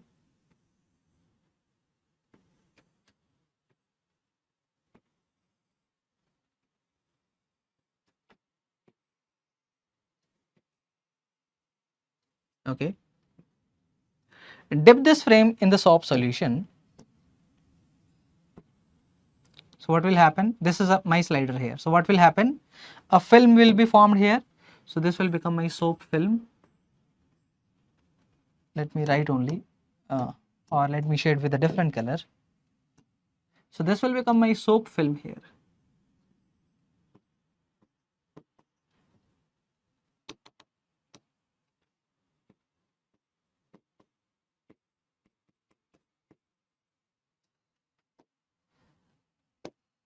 Now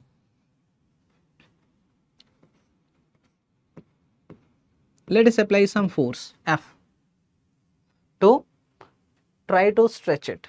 So when you are trying to stretch it slowly, you need to apply same amount of force the surface tension is applying. Okay. Now let us take you applied force F. How much the force the surface tension will apply? Now this surface tension, now this is a soap film, that you need to understand that in soap film, if you talk about the air water interface, there are two interfaces, two sides of a soap film is there. Okay, so two sides of a soap film is there. So when I write the force due to the surface tension, that is my surface tension, let us denote with S, the surface tension into the length of contact here. What is the length of contact? Let us take this length is L. So into L. But I am saying this length of contact is 2L because you can say there are two surfaces. There are two air water interfaces. So therefore there are two surfaces. So it will become 2L and this is equal to my force here applied. Okay. So basically when we write the force due to surface tension, this is equals to the surface tension into the length of contact. Here the length of contact is 2L. So I will say this is my 2L into the surface tension. Here I am using S. Sometimes we use variable T.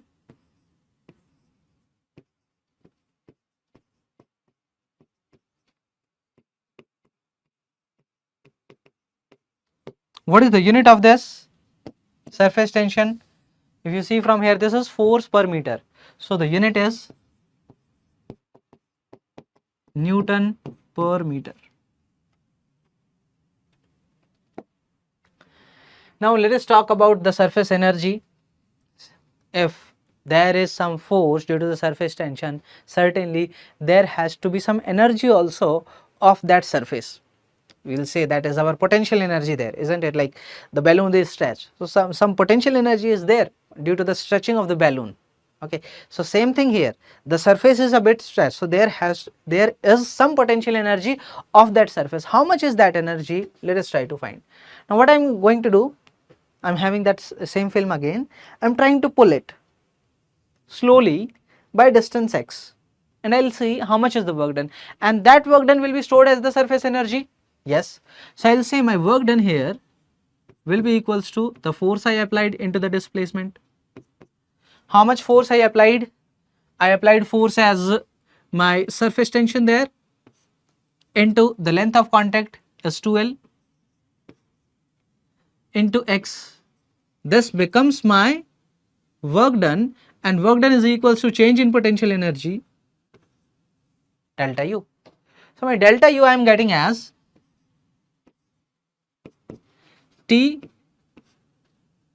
2 into T into here L into x, you can say my area. So basically here this twice of area is coming because as I mentioned there are two interfaces. Okay, therefore it is coming twice. So basically surface area here is getting twice because of two interfaces. So I will say this is my change. I did some work that is equal to my change in potential energy. So if you ask how much is the total potential energy, so that is my surface tension there into the area. So basically my surface energy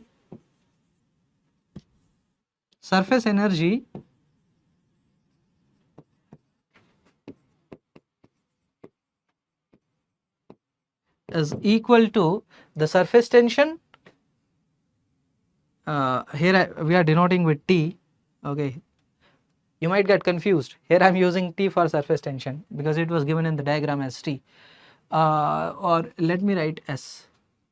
Okay, anyways, leave it T only. I am not changing that. So what it will become? This is my surface tension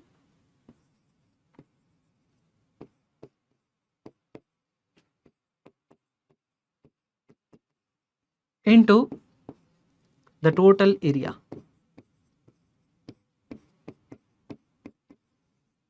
there are two surfaces, you need to consider 2a. If there is one surface can be in case of a drop. If a drop is there, there is only one surface. Okay. If a bubble is there, then there is two surface. So into area of cross section, what is the unit of energy? Unit of energy is joule. Now let us do some questions on surface energy. Let us read this.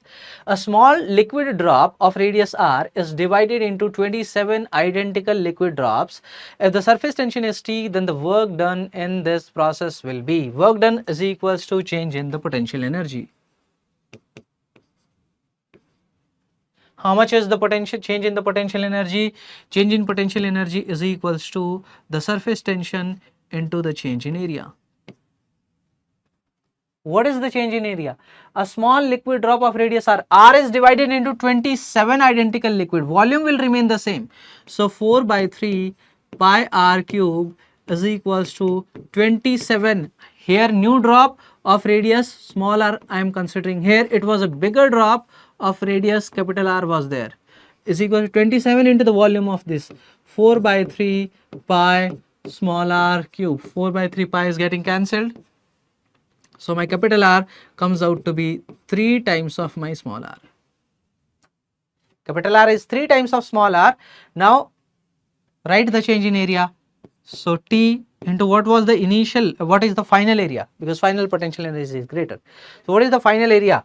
So 27 into the area of each drop 4 pi into small r square. Is this clear? This was the total surface area finally minus the initial surface area is 4 pi into the initial radius square r square. Okay. Now 4 pi I can take out, and this small r I can say this is capital R by 3. So when you put this small r as capital R by 3, so this will become r square by 9. So this will become 3 into r square. Okay, 4 pi I took out, so 4 pi t. This will become 3r square minus r square. So this will become 2r square. So this is 8 pi t into r square. This is equal to our work done, 8 pi r square into t. So just see how much area is changing into the surface tension. This is the change in the surface energy, and that surface energy is equal to our work done there. Okay, I hope you are able to understand this concept very nicely. Let us do another question. Two small drops of mercury, each of radius r, coalesce to form a single larger drop. The ratio of total surface energy before and after is. Initially the radius was r, final the two drops have coalesced, okay, of radius r. So initial volume will be 4 by 3 pi r cube is equals to into 2 twice of this is equals to my final volume 4 by 3 pi. Now here my small r is bigger. So small r comes out to be 2 to the power 1 by 3 into r. So what is the initial surface energy? 4 pi r square. This is the area into t. What is the final surface energy? Okay, initial into 2 also, because there were 2 drops. There were 2 drops, there were into 2. Ratio of total surface energy before and after. So this is the total surface energy before. Final is 4 pi into r square. Small r is, this should be capital R here.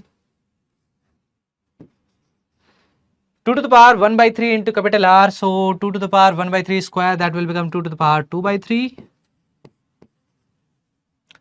into r square into t. Okay, I hope this is fine. The total surface energy before and after. So if I take the ratio of before and after, so u initial by u final.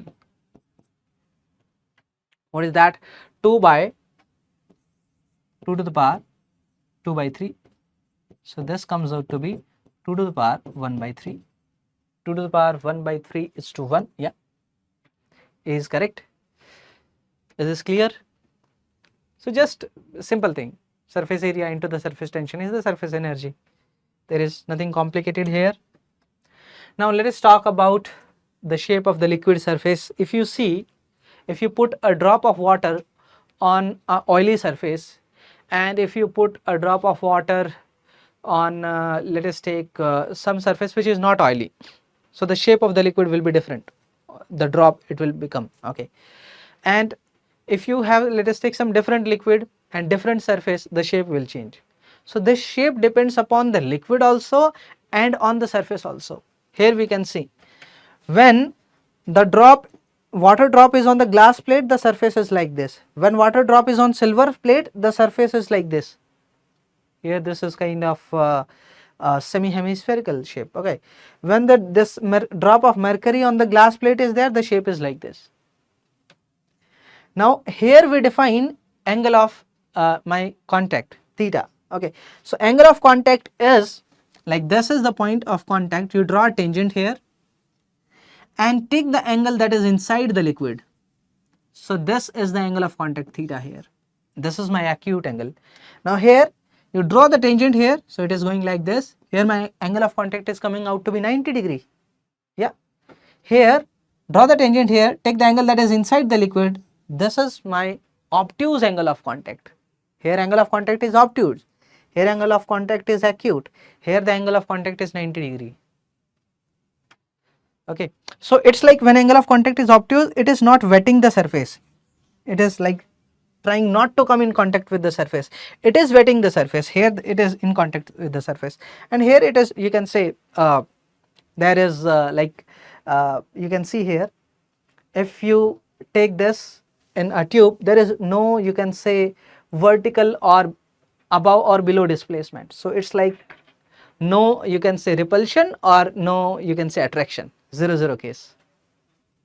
So now same water drop, if you take in the glass tube, the surface is coming out like this, okay. So water will rise a bit above. Why so? Because there is some force in the upward direction due to surface tension. In this case, no force is there, okay. So the level of the liquid is same. So this is water inside the silver tube. Now this is mercury, angle of contact is obtuse. So here you see, the glass tube is basically pushing the mercury down. The force is in the downward direction. So if you put a glass capillary inside the mercury, so inside the capillary, if you see, the mercury will go down, instead of coming up, it will go down. So surface tension force in the downward direction there. Now let us talk about the excess pressure inside a liquid drop. So we mentioned that surface tension is like a stressed membrane. Yeah, okay. So the surface of the liquid is like a stressed membrane due to the surface tension. So if a stressed membrane is there, inside pressure will be greater. Yes, inside, if a balloon is there, inside the balloon the pressure is greater. If a football is there, inside the pressure is greater. So same thing with the bubbles and the drop also. Now here we are considering a liquid drop. Let us consider a liquid drop. This is my liquid drop. Okay. So let us cut this drop in two parts to analyze it. So now I am having half of this drop.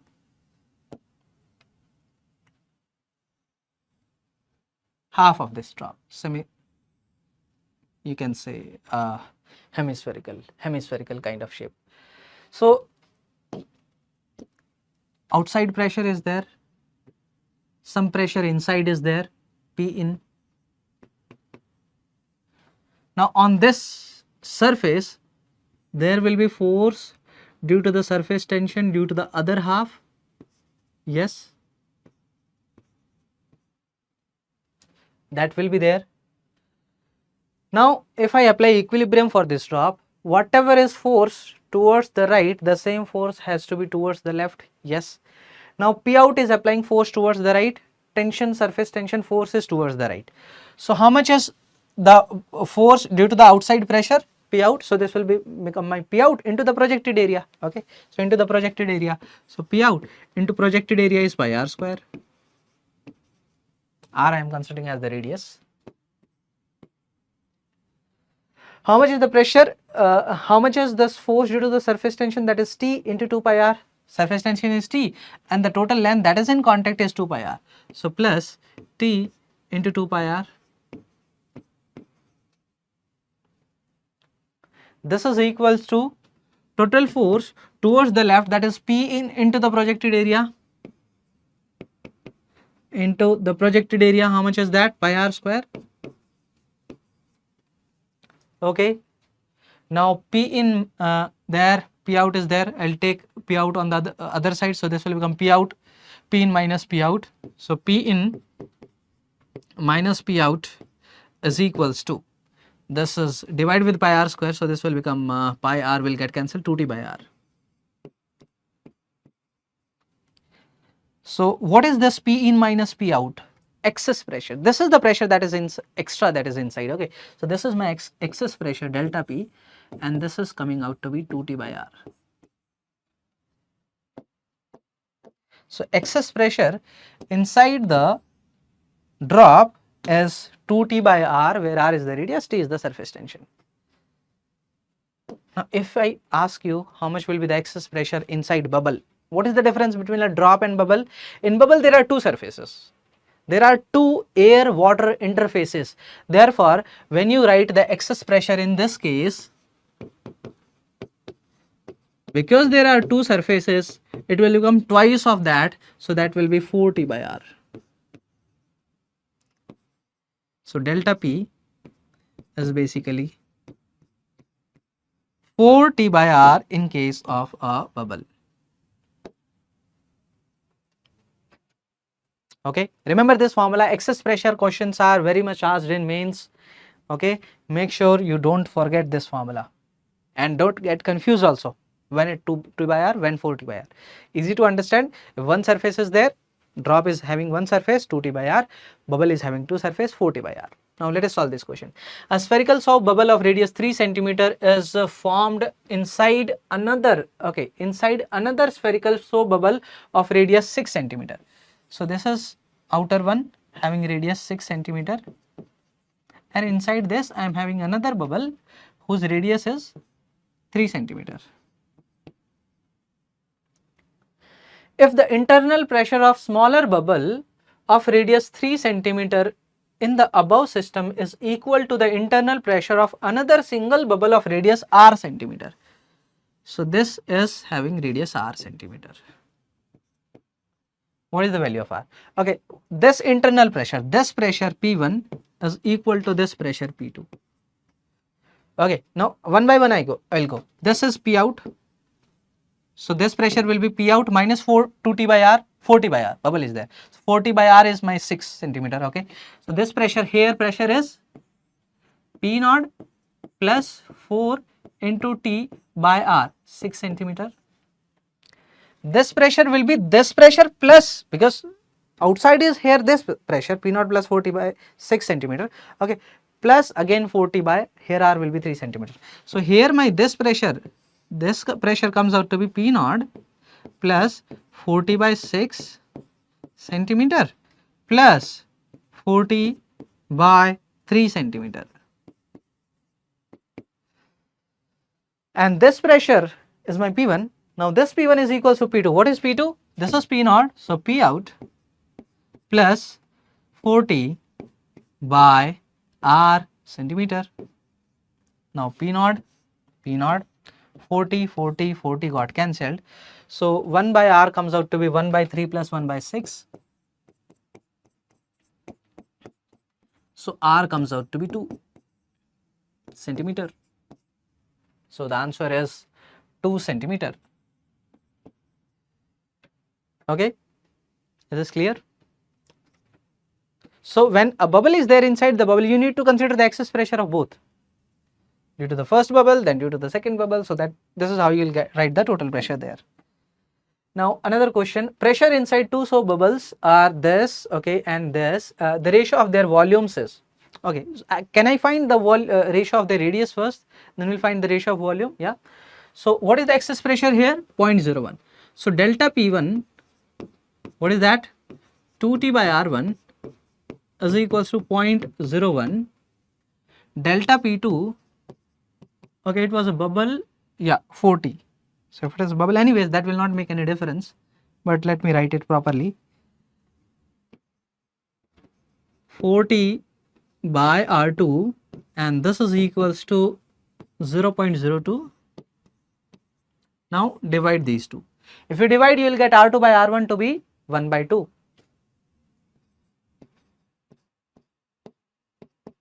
Comes out to be 1 by 2, or R1 by R2 is 2. You need to find the volume, take the cube, okay. So this will become V1 by V2 comes out to be 8 by 1. So 8:1. D option. Just straightforward. You see, in excess pressure, if the question comes, that is straightforward. There is no variety. There is no much difficult things that can be asked here. Now let us discuss about the capillary action. As we mentioned, like if a liquid is there in a container,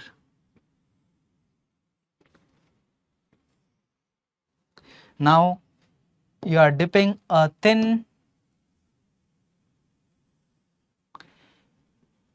capillary tube inside this. What will happen? The liquid in the capillary tube will rise like this, and this phenomena we call as the capillary action. Now let me draw a bigger diagram here, okay, so that you can visualize it properly. Like this, the liquid is like this. Now this is the height of the liquid which is above the surface of the, or above the level of the, you can say, my beaker. We need to find how much is this height basically. The radius of this capillary tube will be given to us. Let us take this radius to be small r. And here this meniscus is forming. This meniscus will be having some different radius. Let us take this radius to be capital R. The radius of the meniscus. Meniscus means the surface that we are seeing of the liquid. Okay, that surface. I am calling that as meniscus. Now here some angle of contact will be there. How to find the angle of contact? Draw the tangent at the point of contact. The angle inside the liquid is angle of contact, theta. Here surface tension will be acting, and the force due to surface tension will be like this, T, in a circular, you can say, you can, because this, if you see from the top view, this contact will be kind of a circular ring kind of thing. This is my T. Okay. So if you write the total force, when you write the total force there, so total force that will be in the vertical direction, okay, and this angle is theta. Let me show it again. This angle is theta, this is 90 degree, okay, this angle is theta. So this will become T cos theta. First of all, what is the force? Force is my T into 2 pi into the radius r, radius of the my capillary tube, okay, T into 2 pi r. This becomes my force, okay, this is my force. I need to find the vertical component of the force, so into cos theta, and this is equal to my weight of the liquid that is lifted by this force, m into g. Okay, now how to write the weight of the liquid? And one more thing, yeah, everything is fine. So 2 pi, what I wrote, T into 2 pi r, okay, that is my force, took the vertical component into cos theta is equals to my m into g. Now how to write this mg? What is the weight? So the volume here into the density. What is the volume? Pi into r, cross section area I am writing, pi into r square, this is the cross section area, into height h. This becomes my cylindrical volume. Now you may say, sir, but this is not cylindrical, this is having some shape. I am neglecting that shape actually. Okay, I'm considering this to be a cylinder kind of thing only. So pi r square h is the volume into the density rho into g. This is 2 pi r into cos theta. From here pi will get cancelled, r will get cancelled, and what else? My h comes out to be 2t cos theta divided by r rho into g. This becomes the height of the liquid that will rise.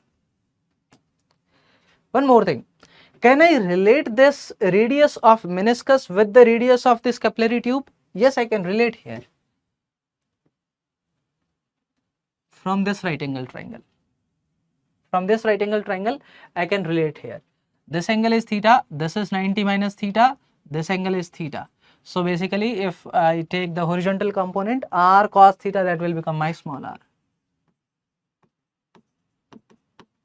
This is r is my radius of meniscus.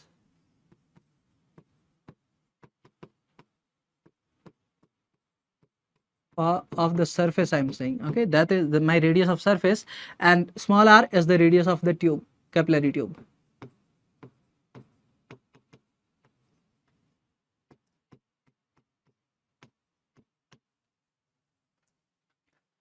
Okay, so this formula you must remember, keep this in mind, 2t cos theta by r rho g. Now if angle of contact is 0, then we will consider this cos theta to be 1, yeah. For theta to be 0, my h will become 2t by r rho g. So this is the general formula for any angle of contact, and if angle of contact is given, you can put here and you can write the height there. Okay, now let us read this question. If a capillary tube is immersed first in cold water and then in hot water, the height of the capillary rise will be smaller in hot water. Okay, this is my statement 1. Second thing is, if a capillary tube is first immersed in cold water then in hot water, the height of the capillary tube will be smaller in cold water. Okay, we need to find in which case the height of the liquid will be lesser. Now when the temperature increases, what will happen?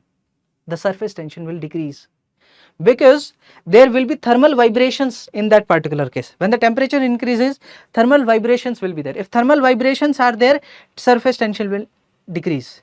If surface tension will decrease, then what will happen? See this formula. If surface tension will decrease, this height will be lesser. It means higher the temperature, lesser the height. If the capillary tube is immersed in first in cold, then in hot water, the height of capillary rise will be smaller in hot water. This is correct, smaller in hot water, and the height of capillary tube will be smaller in cold water. This is wrong. Now coming to the options, 1 is true but 2 is false. Okay. So as the temperature increases, the surface tension will decrease. That we understood from here. Another question, the height of a liquid column raised in a capillary tube of certain radius when dipped in liquid A vertically is 5 cm. Okay. If the tube is dipped in a smaller manner in another liquid B of surface tension and density double the values that of liquid A, the height of the liquid raised in column B would be. Now what is the height formula? 2t cos theta by r rho into g. Now what is happening? The surface tension and density are double. So T is getting doubled, rho is getting doubled. If both are getting doubled, the ratio will remain the same, isn't it? Yes. So H will remain the same. So it will be 5 cm only. So how much is the meter? 0.05 meter. Here you see the answer is in meter. So 0.05 meter. Is this clear? Yeah. That ratio is getting same. That ratio is getting the same. It means the height will remain the same. Now let us talk about the next property, that is viscosity. So basically what is viscosity? Now when liquid moves, the liquid moves in layers. There are different layers, one over the above. The layers are moving. There will be some friction between the layers. Yes. And if there is some friction between the layer, there will be some friction force, some losses is there. Okay, so this property we call as the viscosity. Okay, so the property of the liquid by virtue of which it opposes the relative motion between its adjacent layers. That is my, you can say, dissipative type of force here. Now you can feel viscosity for thicker liquid like honey is there. For honey it is very difficult to flow because there is so much friction between the layers that it is very difficult to flow. For water, flowing is a bit easier, their viscosity is lesser, the force between the different layers is lesser. Okay, now what is basically viscosity and how to write the formula for force of the viscosity. Now let us take the liquid is flowing here. I am taking two layers. This is the bottommost surface, water is flowing like this, water or any liquid. At a distance x, I took here this layer, it is having some velocity, let us take v. Further at a distance dx, here the velocity is my v plus dv. Okay, here this layer was having velocity v and this layer is having velocity v plus dv. So Newton's law here mentions the force between these layers is equals to is basically, first the force here is proportional to what it is proportional to, it is proportional to the area of the layer and it is proportional to the velocity gradient. How much is the velocity gradient? Change in the velocity is dv at a distance of dx, so dv by dx. And the proportionality constant here that we denote with eta is our coefficient of viscosity. This is our coefficient of viscosity.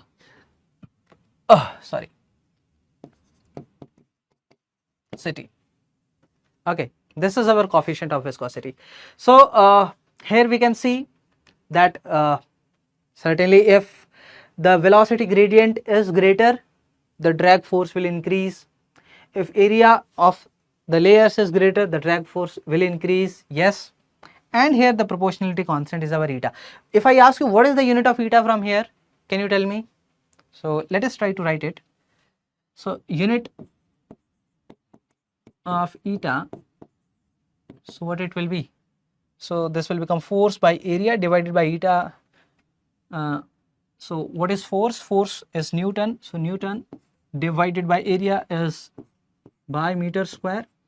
Okay, and this is dv by dx. dv is velocity meter per second divided by meter, so it is per second, meter per second divided by meter. Yeah, so this becomes 1 by second, so it will become there, go there, so second. So this is Newton second per meter square. Newton per meter square we can call as Pascal, so this is Pascal second.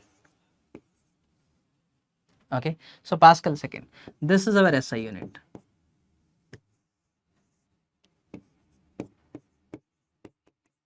There is another unit of the viscosity that we call as poise,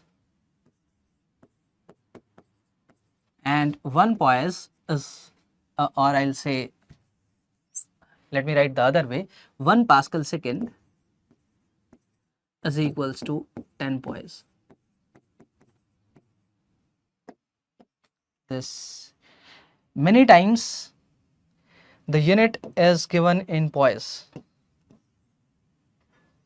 Okay, the unit is given in poise because that is more frequently unit of more frequently used unit of viscosity. In the questions you may find poise is used. So this is how you can convert that to the SI unit, that is Pascal second. Now let us do some questions on this. Okay, let us read it. A metal block of base area 0.2 meter square is placed on a table as shown in the figure. The liquid film of thickness 0.25 mm. So this thickness is given to us 0.25 mm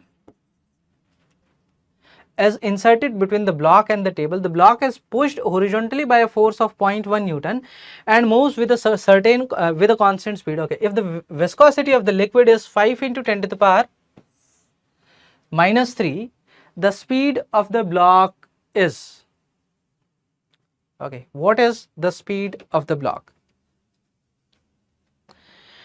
Now it is moving, it is mentioned that it is moving with a constant speed. Constant speed means whatever force you are applying, same force is applied by the force due to viscosity. Now how much will be that force? So force due to viscosity, if I write, okay, that is eta a dv by dx. This is how we write. Okay, wait a minute. Yeah, so that is eta a dv by dx. Now what is eta here? Is that given? Yeah, that is 5 into 10 to the power minus 3.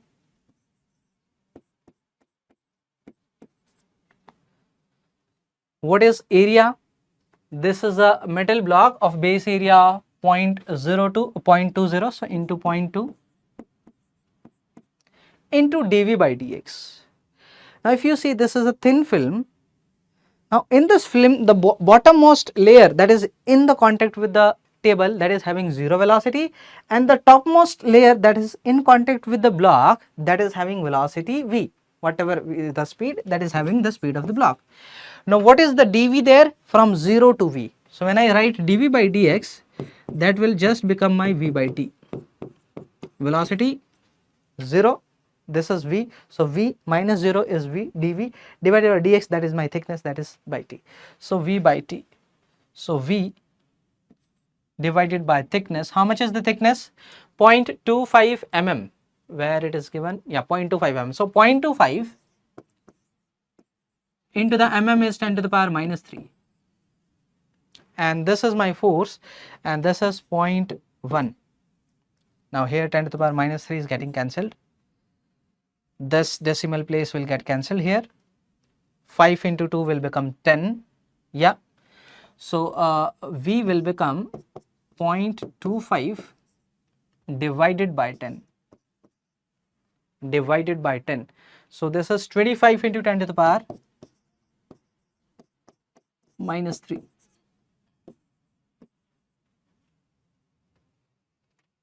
Okay. Is this clear? Now another question. The velocity of upper layer of water in river is 36 km per hour. Shearing stress between horizontal layers of water is this much. The depth of the liquid is, okay, is how much? The coefficient of viscosity of water is given 10 to the power minus 2. Okay. Yeah. So so water is flowing like this. This is the topmost layer of the water, and it is moving at 36 km per hour. How much is that? 5 by 18 into 36. That is 10 meter per second. Yeah. This is 10 meter per second. The depth of the liquid, let us take this depth is d. We need to find stress. So if I write the force, this is eta a dv by dx, isn't it? Yeah. So F by A is my stress, force by area. This is eta into dv by dx. What is eta? Eta is 10 to the power minus 2 into, what is dv by dx? Here the bottommost layer is having 0 speed, this is having 10 meter per second, so delta v is my 10 divided by this delta x is my d, so 10 by d. And this is, how much is the stress? 10 to the power minus 3. Minus 3. So d comes out to be 100 meter. Yeah. So d is my 100 meter.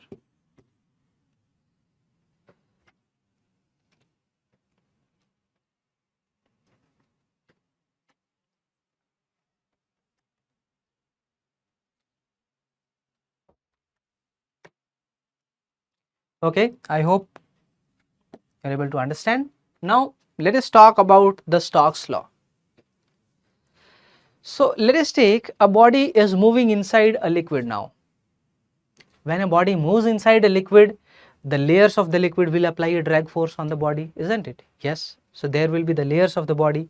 So now if a spherical type of shape, now this Stokes law is only applicable for spherical surfaces. Okay. Let us take a spherical shape which is having radius r is moving with a velocity v, okay, inside a liquid. Then Stokes law gives us the drag force that will be there on this, and this drag force certainly that is in the opposite direction. So this drag force is equal to 6 pi r eta into v. R is the radius, eta is the coefficient of viscosity, v is the velocity, okay, 6 pi is constant anyways. So this is the drag force. Now any spherical shape, if the velocity you know, you can write how much will be the drag force due to the liquid on that shape. Now let us talk about the terminal velocity. Let us take, this is a pond, okay, inside a pond or any you can say liquid. So you drop a ball, what will happen initially? The velocity of ball is 0, ball is having greater density. Let us take this to be a metal ball. So it will try to move in the downward direction. Slowly its velocity will increase. As the velocity is increasing, the drag force will also increase. Yes, the drag force will also increase. So at a point, a certain moment will come where the drag force will become equal to the force due to gravity, the acceleration will become 0, the ball will move with a constant velocity.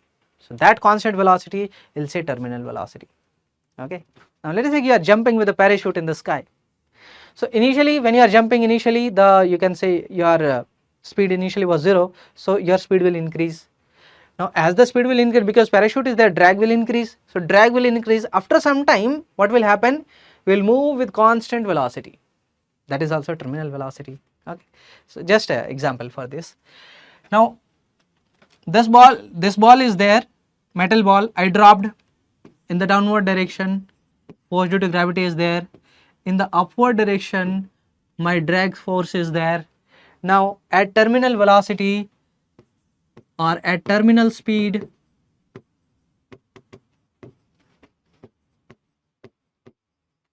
acceleration becomes equals to 0.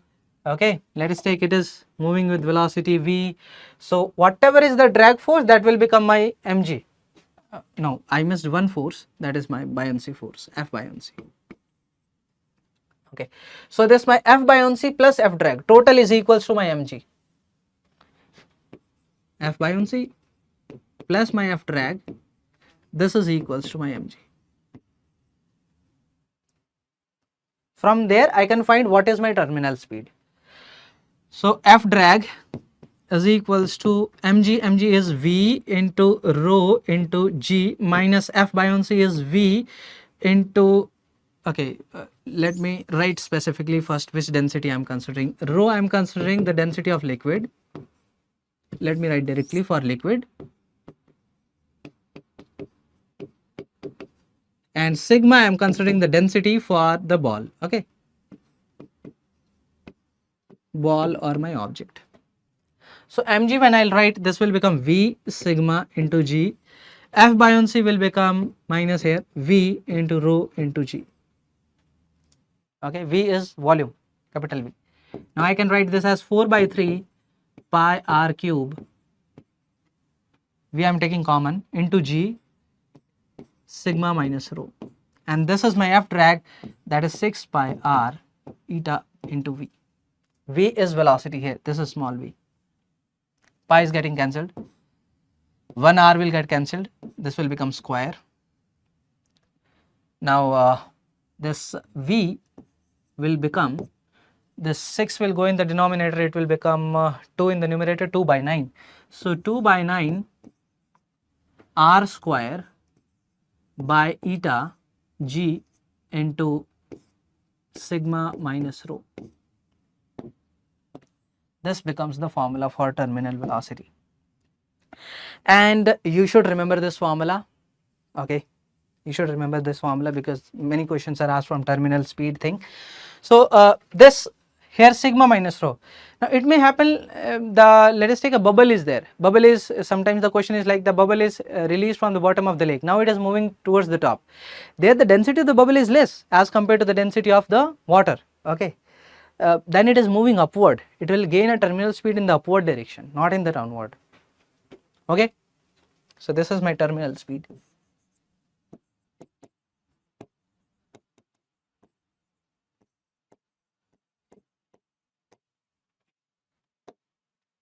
Now, let us discuss a question on this.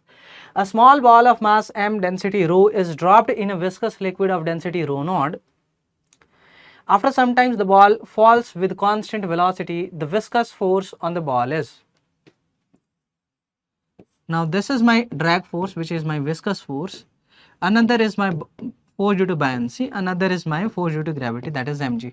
So, drag force is basically my mg minus my F buoyancy. Okay.